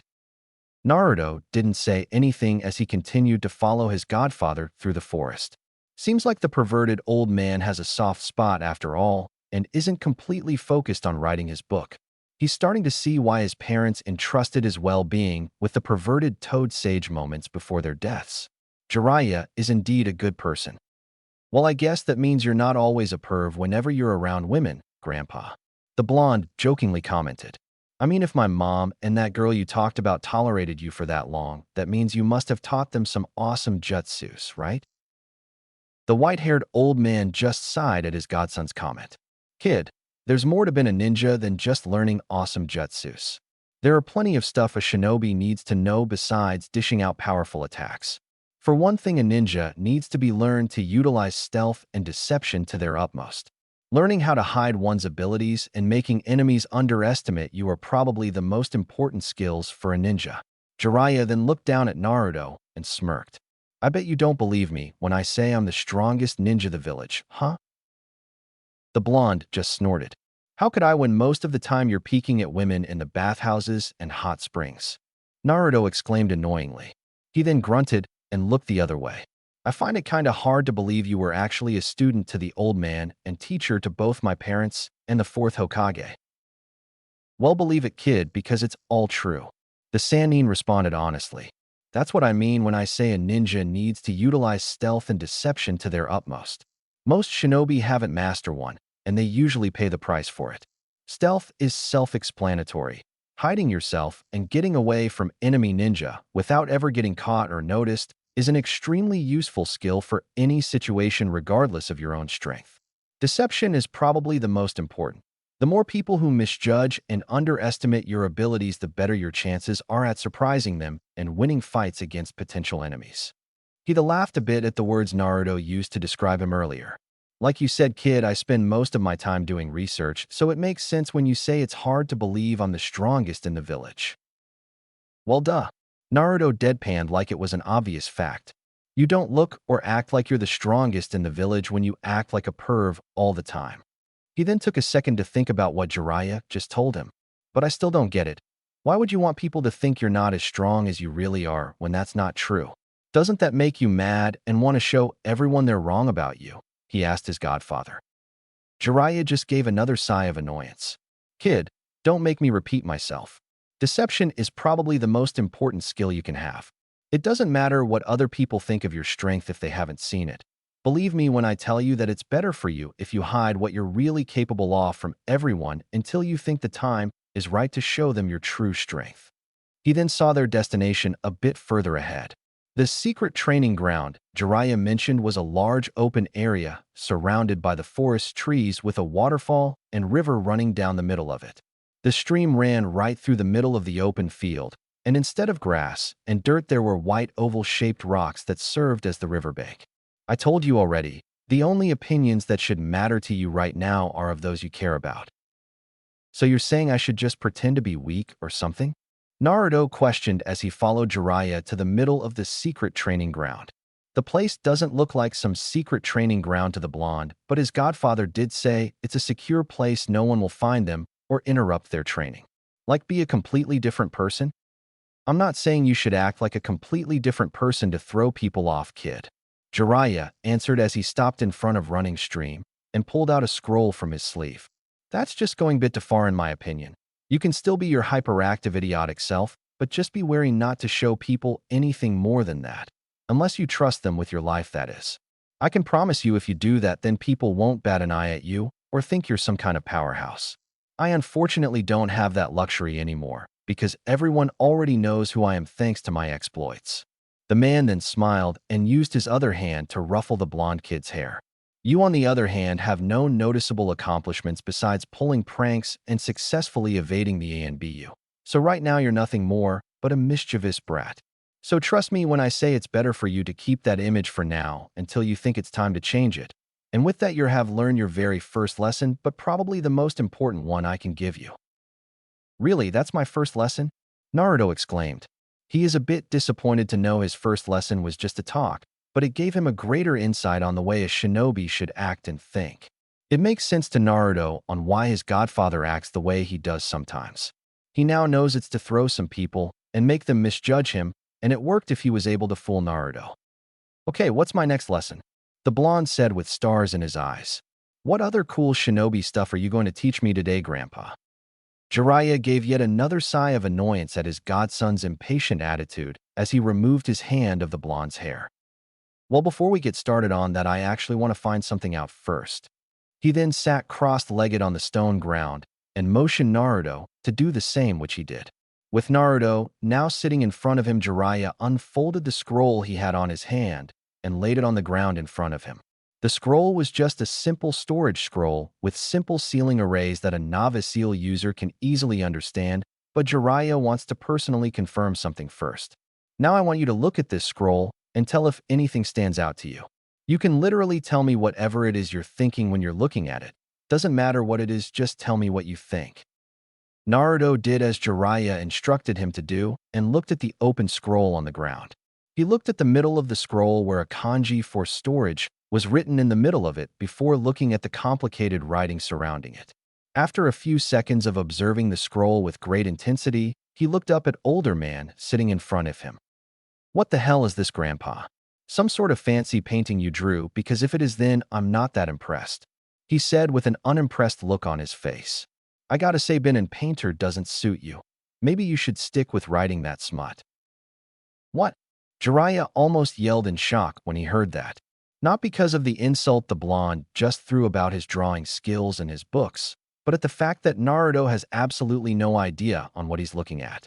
Jiraiya always wanted to confirm something about the Uzumaki clan. He wanted to know if their mastery of sealing jutsus was some sort of inherited trait, like their red hair and massive chakra reserves. Kushina already had a skill for sealing when the Toad Sage met her, so he wanted to know if Naruto would inherit a knack for it. After all, Naruto's mother is a descendant of a clan who's known for their mastery of various sealing techniques, and his father was a sealing master in his own right, surpassing even Jiraiya. So to find out that Naruto has no sort of natural instinct for sealing greatly surprised the sage. He would at least hope Naruto would be able to figure something out, but it looks like that isn't the case at all. "So what you're saying is that you have absolutely no idea what it is you're looking at. Is that right, kid?" Jiraiya wants to make sure and confirm his suspicions before coming with a conclusion. Like it doesn't make you want to do something with it. The kid just shook his head.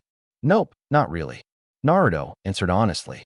"It just looks like some sort of complicating drawing to me, if that's what you're asking." "Why? Was it supposed to make me do something with it, or what?" "Not really, no," Jiraiya answered. He actually wanted to see if the kid would light up and automatically take an interest in the sealing scroll, but all his predictions went to bust when he heard Naruto doesn't understand any of it. Seems like the Uzumaki aren't natural-born sealing masters after all, or maybe sealing isn't really Naruto's as crazy about yet. Whatever the case, maybe it isn't going to stop Jiraiya from at least trying to teach his godson some sealing. "Don't worry about it. It's not your fault if you don't understand it yet. After all, sealing is a very difficult art that only a few can truly master, so I shouldn't be surprised if a kid like you finds it complicated." He then grabbed still open scroll and stood up on his feet. "I just wanted to see if you would be interested in this sort of stuff at first, but it doesn't seem like it." "Huh, what?" the blonde said as he got up on his feet as well. Naruto then looked at the scroll with a bit of curiosity now that his godfather told him it's something only a few can truly master. "Are you going to teach me that first, Grandpa?" The Toad Sage just smirked at the question. "Eventually I'm going to teach you about it, but first I need to teach you the bare basics of sealing." Jiraiya then raised the sealing scroll high enough to show Naruto its functions. "Might as well show you how this seal works since I made you look at it for so long, so pay close attention, kid." Jiraiya coughed to get things started. "This right here is a storage scroll. As its name implies, it's a scroll that lets us store just about anything depending on the item and how strong the seal is. If you want to store something like a kunai, then the seal itself doesn't have to be complicated and you can write it on a small scroll to keep in your pocket. But if you're storing something huge like a house, then that's where the hard part comes in. You're going to have make a seal strong enough to be able to keep something that big from destroying itself, the seal and scroll it's in. Sometimes you can get around this by getting a huge scroll with a seal of simple complexity, but then you'll have another problem in that now you have your house stored, but inside a huge scroll you have to carry on your back. Again, you can get around this by using a small scroll instead, but the seal you're going to have to draw has to be extremely complex and small enough to be able to fit inside a pocket-sized scroll. Trust me when I say that is not easy to do." Jiraiya explained as he saw Naruto paying full attention to his explanation without saying a word. Placing his hand in the middle of the scroll where the kanji for storage is at, Jiraiya sent a small amount of chakra to activate the seal. A small puff of smoke then blasted out of the scroll, and when it was cleared, a custom-made katana now appeared on the sage's hand he used to activate the seal. The scroll on the man's other hand no longer had the kanji for storage in the middle of it. All it had inscribed now was the ceiling arrays indicating that whatever was stored inside was release. As you can see, activating a storage scroll isn't that hard. You just need to send just a bit of chakra and whatever was inside the seal comes out. The Sannin then lowered the objects in his hands to face Naruto. Now that's a simple storage seal. There are some storage seals that can hold just about anything, and they don't necessarily have to be on a scroll. A true seal master can use just about anything if he was the skill and experience to do it, and he just isn't limited to storage. A true seal master can create seals that can do whatever his imagination can come up with. Jiraiya then have Naruto a few seconds to absorb everything he just told him. Get the idea, kid? This is just a little tease of what I'm going to be teaching you in the future. Yes, sorta, Grandpa. Naruto just simply nodded as Jiraiya's explanation. He sort of got the basic idea of the storage scroll and ceiling, but that wasn't what really intrigued him right now. It was the katana Jiraiya was holding in his other hand that immediately caught the blonde's attention the moment he unsealed it from the scroll. It's the first time that Naruto's seen such a weapon. Sure, he's seen shinobi weapons like kunai and shuriken, but this is the first time he's seen a katana in person and one with such a design as the one his godfather was holding. The handle of the sword was green with a bit of black in the middle. White bandages covered it from the pommel to just under the middle half of the handle with more white bandages covering the upper middle half up to the guard. The design of the guard was that of an 8-pointed shuriken or flower with its color also been green. Unfortunately, Naruto couldn't see what color the blade is because of its black sheath. Naruto's attention of the sword didn't go unnoticed by Jiraiya. He saw how the blonde was eyeing the katana and couldn't help but smirk at his reaction. I see you're more interested in this sword than you are of the sealing scroll, he said as he raised the sword so Naruto can have a better look at it. Don't get your hopes up too much, kid. I'm not much of swordsman myself, so I'm afraid Kenjutsu isn't something I can teach you in depth about. Then why did you show it to me then? Naruto questioned his godfather. I thought you said you wanted to see if I was interested in it or something. I actually didn't mean to show it to you, Jiraiya explained. I just wanted you to see a storage seal as an example of sealing jutsus, and this was the one of the many storage scrolls I had laying around, so I had no idea what was in it. This sword, if I remember correctly, was a gift from a high noble from the land of iron, whom I did a favor for him when I was traveling around the continent. He then smiled when an idea popped in his head. But looking at your face, I'm guessing you really want to learn how to wield this thing? Hell yeah, Naruto replied excitedly with a nod. When are you going to teach me how to use it, Grandpa? In the future, I promise, Jiraiya said as he put the sword back inside the scroll in a bluff of smoke. Seeing the slight look of dissatisfaction in Naruto's face, Jiraiya ruffled his hair again. Kid, stop mopping about it. I just promised I would teach you how to use it in the future, but you're getting way ahead of yourself. Before you can learn how to run, you need to learn how to walk, and before that, how to crawl. Nobody learns something one day and masters it overnight. It takes time, and that's something you have plenty of since you're just a kid. The blonde sighed when he realized he isn't going to be seeing that sword anytime soon. But his godfather did promise to teach him how to use it in the future, so he was another thing in his training to look forward to. Fine, Grandpa, you promise, right? Didn't you just heard me, kid? Of course it's a promise, Jiraiya answered honestly. But like I said, you need to learn how to crawl before you even learn how to wield a sword. He then put away the scroll and took out a leaf. And there's no perfect way of teaching you how to crawl then by learning what we like to call the leaf exercise. So get ready, kid, because this is going to be your next lesson of the day. All right, finally. Naruto's excitement skyrocketed at the moment. What's the leaf exercise, Grandpa? Teach it to me. Oh boy, here we go. Jiraiya started to mentally prepare himself for what he almost knows is going to happen next. Please, Minato and Kushina, help your poor old sensei by giving Naruto the patience he needs to deal with this. All right, kid, watch closely. The leaf exercise is a skill every future ninja your age needs to learn before they can get to the more advanced stuff. The white-haired old man then held the leaf on his forehead. All you have to do is channel your chakra to your forehead. Keep your chakra concentrated on your head. Place the leaf on it, and voila. Jiraiya freed his hands and extended them to his sides, leaving the leaf on his forehead and making it look like it's been held by an invisible force. The sage tried his best to make the simple trick sound more impressive than it actually is. Using your chakra like glue, you have to maintain the leaf on your bead for as long as you can. This also works as a nice chakra control exercise for kids who just learn how to summon their chakra. The longer you keep the leaf from falling, the better your control gets, and that means it'll make performing jutsus a lot easier. So what do you think? The Sannin didn't have to guess what Naruto's answer would be. His face said it all. The look of pure boredom and disappointment was crystal clear on the blonde's face. Jiraiya still held his hands to the sides and kept the leaf stuck to his forehead. It was nothing but pure silence between the two, with the only audible noise being the stream next to them. The silence between them thankfully only lasted for a few seconds until one of the two broke the ice. Boring and lame. Naruto finally voiced his opinion. He couldn't find better words to describe what he just witnessed. How is this supposed to be ninja training? Just seems like a cheap trick to me. Damn it, kid, I just told you. Jiraiya cried out with annoyance. He grabbed his white hair and started pulling it furiously, the leaf still stuck to his forehead. It's a simple chakra control exercise that helps you control your chakra better. I can't explain it any better than that. But it's so lame. Naruto repeated himself again. He crossed his arms over his chest and kept the bored look on his face. It doesn't look cool, and it seems like something even a baby can do. Jiraiya quickly stopped pulling his hair, and a devilish smirk suddenly appeared on his when he heard Naruto say that. Oh really? He asked, sounding completely smug as B released his white locks.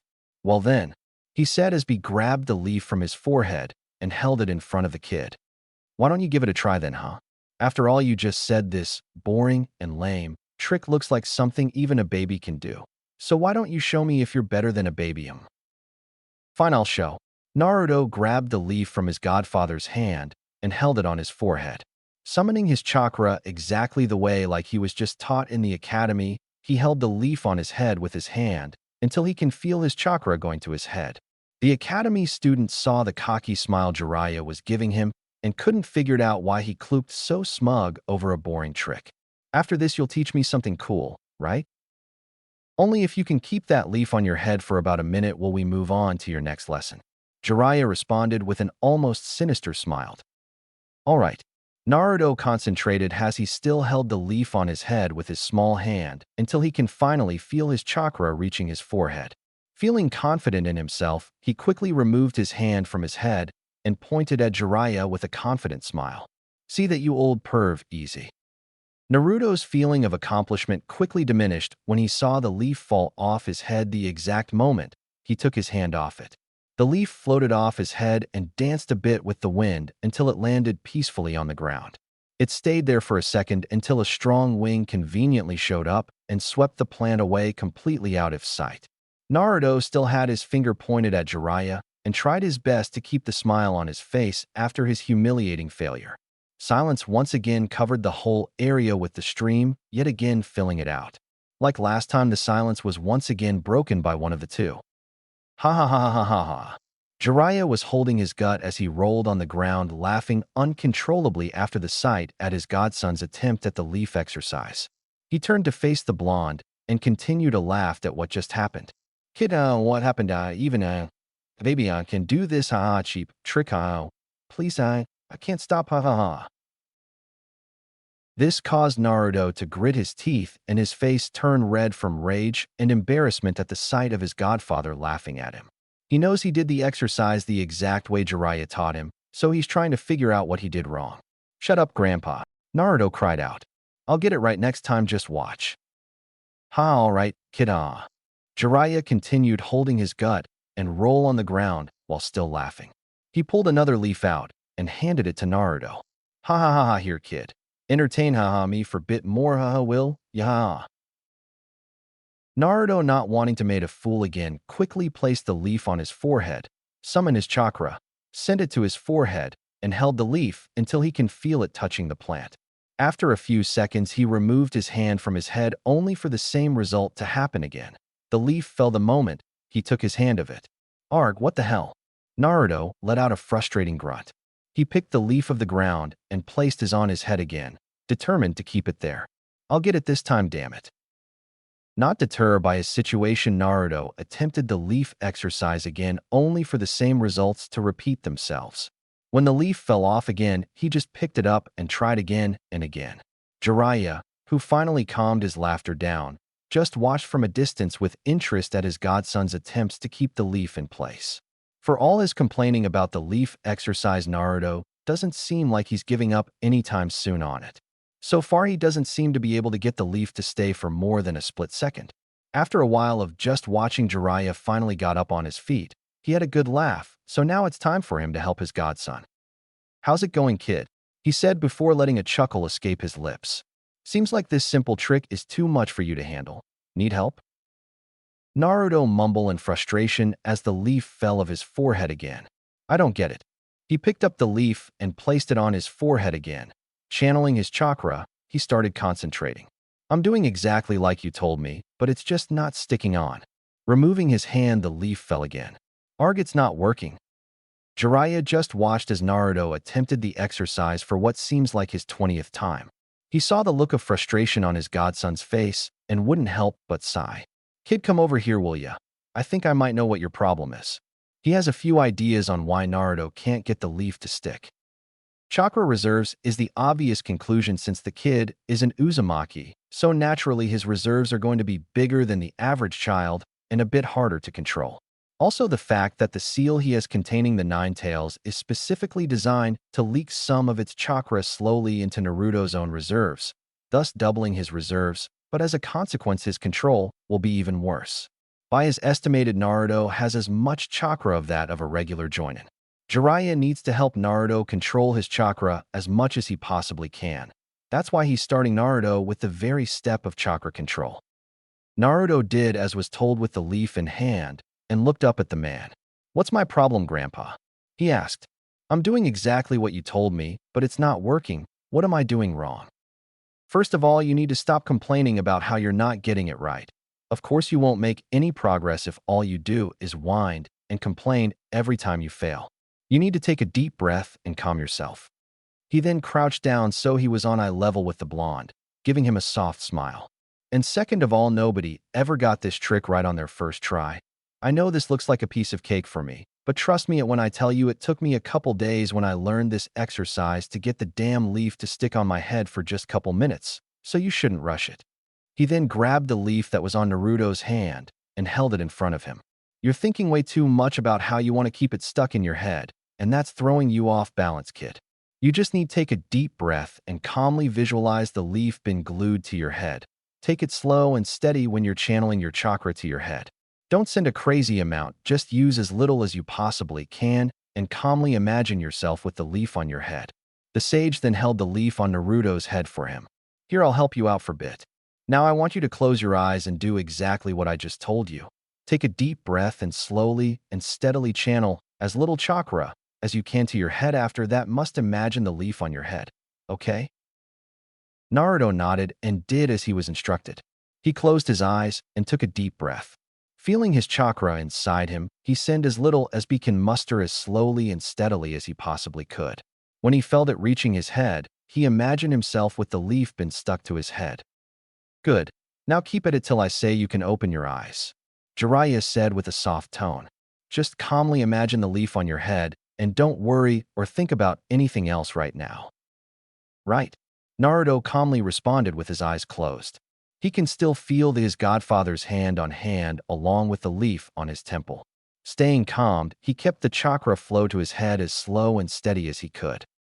Jiraiya looked at the look of serenity his student was giving and couldn't help but smile at his tenacity. He half expected him to give up, but it seems the kid is stubborn as hell. It seems he did indeed inherit something from his parents, the will to never give up when faced with a challenge. Minato, Kushina, I hope you're watching this wherever you guys are at. It doesn't seem Naruto is a genius like you, Minato, but I'm kinda glad he isn't. Training geniuses is a bit boring and doesn't make me feel like I did much to help. It's definitely going to be a long and hard road for him, but I'll be there helping him along the way, in both of your guys' place." "All right, Naruto." Jiraiya removed his hand and stood up. "Open your eyes." Naruto did just that, and when he did, he had the biggest smile he can muster at what he saw. On his forehead was the leaf he was trying his hardest to get on his head. It stayed there for roughly 10 seconds before falling down and landing on his feet. Picking the leaf, Naruto started cheering like crazy at his performance. Hell yeah, I finally did it. He cheered as he started dancing around the open field. I did it, hoo-hoo. Jiraiya just watched with a proud smile as Naruto continued his celebration on his success. Normally, he wouldn't feel such pride over someone learning what could possibly be the easiest technique even a civilian could master. But right now he feels nothing but pride because it wasn't just some random kid who just performed the technique. It was his grandson in everything but blood. Adding fact that he was even able to perform it with chakra reserves of that of a Chunin only made Jiraiya's proud smile even bigger. The kid definitely deserves to celebrate his accomplishment. Hey Naruto, stop your craziness and come here real quick, will ya? Jiraiya almost had to yell since the kid had a but-if distance between them. When Naruto heard Jiraiya, he quickly stopped his little celebration and rushed towards his godfather. When he was right in front, the man Jiraiya placed his hand on his golden hair and ruffled it like he always does. Good job, kid. I knew you could pull it off, and I gotta say I'm real proud of you. Naruto was suddenly quiet when he heard that. He looked up at his godfather and saw him sport a proud smile of approval. This is the first time he ever heard those words, to hear that someone was actually proud of him over something he did. A weird feeling started to appear on the boy's chest. He couldn't describe it in words, he just knows whatever it is he doesn't dislike it. Thanks, Grandpa. Now are you going to teach me something else now? I told you, if you can manage to do this exercise for at least 1 minute, then we'll move on to your next lesson. Jiraiya said as he brought his hands up and performed the cross sign. A single shadow clone appeared in a puff of smoke.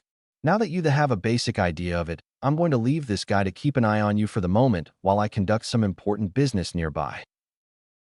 What was that just now? Naruto's eyes started reflecting shiny stars when he saw the jutsu his godfather just pulled. Are you going to teach me that next? Maybe. The real Jiraiya smirked. He started making his way downstream. Don't worry, I'll still be in the area, so if you need anything from me, ask my clone over there, will ya? He's basically an exact copy of me. And with that, the real Jiraiya left his clone with Naruto. Lazy ass. The Jiraiya clone muttered to himself. Leaving me with babysitting duties again. So, Naruto started up at his godfather's clone. Can you teach me that jutsu the real you just did? Nice try, kid. The clone stated with crossed arms. I may be a clone, but don't think just because I'm not the real deal that I'm just going to say yes to everything you ask. Now let's help you master that exercise. Right, Grandpa Clone. Naruto placed the leaf on his head and put everything he learned so far into practice. He blinked his eyes when he realized something. Hey, Grandpa Clone, can I ask you something? Go ahead, kid. The clone responded. What is it? What important business does the real you have to do? He asked as he kept the leaf on his forehead. It fell after a few seconds, but now that he knows the trick to it, he didn't feel frustrated like before. He just redid the technique. Also, why did you call this place a secret training ground? Naruto asked as he looked around the area with the leaf stuck to his head. Doesn't look like some super secret training ground to me. Trust me, kid.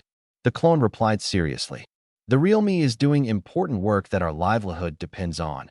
As for this training ground being a secret, well, it all has to do with the important work the real me is doing right now. Now enough of that for now. Remember that after this we'll go to Ichiraku's like promised. Right, Grandpa Clone. Naruto's motivation to master the leaf exercise increased tenfold. Just you wait, I'll have this down in no time. I know you can do it, kid. Now less chatting and more leaf sticking. Bit further ahead. Yes, they're still here. The real Jiraiya shouted happily in his mind with a stupid grin on his red face at the sight before him. He's currently hiding up high on a tree looking through his trusty binoculars at the women's side of the local hot springs, writing every detail as fast as he can on his notepad. It has only been a few minutes since he left his clone with Naruto to conduct important business nearby. That important business been gathering important data for his new book. It's one of the main reasons why B chose this secret training ground to train Naruto. Because it was so close to where he needs to gather his much-needed research material, he can train Naruto while at the same time being close to one of the bathhouses in the village. It's basically killing two birds with one stone. As he thought that, more women started coming out of the bathhouse with towels covering their bodies. When they reached the water, they slid their towels down and unknowingly exposing their bodies to Toad Sage hiding up in the branches of a tree. That's it, baby, keep them coming. The super pervert joyfully, though, as a small amount of blood started dripping from his nose. His writing only getting more intense when he saw the women getting into the hot water. No way in hell I'm not letting this chance slip from him. Ooh shit. Jiraiya's face quickly turned to one of panic as he immediately stooped cold everything he was doing at the moment when received a memory from his clone. His shadow clone just popped, and that can only mean one thing. Grandpa, where are you? The voice of his charge sounded throughout the forest, getting louder and closer by the second. Your clone just exploded out of nowhere. Arg, it's like these damn clones love causing nothing but trouble for me. Jiraiya thought furiously as B pulled his white hair. When was reviewing his clone's memories at what just happened, and B immediately widened his eyes and quickly placed a hand on the back of his head. His clone didn't pop to mess with him, and it didn't explode out of nowhere. It was destroyed by a hard blow to the head. Realizing what's happening, Jiraiya put away all his equipment as fast as he could before Naruto can get any closer to warn their potential spy, and the women, of course, of his location. If their target wasn't Naruto's, then that means it's Jiraiya they're after, or both of them. And what better way to lure him out than to use his godson as bait? Quickly sensing around him, the sage was quick to realize this person must be really good if they're able to stay hidden from a spy master like Jiraiya. But he's not worrying yet, because he has the perfect counter. After double-checking everything he has as fast as his mind can operate, he jumped off the tree branch and onto the ground, landing a couple meters away from the shouting blonde. There you are dash. Naruto couldn't finish his sentence as Jiraiya quickly rushed him at blinding speed and covered his mouth. Lifting him under one arm and using the other keep his mouth close, the Sannin speeded across the forest at his fastest speed with his godson in tow. The blonde wouldn't even react at what just transpired, as everything all happened in the span of 3 seconds. With his mind finally catching up to real time, Naruto realized just how fast his grandfather was carrying him as he had to squint his eyes to even see. Damn, the old man is fast. Naruto, don't say a word and just do exactly as I say. Jiraiya spoke with seriousness, Naruto as never heard in his voice before. Whatever it is, Naruto was a bit terrified when he looked at the face he was making. It was like the goofy pervert disappeared and was replaced by a different person as he looked ahead with hardened eyes. I want you, without a single word, to take a deep breath and calm yourself, right now. Naruto nodded as he removed the man's hand of his mouth and took a deep breath without uttering a word. Good, now we're going to land soon, and the moment it happens I need you to take the biggest breath you can take and stand absolutely, perfectly still. Don't move a single muscle if you can help it. Can you do that? Naruto nodded with saying a word again. He doesn't know what's happening, but it's almost scaring him if it's causing Jiraiya to act this way. He suddenly remembered what Jiraiya just taught him a few moments ago. Deception is probably the most important. The more people who misjudge and underestimate your abilities, the better your chances are at surprising them and winning fights against potential enemies. Without having time to think about it, Jiraiya quickly landed them underneath a bush to hide. Naruto did exactly what his godfather instructed and took deepest breath he could and stayed perfectly still. It wasn't that hard for him to do since he has gotten quite skilled at hiding and standing still whenever the third Hokage's ANBU searched for him after a successful prank. Also during those times, Naruto made an interesting discovery about himself in that he's able to hold his breath for an impressive amount of time. Jiraiya, in the other hand, quickly and completely hid his chakra presence and reviewed the situation at hand. Someone was definitely following them from the village street the moment they stepped foot into the forest. They must have blended in with the crowd perfectly to able to keep him from noticing he and his godson were being followed in the village street. After that, the intruder kept their chakra well hidden that even the Sannin couldn't sense it while they followed him and Naruto through the forest and into their secret trading ground. It was just a simple waiting game for them after that until Jiraiya left Naruto with his shadow clone. A mistake the Toad Sage is cursing himself for now, and giving them the opportunity to strike the unaware clone and leading everything to this. And as much as he loves bragging about it to Naruto, Jiraiya's title of Spy Master is the genuine article and not to be taken lightly. That's why he ran at his fastest to try and shake off their stalker enough to hide and assess the situation at hand. The Sannin already knows this person is a master at hiding their presence because even now he still can't sense them anywhere, but he knows he or she is somewhere nearby, hiding. Jiraiya can also guess that this spy can't sense their presence either since they haven't made a single move yet, and Naruto is doing exactly as he was instructed to almost too perfectly under these circumstances. But putting that thought aside for now, Jiraiya and this master spy are both put in a position where they can't find each other and neither can make a move without exposing themselves to the other. They both know that whoever finds the other first will have the advantage. Since he knows he can't find them with his regular sensing abilities, Jiraiya closed his eyes and stayed perfectly still to use an ability only people like him can use. An ability Jiraiya of the legendary Sannin possesses. Time to put my other title of Toad Sage to good use then. Jiraiya thought with an internal smirk as he stayed perfectly still and greatly expanded his senses. He stopped trying to look and sense for this spy's chakra. The Toad Sage now started sensing for something absolutely nobody can hide their presence from, the pure natural energy that engulfs him and the whole world. Sensing the nature energy around him was one of the very first things Jiraiya learned when he underwent harsh training in Mount Mabuku, and now he's putting to its full use. The Toad Sage then sensed all the nature energy surrounding him and the whole forest only. The ground, trees, plants, even the very air and atmosphere itself. Every single aspect around him, Jiraiya can perfectly sense the flow of nature energy going through everything in a divine manner. That was until the sage felt a disturbance of that perfect flow of nature up on a tree branch a few meters away. It was facing away from them and stayed completely still. Found you, asshole. Now let's see what your next move is going to be, huh? Jiraiya triumphantly thought to himself. Now that he has the spy's exact location, all he has to is wait till he moves to strike. But by how this person is disturbing the nature energy flow around him, Jiraiya can easily tell this intruder is an individual with a tall structure and strong. It definitely isn't someone I know, that's for sure. So that could mean he's not from the Leaf then. This guy also isn't a sage like me either because I can't sense any natural nature going past him like me right now. Just who the hell are you, buddy? Just move already and make it easier for both of us. Just before Jiraiya can guess who this person might be, he quickly sensed a second presence disturbing the nature flow of the air and tree branches in the direction of the first one. Another one, huh? He thought as he kept track of both presences. The second spy was jumping through the tree branches until it stopped right in front of the first one. Analyzing how the new presence is disturbing the nature flow around them, Jiraiya knows that the second spy isn't strong like the first one. As a matter of fact, this second spy's strength isn't even remotely close to the first one. It was a clear night and day difference. What adds to this fact is that the second presence wasn't that hard for the Sannins to sense at all. He can sense him fine without much issue. But the Toad Sage quickly found out why that was when he sensed how the second spy's presence was disturbing the nature flow. The second spy was a child, no taller than Naruto. It's just a kid?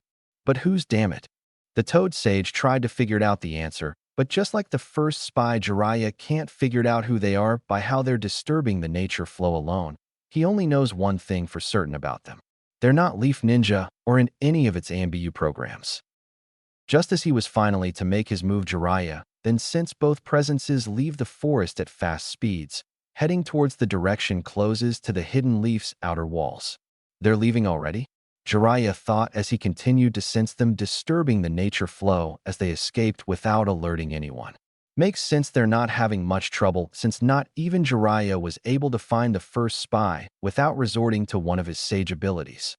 Both spies' presences were now outside the village walls and was receding fast as they got farther away from the range of the Toad Sage's nature energy awareness. After a few seconds, they were completely gone and far away from the hidden leaf now. They're gone. But who the hell were they and what were they after? The Sannin thought as he cut his connection with the nature energy around him. He then finally rose up from his hiding spot to get a good yawn and stretch out. That was almost a nerve-wracking moment for him just a few seconds ago, and he just knows Sarutobi will have a similar feeling when he reports this back to him. He's going to need a second opinion about all this, and there is no one else who needs to know of what he just discovered besides his sensei, the third Hokage. All right, kid. Jiraiya yawned into his hand as he looked down at his still motionless godson. Coast is clear now. You can stand up and take a breather. Naruto finally rose up from his motionless position under the bush and exhaled the wind he'd been holding. He could have kept it in for a lot longer, but his godfather did told him to get up and breath. What the hell was all that about, Grandpa? The kid asked with a slight scared tone.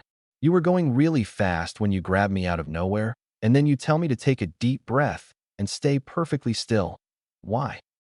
Sorry about that, kid, Jiraiya sheepishly said as he rubbed the back of the head. He had to come up for a reason for his sudden actions quickly, or Naruto will suspect something. Remember how I told you that we were using a super secret training ground before? His godson nodded in response. Well, you see, it only remains a secret if nobody finds out about it, right? So I hid myself perfectly up in the trees, since I'm a spy master, of course, to make sure nobody finds this place out, otherwise it wouldn't be a secret anymore. Narrowing his eyes slightly at Naruto, the Sannin then crossed his arms.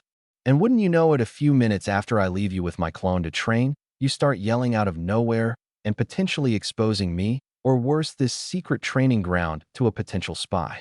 What were you thinking? Hey, I was doing that boring leaf exercise when your clone just exploded out of nowhere all of a sudden, Naruto argued. It wasn't my fault it did that. I know, kid.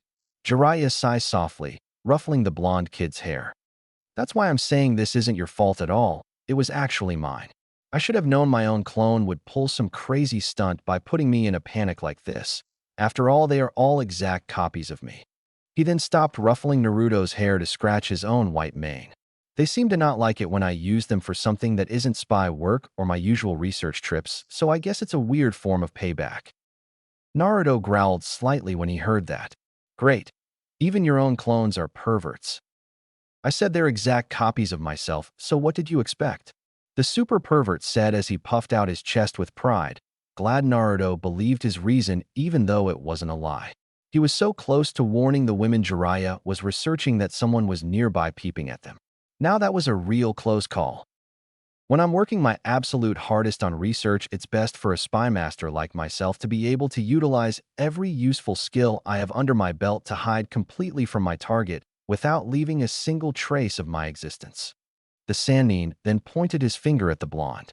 That's what I mean when I said stealth is an important skill for a ninja to have regardless of strength. It's all thanks to me we were able to completely hide from any would-be spy. But looking at the way you handle things when we hit, I gotta admit you were pretty good for a novice. He then turned his pointing finger into a thumbs up. Great work, kid. You may have single-handedly kept our assess hidden and kept anyone from finding our secret training ground. So considered what we just did as another part of your training today. Really, I was that good. Naruto got a bit excited when Jiraiya told him that. He knew his pranking skills would come in handy someday. So that was all part of my training then. Yeah, although it wouldn't have had to be if you just kept your mouth shut for a bit. The Sannin then had a slight look of embarrassment on his face. Although, I should have mentioned this to you before that my clones can transfer whatever memories it has to the real me when it dispels. So I knew the exact moment when my clone blew up that it was trying to mess with me.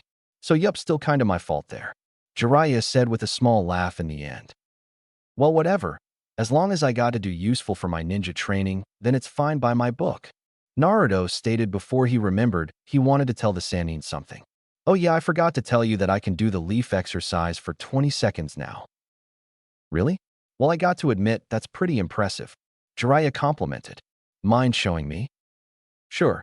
Naruto was happy to reply as he picked up a random leaf from the bush they were just hiding under and, for what seems like his 100th time, held it on his forehead.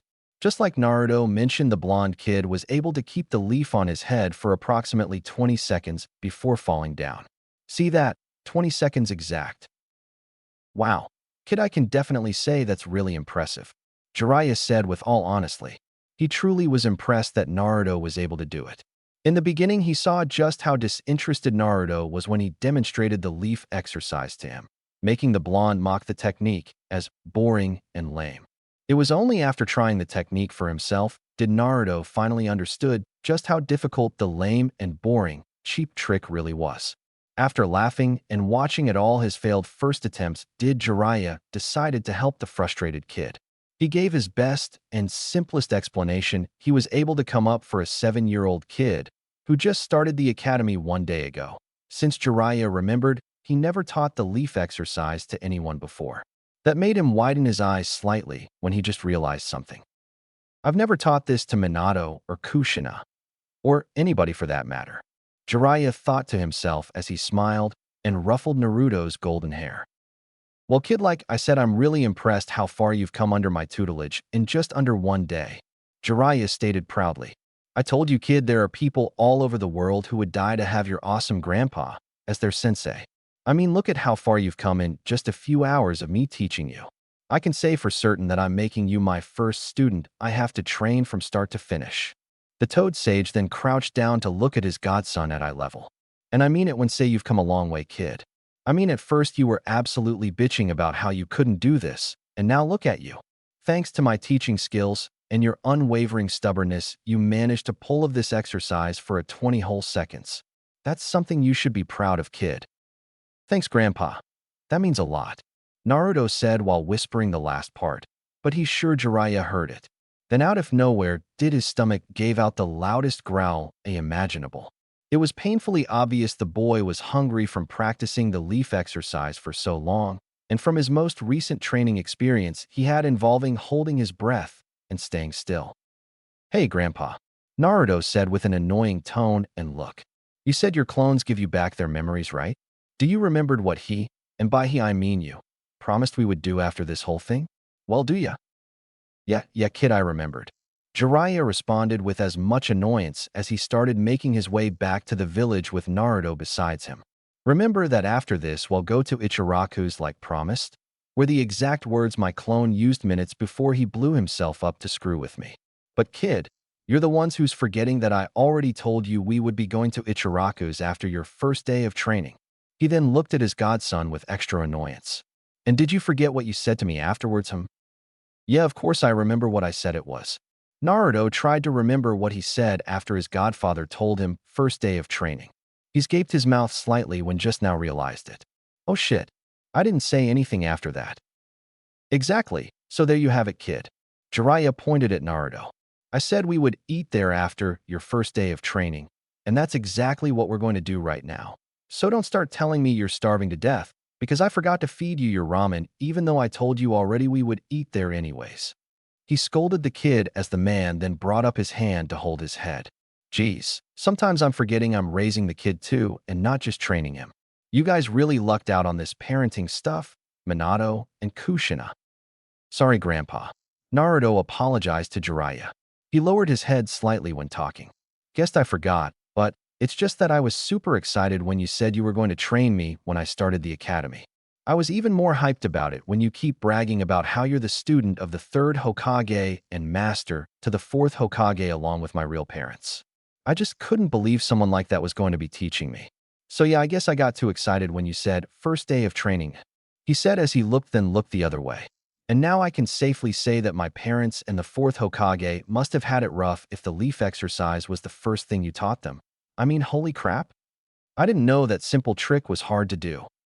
You're actually wrong about that, kid. Jiraiya corrected as he patted Naruto in the head. I've never taught your parents or the 4th Hokage the leaf exercise in their entire lives. He smiled when he said that and started remembering all the times he spent with all his past students. Wow, really? Naruto questioned as he suddenly looked up at his guardian. You never thought it to my parent? Or even the 4th Hokage? What? Because the Toad Sage then started chuckling to himself for a bit.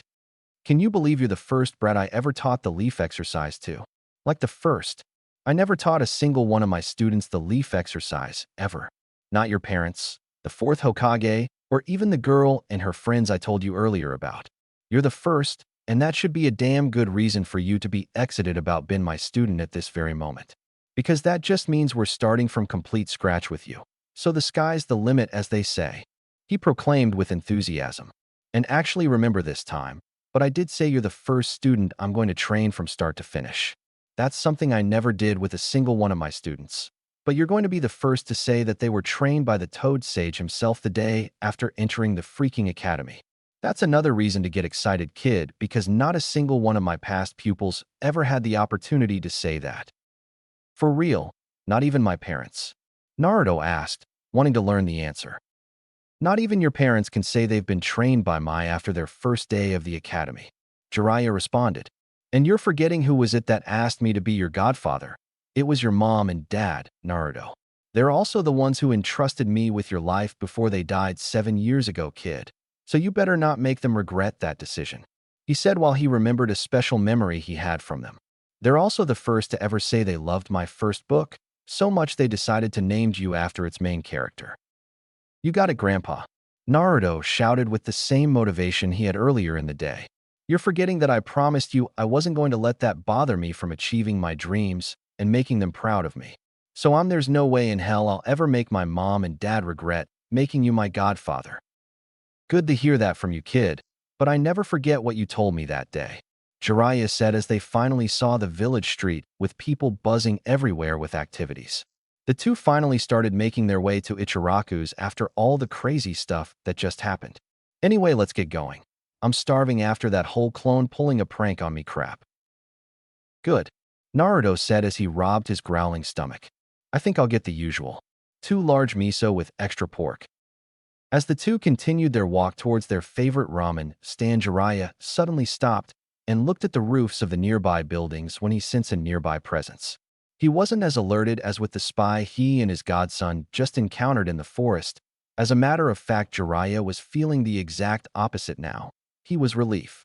It was an ANBU member from the 3rd Hokage's personal guard, and someone who the Sannin knows at a personal level.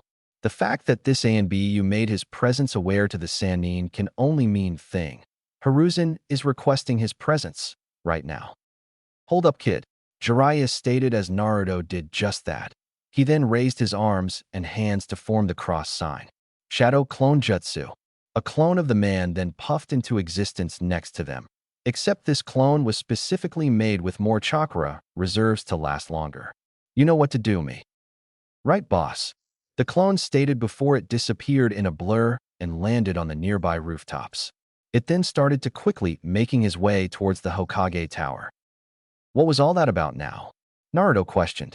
When he saw the man make the clone, he made sure to pay super extra attention to the way he created it, as well as its name. He was yelling in excitement in his head when he finally saw the way it was performed.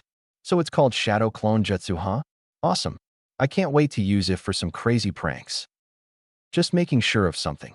Jiraiya simply stated as he continued his way to Ichiraku Ramen. Let's get going, kid. I'm really starving. What does the old man want with me, Kakashi? The Jiraiya shadow clone asked as he and the Yanbiyu who was sent to retrieve him were making their way to the Hokage mansion via rooftops.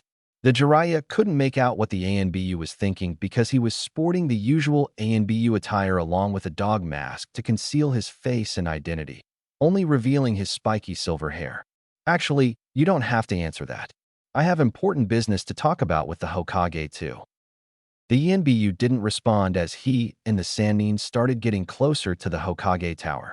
When the two of them landed on its roof, he finally faced the clone's direction. Hokage-sama was alerted that 2 spies were able to bypass the village's sensory barrier undetected. He was informed about it a few moments ago and immediately ordered to me to find you to discuss about it. I said you didn't have to answer me. I was hoping it wasn't that. The Jiraiya muttered to himself as he knew his original wasn't going to be too pleased about this. But before he can think about the stress his original will have, the clone quickly widen his eyes when he made a discovery. Wait a minute, he said in shock to the dog-masked Yanbiyu. The Hokage already knows about it? Who told him about it? I don't know, the Yanbiyu answered honestly. Hokage-sama only told me what I just reported to you. The rest is something he wishes to discuss with you about. Well, anyways, thanks for the important info, Kakashi. It might make things a bit easier for me, the clone said as he left the ANBU and lowered himself in front of the closed windows of the Hokage office. He saw his sensei waiting behind his desk, smoking his usual tobacco. What made it more worrying for the clone and his original, and made him have a giant sweat drop on the back of his head, was that the entire office was clearly filled with smoke. Yup, sensei is definitely stressed to the max. Just get in here already, Jiraiya. Hiruzen calmly asked as he inhaled and exhaled more tobacco, not moving from his sitting position to even face his student outside. The Jiraiya clone did as he was asked and opened the window to let himself in before closing it. It then sat in the front chair, facing Sarutobi. "You're just a shadow clone," Hiruzen said as he observed the Jiraiya in front and just sighed. "Doesn't matter. I'm sure Kakashi already told you about what I want to discuss." "Hold up." The Sannin clone raised its hand and looked at the third Hokage with the serious and hardened look. "Before that, just answer me this one simple question, Sarutobi-sensei." Hiruzen didn't answer as he looked at face his student was making. It wasn't the one he uses to fool around and act like his perverted, idiotic self. No. It's the face Jiraiya uses whenever he's at his utmost serious whenever he's fighting. The face someone wouldn't want to be on the receiving end of. "What's your question, Jiraiya? Who notified you about the 2 spies that just left the village?" The clone asked, looking Sarutobi dead in the eye. "Whoever this guy was must be crazy good at hiding and detecting. I couldn't even sense that spies were inside the village without resorting to me sensing the natural flow around them." Jiraiya then narrowed his eyes to Hiruzen. "So tell me, who was it that told you about these spies? I want to have a word with him." Hiruzen removed his pipe from his mouth to exhale the smoke he had in his lungs. "It was Shursui Uchiha."